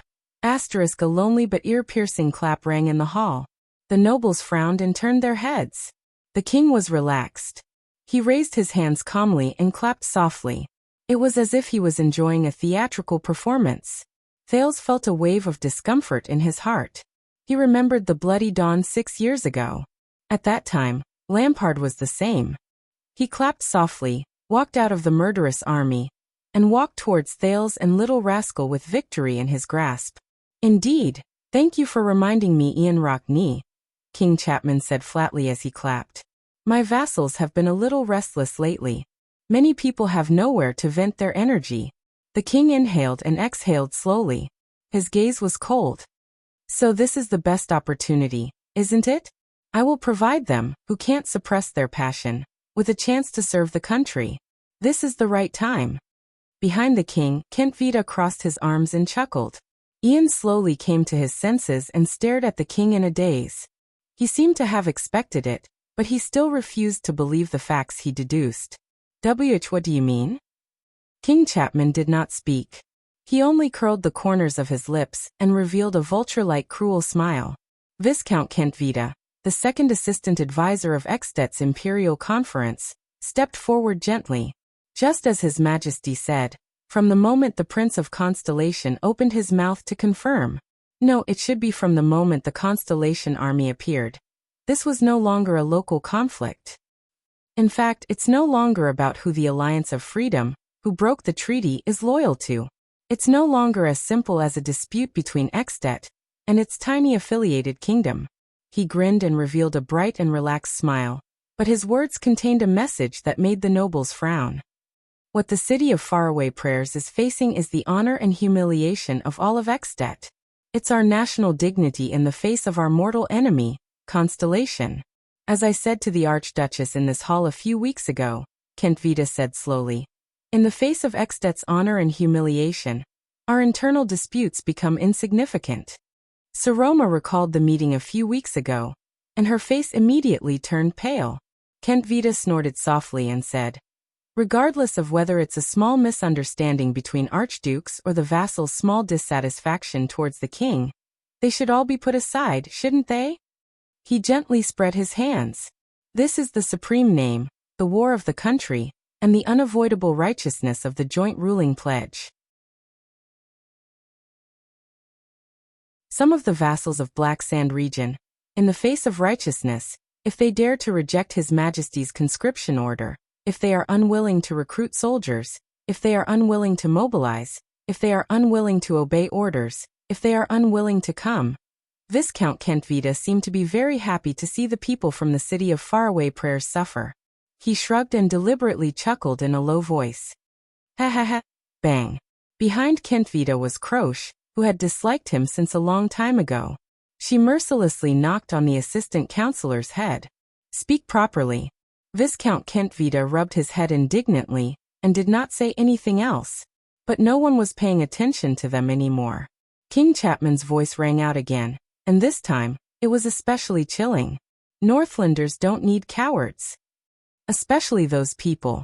Those who refuse to put aside their internal disputes, their dissatisfaction towards the king, their passion to go to war, and their willingness to die in the face of the righteousness of the country are cowards. The king looked around at the people in the hall. His eyes shone with a cold glare. What other reason do they have to occupy the name of nobility, the benefits of titles, and drag out an ignoble existence in the world? And as their suzerain, what other reason do I have to be soft-hearted towards them? Sighs rose and fell in the hall, along with exhales of indignation. Thales watched all of this coldly from the sidelines. His heart was heavy, using the name of defending against foreign enemies to eradicate dissidents. As a ruler, you're really straightforward, Lampard. At least the rulers of other places would put in effort to whitewash it a little. Saroma thought about her current situation, and then thought about the king's current situation. She could not help but be shocked when she understood something. Ian's expression froze for a moment. The next moment, he swayed violently, as if he was hit head-on by a carriage weighing 1,000 pounds. The Raven of Death frowned and supported him. No. Ian's breathing quickened. He was drenched in cold sweat. Why you want to use this war against the Alliance of Freedom to purge your vassals? Is this the purpose of issuing the draft order because of Constellation's interference? No, Ian thought in despair. It can't be. How can it be like this? At the other end of the hall, the diplomat group from the city of faraway prayers was immersed in sorrow. The 6 counts of Dragoncloud City stared at King Chapman. The cautiousness and wariness in their eyes had never been seen before. But in the next second, Ian suddenly raised his head. His eyes were filled with anger. Do you think you will succeed, Lampard? Your vassals, they are all nobles, elites among men. It is because of their support and loyalty that the Lampard family can sit firmly in the Archduke's position. He gritted his teeth so hard that he almost crushed them. He did not even care about how he addressed the king. But now you want to attack them. Do you think they will sit quietly and wait for the Lampard family's army to storm their castles, rob them of their wealth, and strip them of their titles? Do you think the warriors who are loyal to you can really handle the entire Black Sand region? However, what interrupted him was the king's faint sneer. Ha ha ha ha. At this moment, King Chapman turned his neck slightly and looked at the Archduchess on the stairs. The Star Killer frowned. He blocked Saroma's path without showing any sign of weakness. The hatred in his eyes never diminished. When he saw that Saroma looked as if she was facing a great enemy, King Chapman narrowed his eyes and shook his head. He said in a mocking tone, "Didn't I tell you? The Archduke of Reformation Tower has already expressed his stance. If Constellation really interferes with the Alliance of Freedom, then he will definitely not stand by and do nothing." His words made many nobles tense up again. Porpheus Trentida is a man of great righteousness. He will be very willing to send troops to aid the city of faraway prayers. He and his army will come to Black Sand region and meet up with me and the warriors of the Lampard family. King Chapman spoke very slowly, almost enunciating each word softly. Then we will see which traitors in Black Sand region are unwilling to serve the country. Ian was stunned again. What? Reformation Tower in Black Sand region? That means that if Lampard wants to get rid of the nobles in my region, whether it's in name, strength, or timing, it's already. Reformation Tower, Trentida? Ian remembered something and sighed. In the end, he closed his eyes in pain. That bastard. Reformation Tower is the closest to us, Kentvita added with a smile. Of course, they will understand our intentions the best. He remembered the cunning noble with the bowl cut, the glint in his eyes, and the provocative words he used. The Archduke of Reformation Tower. Porpheus Trentida. Even during the most critical moment in Heroic Spirit Palace, when the battle between Rockney, Alceus, and Lampard was on the verge of breaking out, the Archduke only held a short knife and hid safely in the distance. Him. Has he already sided with Lampard? You've planned this from the beginning, haven't you? Ian's face was ashen. When you issued the new decree and the families of Black Sand region first objected, King Chapman and his 2 subordinates stared at him coldly. You didn't care how your vassals would object to your decree, and you didn't care whether they would contact external help like the City of Faraway Prayers, because you didn't want to waste time with them and play this political game with them.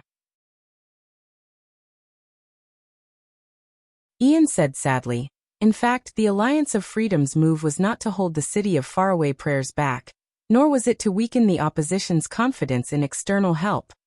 King Chapman stared at the people in the hall with a focused expression, as though he was watching an interesting play. You didn't even care whether Dragoncloud City would send troops, didn't care about the outcome of the war, and didn't care whether the City of Faraway Prayers could end the war quickly. From the beginning, you made up your mind. Ian muttered to himself. You wanted to use the most direct, brutal, and simple method to get rid of those disobedient old vassals. What you lack is just a name, a reason, a grandiose excuse written in the joint ruling pledge that will not incite the people's anger, and that will have the least consequences. He said his next sentence with a pained expression, such as, "Constellation." Ian looked at Thales in despair, but the prince only shook his head. The Viscount slumped into his chair in dejection, and no longer looked at anyone. He was like a defeated fighter in a coliseum. We, the city of faraway prayers. We foolishly roped in the archdukes and prepared to condemn the king together. We naively made promises to the inferior nobles of Black Sand region, hoping that they would destroy Lampard's prestige and destroy the king's authority. We turned him into an empty king. Now, from the looks of it, we lost this game from the beginning? Beside Ian, the Raven of Death sighed softly. He glanced at Thales with a deathly still gaze. Leesban heaved a long and heavy sigh. So, if your vassals were to accept the conscription, it would mean a huge expenditure and countless manpower. And the expedition to the west would mean handing over the population, combat power, heirs, supplies, and rear to you. These nobles' lifelines would be handed over to you. Perhaps by the time they return, their territories will have been turned upside down. Perhaps they will never be able to return. Don't make it sound so bad, Viscount Kentvita said, as if he was having a headache. At the end of the day, His Majesty is only conscripting the army in his territory to go to the Alliance of Freedom to regain his dignity. Leesban shook his head. However, if His Majesty's vassals refuse to be conscripted, you have the right and reason to use the combined might and military power of the Lampard family and Reformation Tower, to deprive them of their titles, and even purge their families in the name that no one can object to. You will truly turn Black Sand region into your own territory. The regent sighed in a low voice. Isn't that right, Your Majesty? Thales looked at Ian's absent-minded expression and at Lisbon's face, which seemed to have aged a few years in an instant. He felt dejected. Yes, I know this feeling. I have experienced it before, and I will never forget it. The argument earlier was just an appetizer for Chapman Lampard. But the truly terrifying thing about the Kinslayer was his methods. The bloody siege in front of Broken Dragon Fortress, the terrifying attack on the night of disaster. As always, he was as swift as lightning, direct, violent, cruel, decisive, and effective. What was left for the enemy was only shock and regret. King Chapman snorted softly. It's not that they don't have a choice. King Chapman turned his gaze and met the old Lisbon's eyes. They can choose to be loyal to the king, obey the decree, choose to continue loving Extet, and everyone will be happy, the king said coldly. His sharp eyes seemed to hide an unstoppable blade. Wherever he looked, the nobles averted their gazes. Instead of secretly interacting with the forces of power other than their vassals, hoping to escape their inevitable fate. Of course, this is also a warning to those who stick their hands into my territory and meddle in other people's business. Know your place, or I will come for you. As he said this, King Chapman swept his cold gaze over the people in the hall again. He was like a fierce beast patrolling its territory. The iron fist emblem on his outer robe that represented the Lampard family was very eye-catching at that moment. Aside from the noble's indistinct breathing that varied in speed, the hall was silent. Thales quietly watched the dejected Ian, and a chill rose in his heart. Regent Leesban sighed softly before he said with a solemn expression, You have no intention of holding back at all, and neither do you have the shame and bottom line of a noble, right? Leesban, the former prime minister of the kingdom, faced the king's gaze, which was even more powerful than before, and called out his name without fear. Chapman Lampard. In the face of those traditional families who oppose your expansion of power, you not only faced the difficulty head-on, but also counterattacked. Mend Devonson, Pruno IKA, these Northland families in Black Sand region that we are familiar with. These are illustrious surnames that have been loyal to the bloodline of the Rebellion King and the Lampard family since Rikuru's era. They have a history of hundreds and thousands of years, Leesban said in a pained tone. They thought that they could force the suzerain to retract his decree by working together to force the king to abdicate, as they usually did. But times have changed. In the face of your cruel methods and your merciless conscription order, they either have to acknowledge your decree, lower their heads, compromise and obey your orders, or they have to shed rivers of blood and be reduced to ashes. With a hint of melancholy and hatred, Lisbon's words also caused the nobles to feel anxious. Thales exhaled slowly and sank into deep thought. In Dragoncloud City, Saroma trembled with fear because of her status as an archduchess. She struggled to maintain what little prestige she had in exchange for the vassals' cooperation and obedience. In Black Sand region, however, Lampard bore the infamy of a kinslayer and a reformer. He was merciless and used blood to clear his path, leaving the vassals to lower their heads and obey him. Which side is better? King Chapman's left hand pressed on his old saber and he sneered. There are many people who want to serve the country, and most of them do not have fiefs or titles. Even though it was midsummer, the king's voice seemed to be as cold as a cold wind. My right-hand man, Lord Tolja, told me. He faced all the nobles in the hall and said something that made them shudder. In this world, there are still too many people who occupy high positions, but do not do anything. It's not without reason. Lisbon closed his eyes and did not answer. The hall was quiet for a long time. The counts of Dragoncloud City had solemn expressions on their faces. Even in the face of the Archduchess' willfulness and recklessness, they did not show even a hint of it. My God, what a king stands there, said the Earl of Hurst, pale. And what a king it is. The worst kind. Count Liner clenched his fingers tightly. The worst kind. Humph. Cotterson shook his head in disdain, but his eyes were filled with wariness. What a scum. Count Nazir stared at the king silently, but he would occasionally cast his gaze at Prince Thales in the corner with a contemplative look. Dragoncloud City, do you understand now?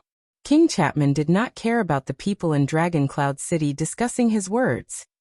If the City of Faraway Prayers really prepared an open letter, and asked all of you to sign it, instigating some unwise idiots in my territory to continue opposing me.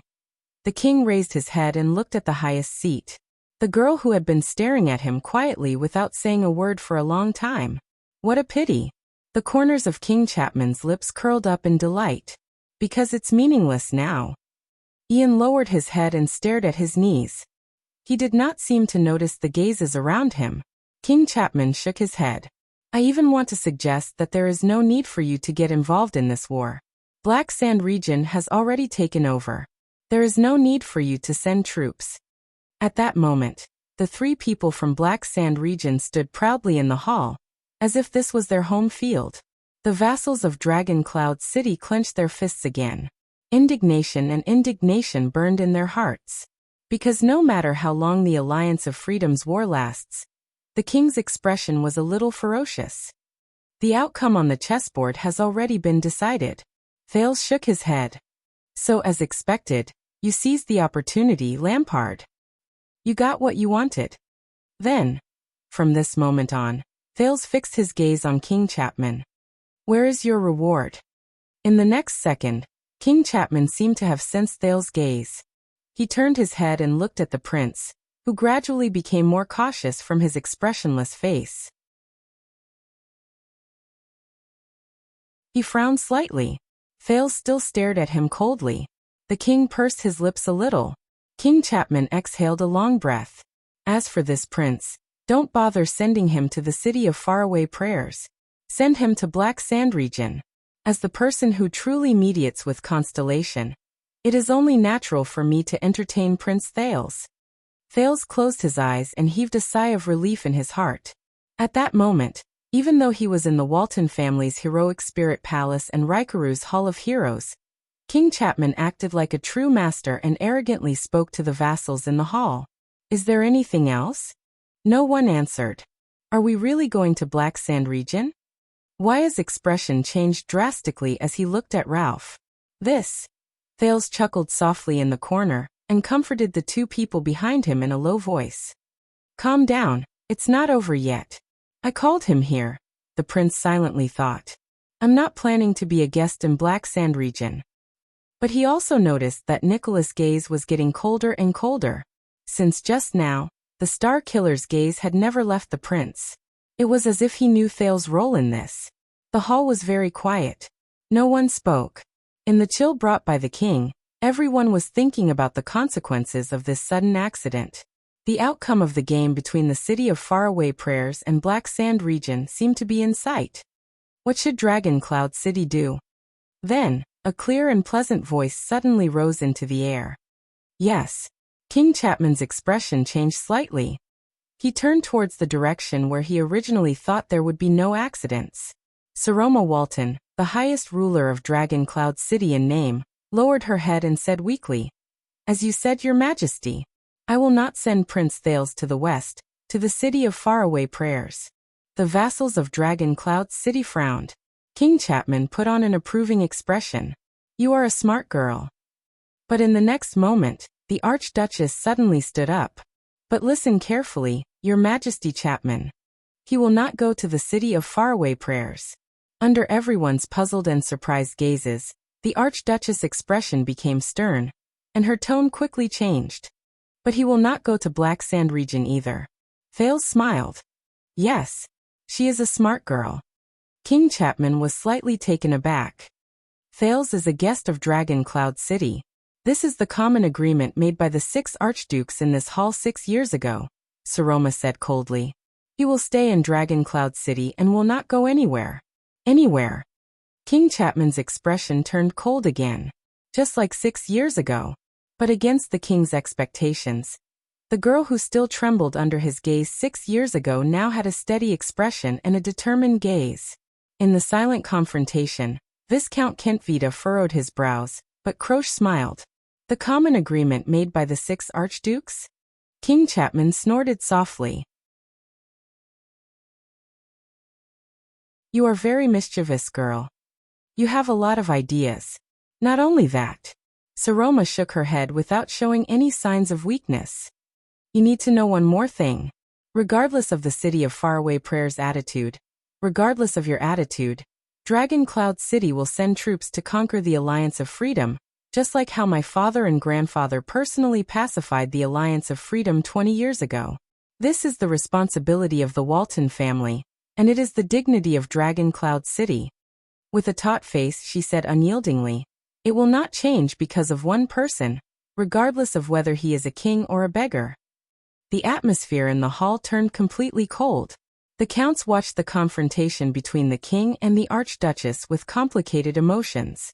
King Chapman pressed down on his saber again, and pursed his lips. Saroma, on the other hand, met his gaze without flinching. Finally, after a few breaths, the king laughed coldly. "An unmarried little girl is going to shoulder the honor of the dragon spear?" King Chapman looked around. "Do your experienced and powerful vassals also agree to this?" Saroma took a step forward. Her expression did not change. "My vassals, every single one of them, support my decision." Under the king's gaze, the vassals of Dragon Cloud City frowned and looked at each other. At this moment, Regent Leespan took a step forward without hesitation. "The Archduchess will is our mission," Count Leespan said coldly.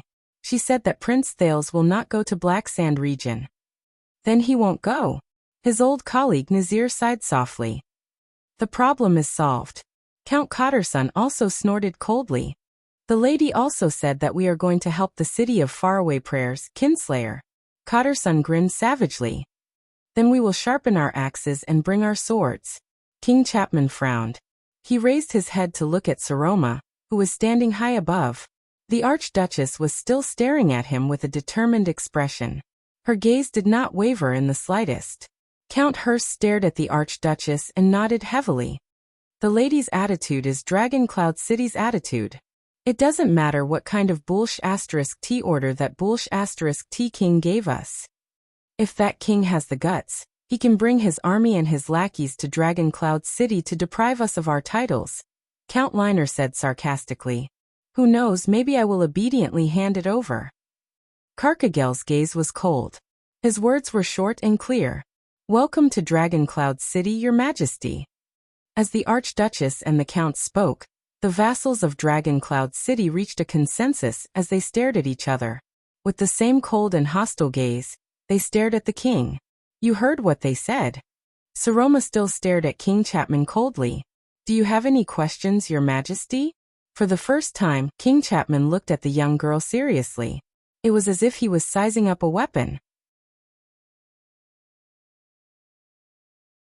Not bad at all, girl, he said softly. With a deep chill, King Chapman said softly, but regarding the agreement made by the 6 archdukes 6 years ago, you are still wrong about one thing, girl. In the next second, King Chapman turned to Thales and revealed a strange expression. Thales could not help but tense up. Saroma was stunned for a moment. What? King Chapman swung his arm, turned around abruptly, and faced the puzzled gazes of the entire hall. Why do I remember? The king's bone-chilling voice echoed between the pillars. 6 years ago, in this hall, the truly legitimate, reasonable, and legitimate archdukes. What if there are only 5? Saroma's expression froze. At that moment, Thales' cheeks stiffened. His pupils slowly shrank.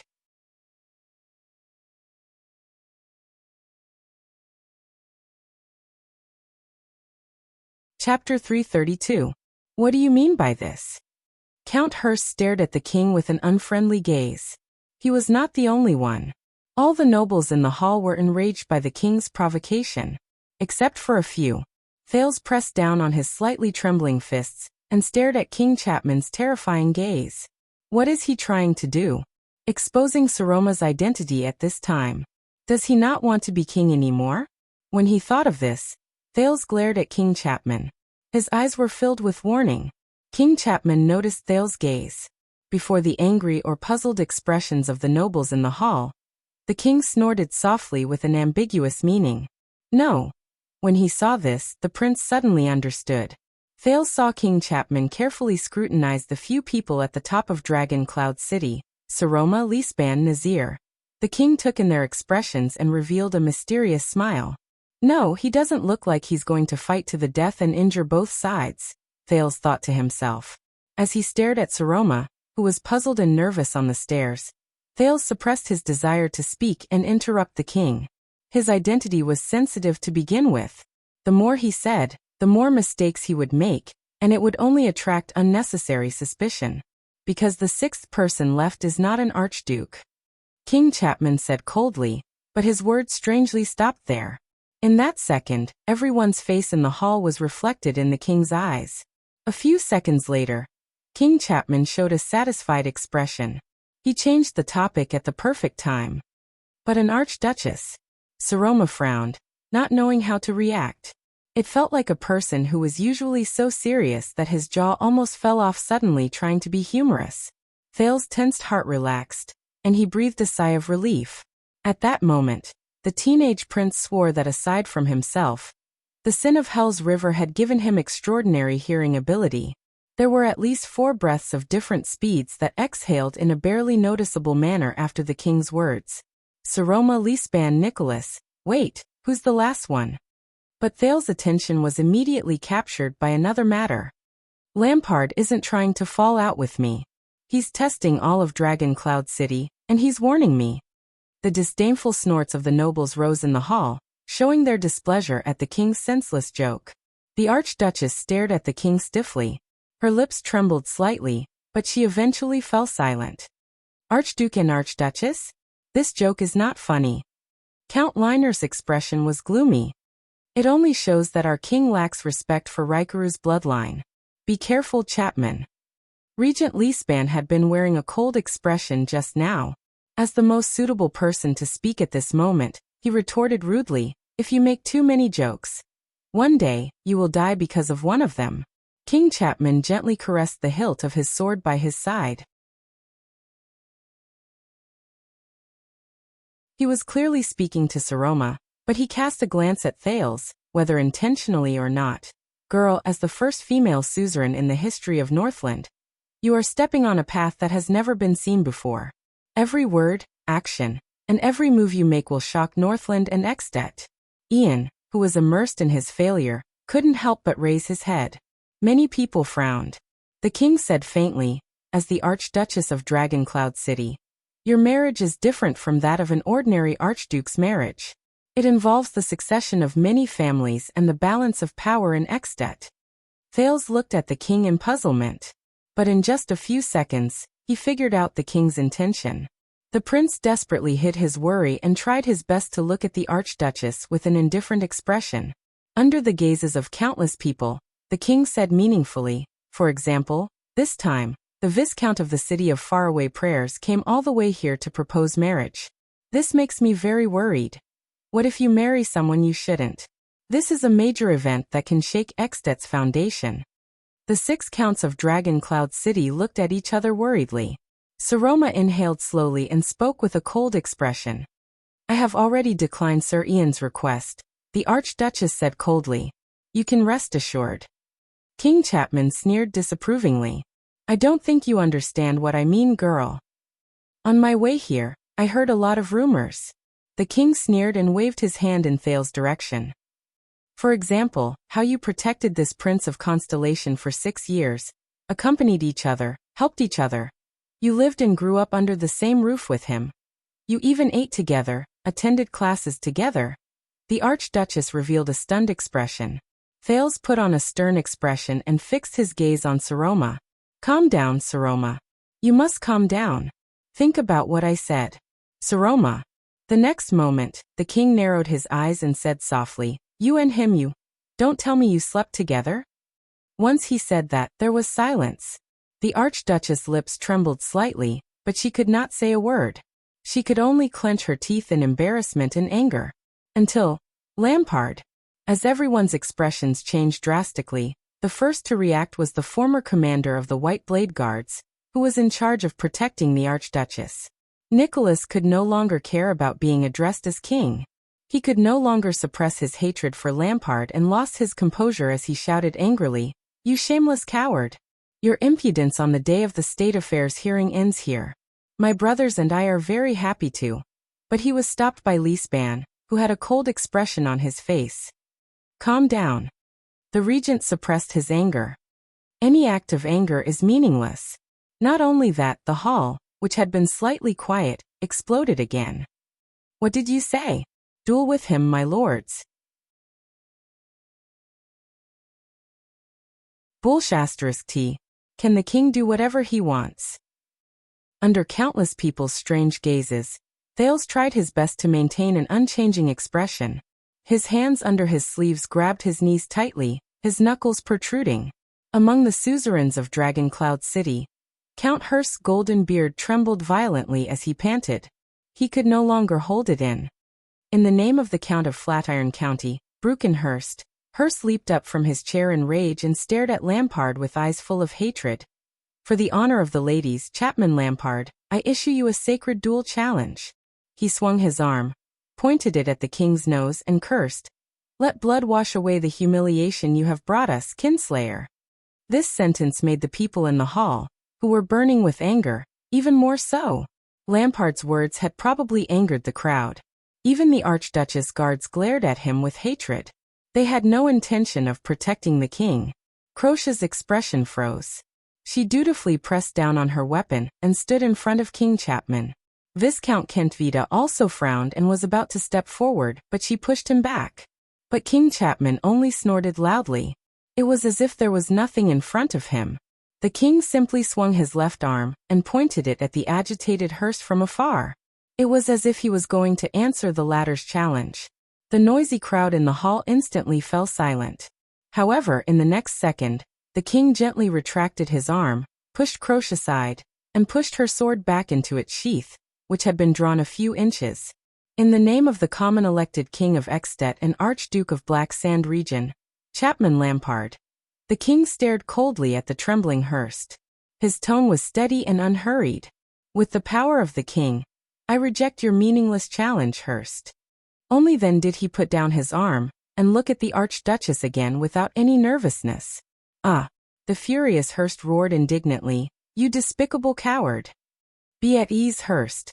Count Nazir snorted coldly. He patted Hearst's shoulder and pushed the livid Hearst back. Your Majesty, because of your rude words and actions. The old Nazir also stared at the king in a hostile manner. In the next year, Rubble Hill and Harding County will impose heavy taxes on the merchant groups and farmers heading towards Black Sand Region as a form of protest. King Chapman's relaxed attitude finally changed a little. The light in his eyes flickered. His gaze on Nazir clearly became hostile, and the slight curl of his upper lip indicated his current mood. Thales lowered his head and smiled at an angle that no one else could see. Yes, I can feel it. even though the anger is directed at the king, but more doubts, worries, dissatisfaction, wariness, and hatred are directed at him. This so-called king is becoming more and more unscrupulous. Count Carcagel, your territory is the closest, Count Cotterson whispered to his colleague with a frosty expression. I'm thinking, if the king were to meet with an accident on his way back from the city. Calm down. Although the one-armed count's eyes were filled with resentment, he still shook his head. If the king dies within the jurisdiction of Dragon Cloud City, no matter who did it, the unlucky ones will be Dragon Cloud City. Next to him, Count Liner nodded. Do you think the other archdukes will be filled with joy and gratitude for our righteous act? Count Liner stared at King Chapman. There was a deep chill in his eyes.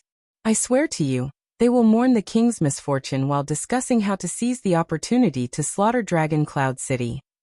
After Black Sand region, it will be our turn. Leespan remained the calmest in the chaos in the hall. He patted Saroma's arm gently. My lady. The Archduchess took a deep breath and managed to suppress her emotions with great difficulty under the regent's cold gaze. Your words just now are enough to bring about generations of hatred between the Walton family and the Lampard family, Your Majesty. King Chapman shrugged. Look at your vassals' reactions. This is what I am worried about. Sometimes, a marriage between two people is enough to destroy two countries. The king looked around and said slowly, some things have serious consequences, and they must be stopped before they happen. He turned around and his gaze became stern.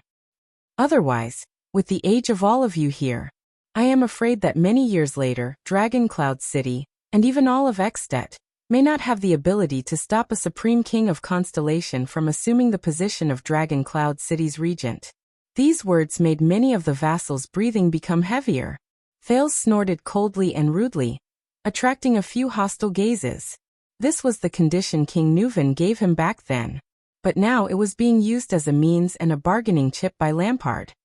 Your vassals might be ashamed to speak up, but as an elder who personally watched you ascend to the Archduke's throne, I can no longer pretend to be refined and polite. King Chapman stared at Saroma, who was so angry that she could not speak. As a king, I must act while I still have some power, and my words still have some effect. Saroma was so angry that she could not even speak. Saroma took a deep breath. You mean, Saroma Walton? A fierce glare flashed in the king's eyes. In the name of the common elected king, I hereby order you to hand over Thales Jadestar to me. For Ekstedt, and for your Dragon Cloud City. The hall became silent again. Saroma stared at the king with widened eyes. King Chapman raised his head and said softly, So, what is your answer? My answer? The Archduchess sensed that everyone's gazes were directed at her. But unlike before, this time, their gazes were exceptionally different.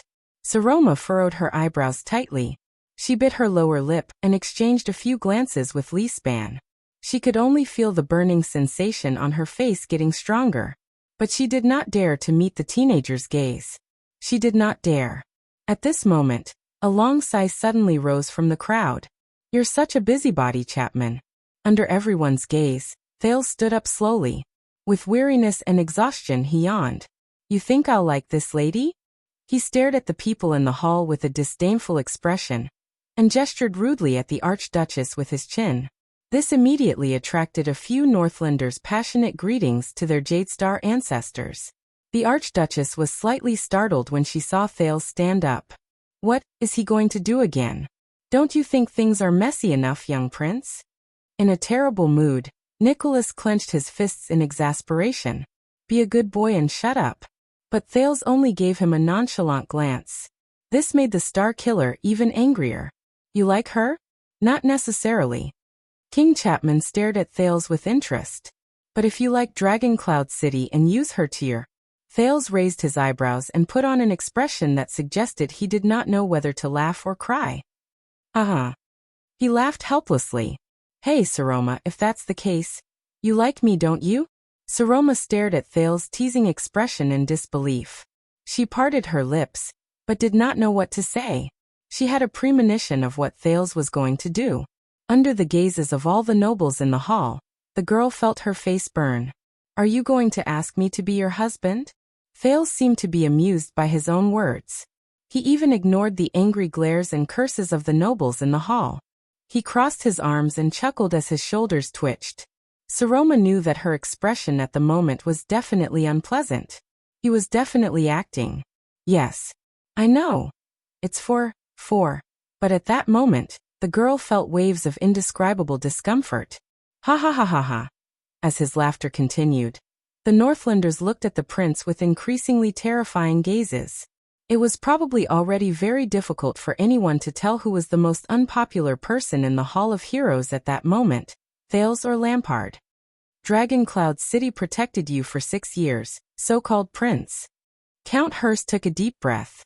His eyes were burning. This is your repayment? Thales stopped laughing. Protection? The prince ruminated on this word, and his expression slowly changed. How dare you say that? My greatest enemy in the 6 years I've been here. Isn't it you Northlanders who use me as a bargaining chip? Saroma's breath froze for a moment, but the prince's words immediately changed. He put on that disdainful and sarcastic expression again. But since your Archduchess has taken a liking to me, perhaps I have a way to repay her.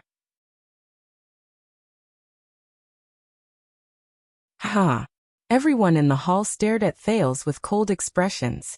Nicholas was so angry that his entire body trembled. The red flush on his face did not fade. The Archduchess pursed her lips. Her expression was mournful as she ignored the countless gazes directed at her both openly and secretly. This is your determination? Your backup plan? You want me to choose the path most suitable for the Archduchess? Is this what you mean? On the other hand, King Chapman's expression as he stared at the prince became more and more amused. Only Nazir sighed softly. Leesban, who was sitting opposite him, saw it. He only frowned and shook his head. I understand. Saroma raised her head and straightened her face. With great difficulty she said, Prince Thales, you want to go to Black Sand region, don't you? Thales stopped laughing. Why? The prince's expression returned to normal. He sighed softly and said provocatively, You can't bear to part with me? Saroma shuddered slightly. Bah. Count Hurst turned his head away. He seemed to be disdainful of even cursing. The young girl closed her eyes. Her expression was one of struggle. My lady, as long as you say it, Cotterson said angrily, we should still be able to make it if we keep one of his hands. Carcagel snorted coldly. Shame. Count Liner shook his head coldly. You little brat, I don't care what you and the Kinslayer did behind my back in a pathetic. At this moment.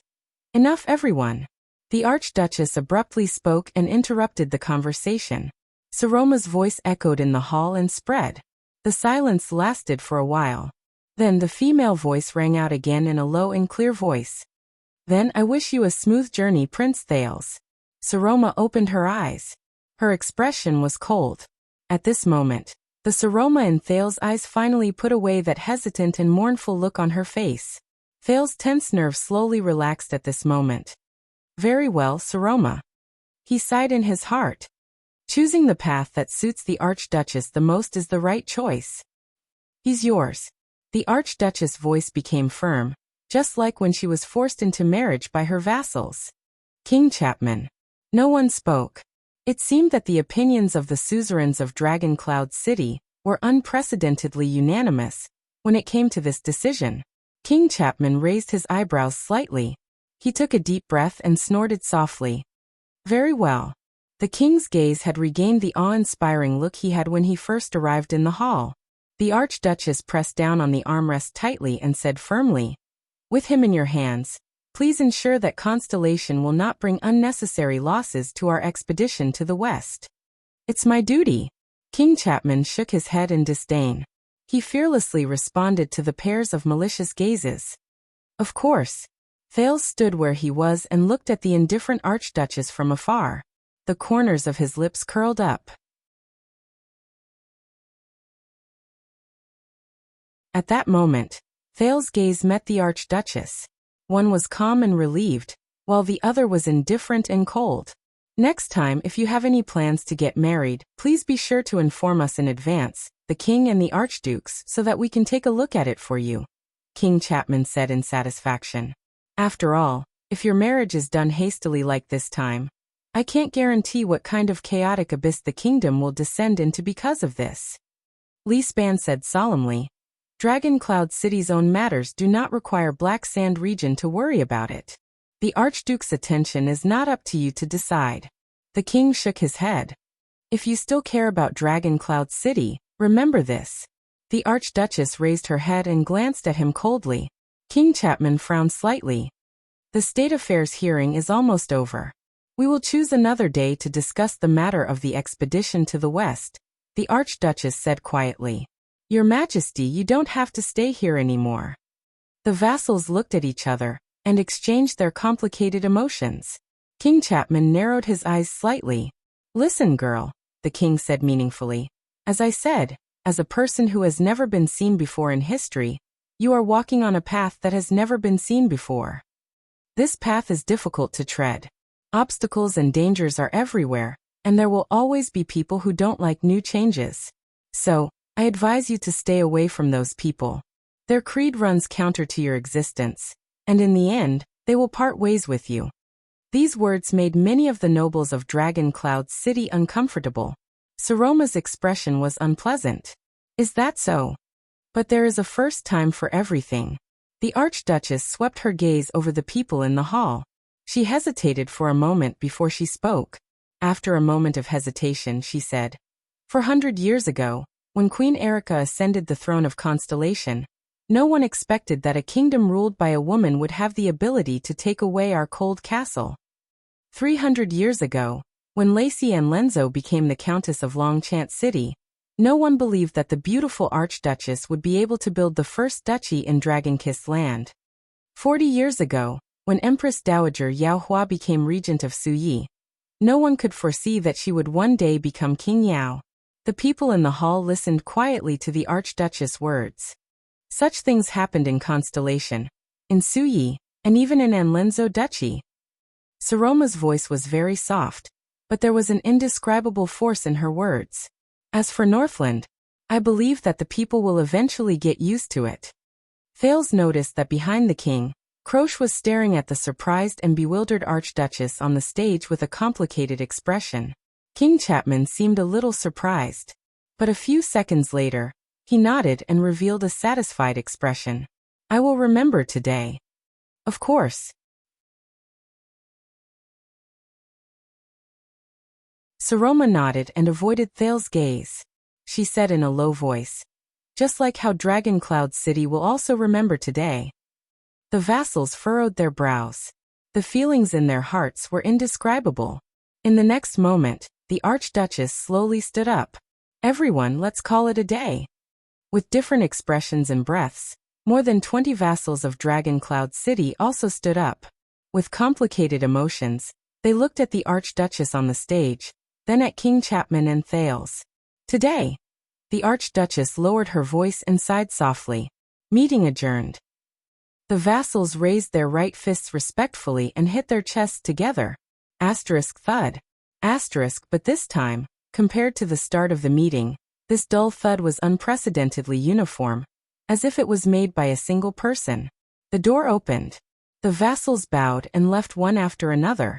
King Chapman, who stood in the middle of the hall, ignored the gazes the vassals cast on him before they left.